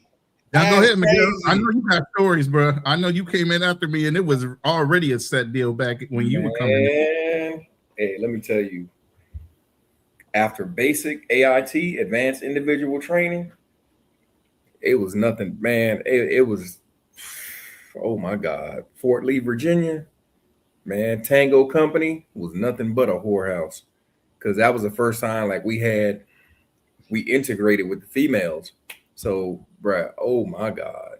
Now, elaborate, Miguel. You say a whorehouse. You mean that's the house where the whore stayed, or that's where they were selling box at? No, that was our big barracks where we had guys. So we had an open bay on the first floor. We had our barracks. It was a big ass open bay, like World War II type shit, and probably like 100 bunk beds. So you just had straight, bruh. And then the females were up on the third floor, and they had an open bay. It didn't matter. We wasn't waiting. And then so like the class that came before us, they were ahead of us. They were on the second floor, so they had rooms. Wasn't nobody waiting until we got rooms to get to the fucking niggas was fucking in the open. Man, bruh. Damn. 2 brothers in a room, 2 girls, and you switch. Damn. Black Cleaner, you got a story of that, or you was trying to fall in love then too? you muted, Black Cleaner. You got to unmute yourself, brother. Yeah. After boot camp which was in Great Mistakes, we went. I was stationed A school in Meridian, Mississippi. So Meridian, Mississippi, that was the logistics and also admin, and also the Marines was there. They had a Marine barracks there as well. But yeah, them females that went to because remember, most of the females is going to be in admin, personnel men, dispersing clerk, and also supply. Those were the fields that they always get in. So therefore, it was nothing but females up in Meridian, Mississippi, and every weekend we would be downtown Meridian. We would take over all of the hotels, the Budgetel, Econo Lodge. Didn't matter. And it was the whole trip. It would be a lot of brothers or sisters in the one room because they ain't wasting money. You get me? Mm-hmm. Yep. So yeah, and all you had to do is just walk down the hall and just knock on the damn room, and be a whole bunch of us up in there messing around with the females. Bro, clubs packed every weekend. Every weekend. Yeah. Liberty weekend. We couldn't wait till Liberty weekend. And then once I got my car, because my car was in Charlotte at that time. So I just took I took one of the weekends and just went down to go get my car and brought it back to Meridian. So after that, it was on. Because I was only one of the only brothers with my own POV. I know you were making some dollars like a taxi Uber driver, man, because brothers like, yo, man, run me to the store, man. I gotta get this. Yep. All that. I got that car, bro. Mm-hmm. Man, I was a Or hustler. even renting the car because there was times I had duty. I'm like, yo, let me borrow your car. How much? That's when you would rent cars and you knew the brother would bring the shit back.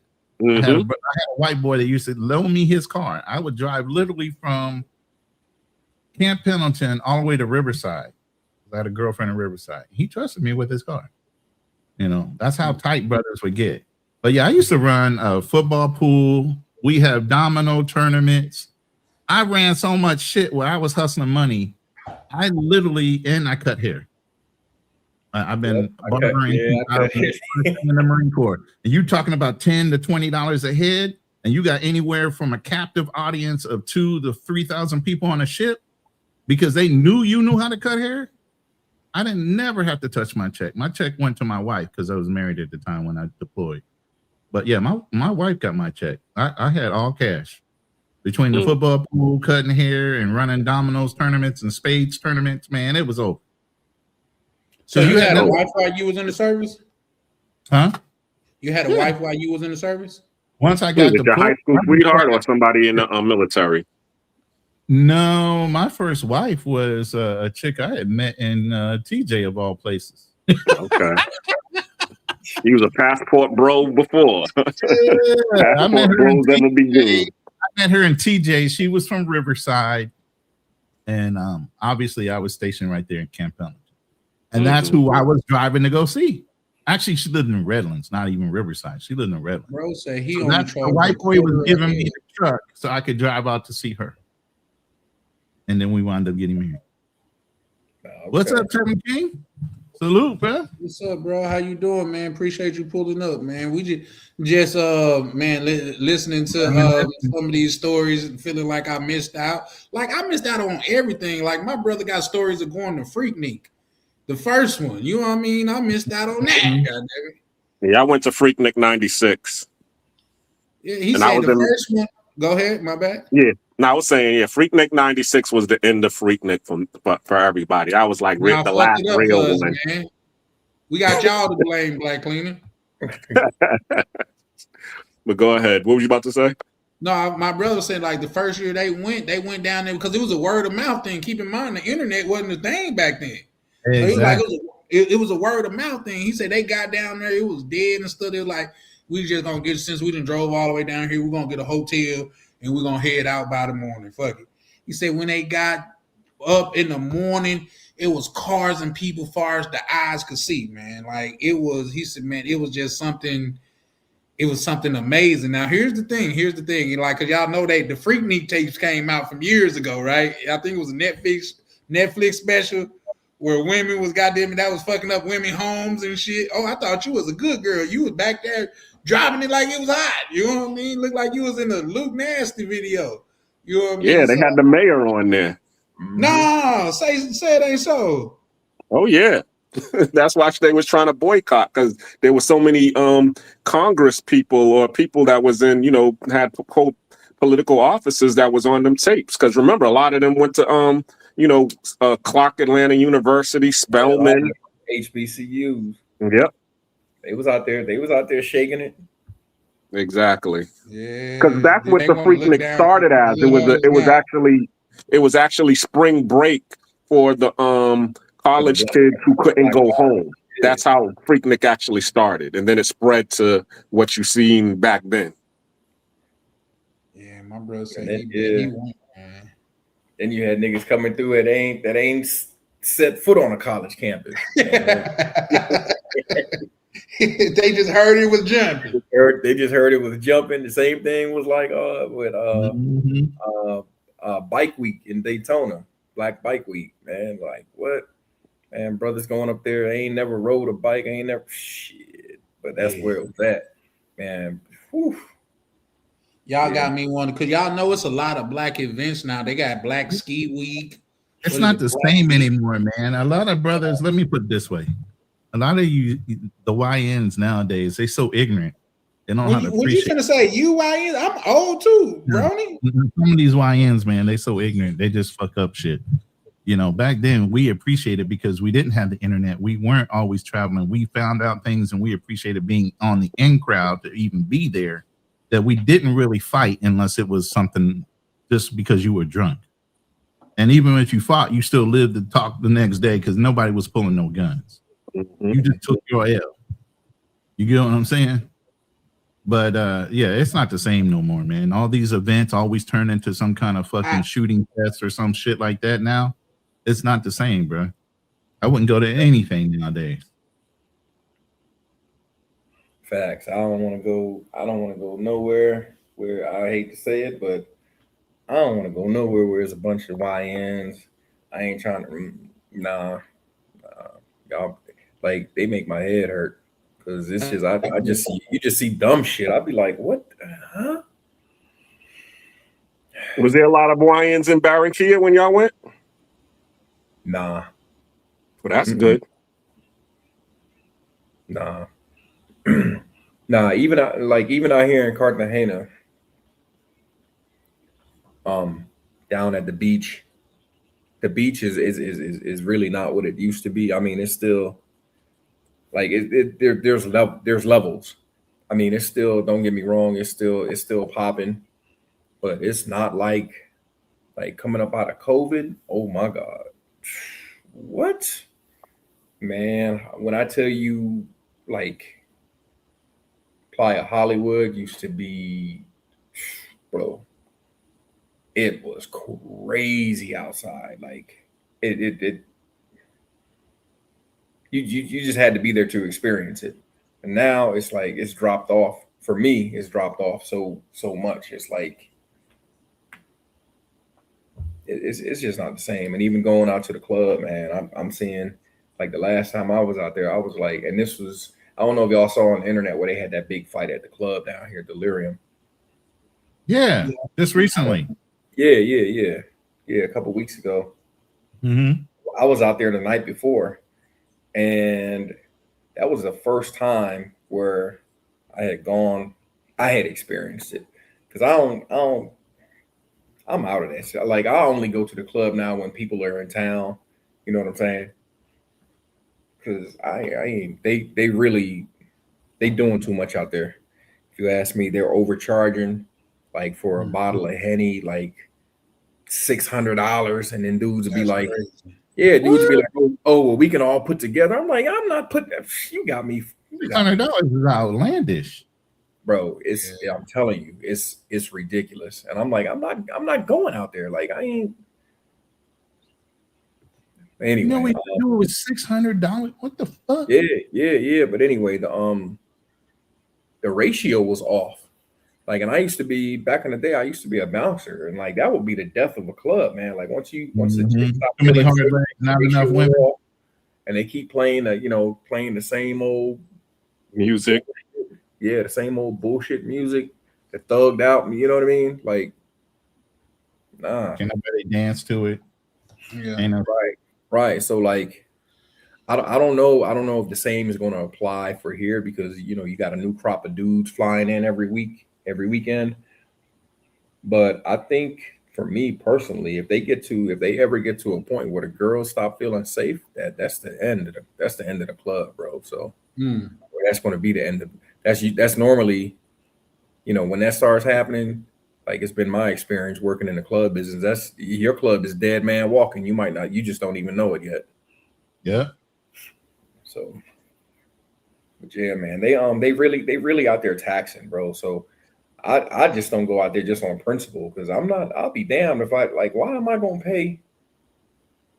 Like, the cheap ass bottle of Brut champagne you can get for like $3. Like $50 or $60. Bro, they got it in there for $1,600. I was like, I know this ain't the same old. Matter of fact, I got a picture of it somewhere. I was so flabbergasted. I was just like, yo, these niggas really doing too much. Like, I was just like, whatever, bro. They won't never see me out here.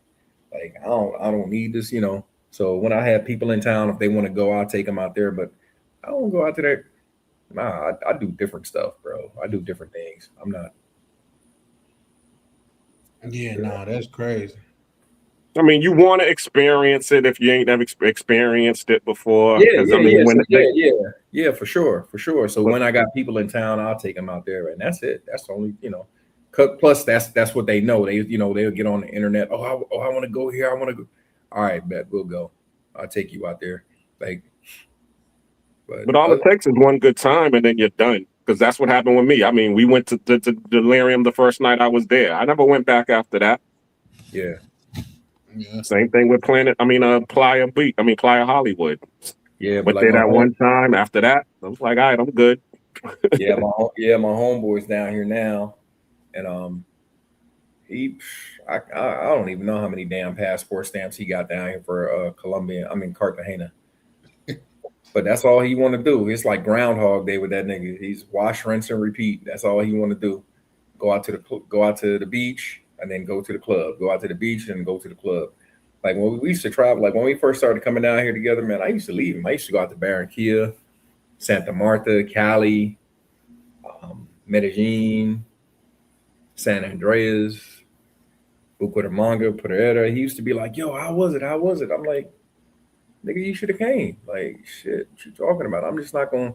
Like, I just don't like to go to a place and just do the same thing over and over and over again. Like, I'm trying to go see some shit. I want to go see different things. I want to go, you know. Yeah, that's a fact. That's a fact. He on Groundhog Day time. The same thing over and over again. Yeah, no. I just can't. I can't do that. You know what I mean? I just can't. But what I was finna say, guys, I guess we're gonna wrap it up. It is going on 3:00 here, and I gotta still wake up, get to this money. Well, tomorrow some checks supposed to be hitting, so hold on. Oh shit! Yeah, my shorty gonna be getting up in a half an hour. She got to get ready for work. Tomorrow's the first, ain't it, for us? Well, yeah, that too. But I was talking about some different type of checks. Okay. Oh yeah. I try to have some dropping every Friday, but okay. Yeah, because the first is on a Sunday, right? On a Sunday, yeah. So that means the first tomorrow. Okay. Yeah. We should. Yeah, look, we should be in the money. Everything resets. Yeah. But yeah, you guys got any closing words before we get up out of here?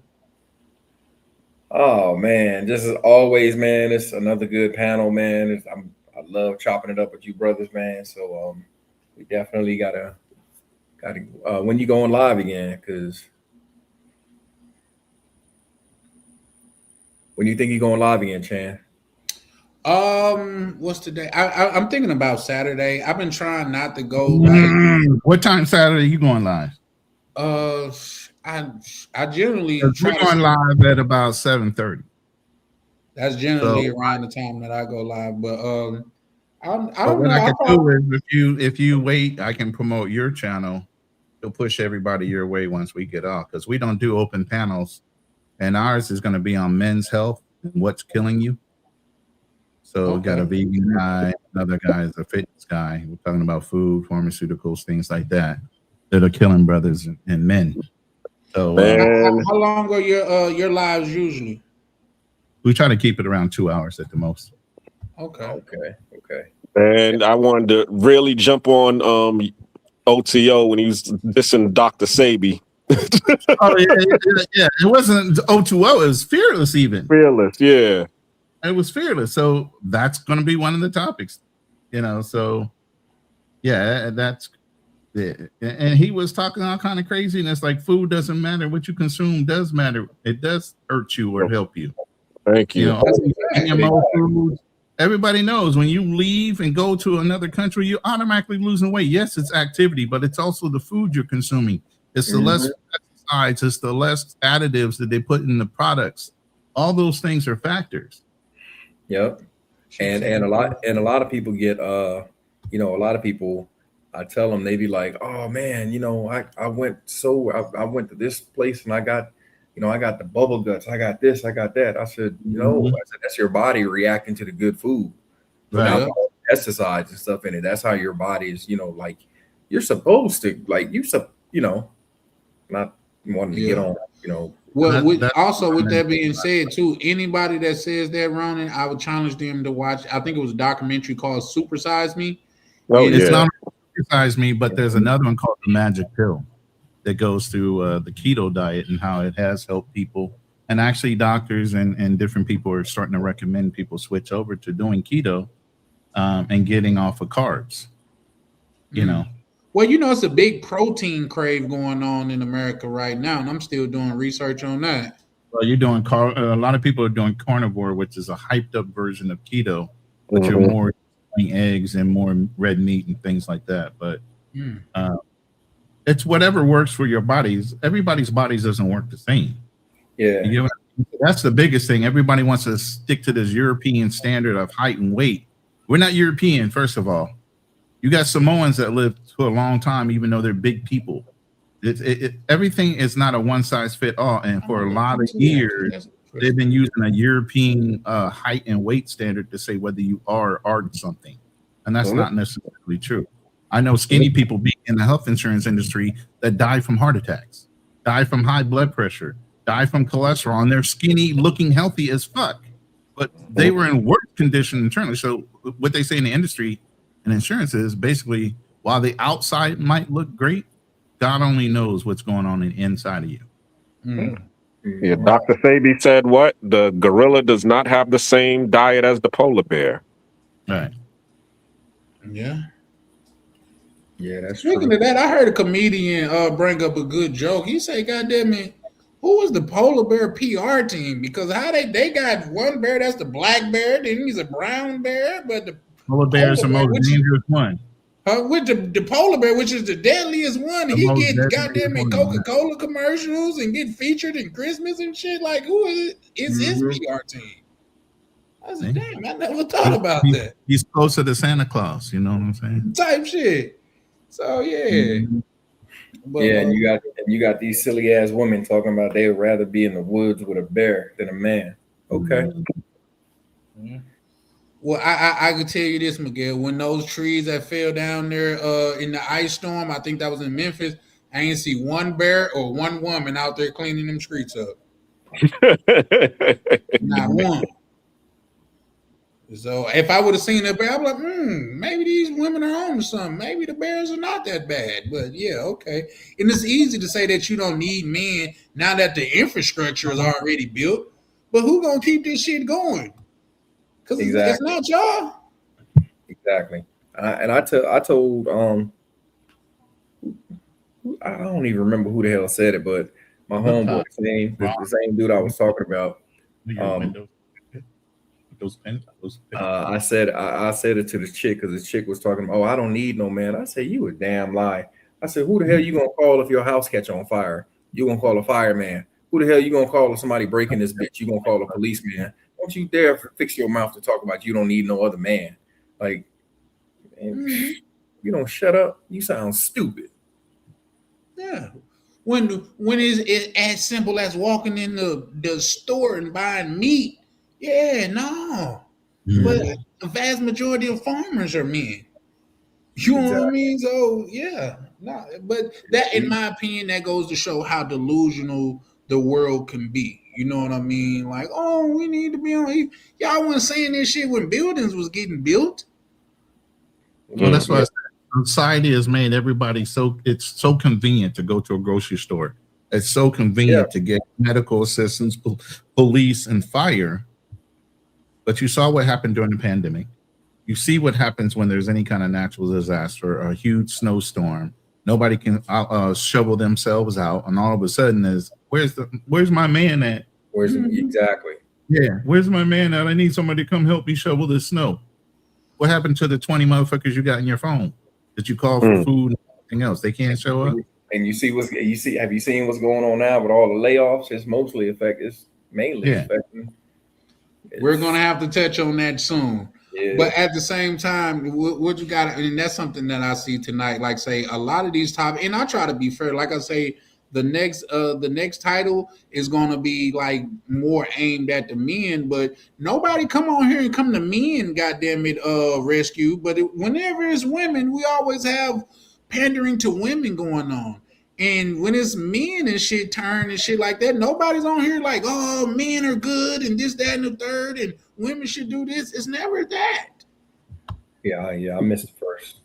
Yeah, because we have to fall on our sword, and I mean, and it's not hard for us to do that. Okay, if it's wrong, as he said, let's call a spade a spade. If it's wrong, we accept it and we keep it moving. But as you said, it's about that accountability situation. When it's wrong on their side, they want to deflect and run away from the accountability. Yeah, and there needs to be, they'll tell us, oh, well, you need to understand me. But like, I think when I was on the last live with I don't even remember what how we got on it, but I told a story. I told my story like with my daughter and how I didn't see her because her mom was such a bitch. And I told Misha and Tam, I was like, wait, I forget what they were saying. I was like, look, you all of this shit. Oh, they were talking about men not fighting for their kids. I'm like, first of all, who the fuck who are these bitches who gonna sit up here and try to dictate for you? Why should you have to fight for your kids? I'm like, that don't even make no goddamn sense. Why are you putting barriers to up for these men who actually want to be in their kids' lives? Like, but nobody sees nothing wrong with that. So they was trying to deflect and shit. I was like, look, this shit is over. Like, y'all never had to deal with a bitch. So I don't even want to hear it. So y'all can sit up here and say all of this stuff, but you have never had to deal with an unruly woman. And an unruly woman is a bitch. And you have never had to deal with one. So I don't even want to hear it. So until you can walk a mile in my shoes or walk a mile in another man's shoes who had to deal with some shit like that, I don't want to hear it. Like, y'all, here's the biggest thing. Even with you saying that, Miguel, and people will say, "Oh my God, he's being so abrasive," blah blah blah. It's in the Bible. The Bible literally says a man should want to live outside the home to be in a home with a toxic woman. Yep. It's better to dwell in the wilderness. Yep. Then be under the roof. I forget how the actual saying goes, but be under the roof with a unruly woman. Yep. Unruly, yeah. So when the Bible can outline that, and then the Bible also knows that Eve did one thing and bit into the apple, and so at this point you gotta understand God knew women's mentality. Even if you're a religious person, that's kind of distorted if you think about it. God knew that Eve was going to do this because God is an all-knowing God, right? You think he put that tree there on purpose not to get bitten? Why would you even put the tree there when you already knew she was going to go against your wishes? You know what I mean? But that's the whole thing about the perception of religion is free choice. Yep. You have to choose. Exactly. I'm going to put everything in front of you, but you need to choose right or wrong. Where's your morals? Where's your ethics? Where's your upbringing? Blah, blah, blah, blah, blah. Even though there's access to it, doesn't mean you should access it. And you will be judged. You will be judged. And I don't, that's why I try not to. I mean, we all do it, but I try not to judge people because I'm like, I got enough fucked up shit in my own damn life. I'm not. Facts. I ain't got no time to worry about yours. Exactly. Especially if I'm not involved in it. Exactly. And then people be like, damn, Miguel, you raw with it. I'm like, no, I just speak my mind. It's like I don't allow people to take up space in my, I don't give people real estate in my mind. Like I think it was Avery was talking about, hey Miguel, you remember when you cursed out so and so? I was like, no, I don't. I don't know that shit. If I did it, I did. No reason for it. Yeah, he broke down the whole conversation I had with Buddy, and this happened like over a year ago, and I was like, like you still remember? And he went word for, oh yeah, Honcho, that's what, yeah. He said, no, Honcho was talking to Aunt Jay, and then you said this, blah blah blah. Bro, I don't even remember. Like, oh okay. Like, nah, I don't allow that stuff to take up, space in my head. I say what I need to say. I speak my mind. You'll never have to guess where I stand on any subject. You sure won't. Yeah. I'm gonna let you know. But this is the other good thing. This is a good quality I think about.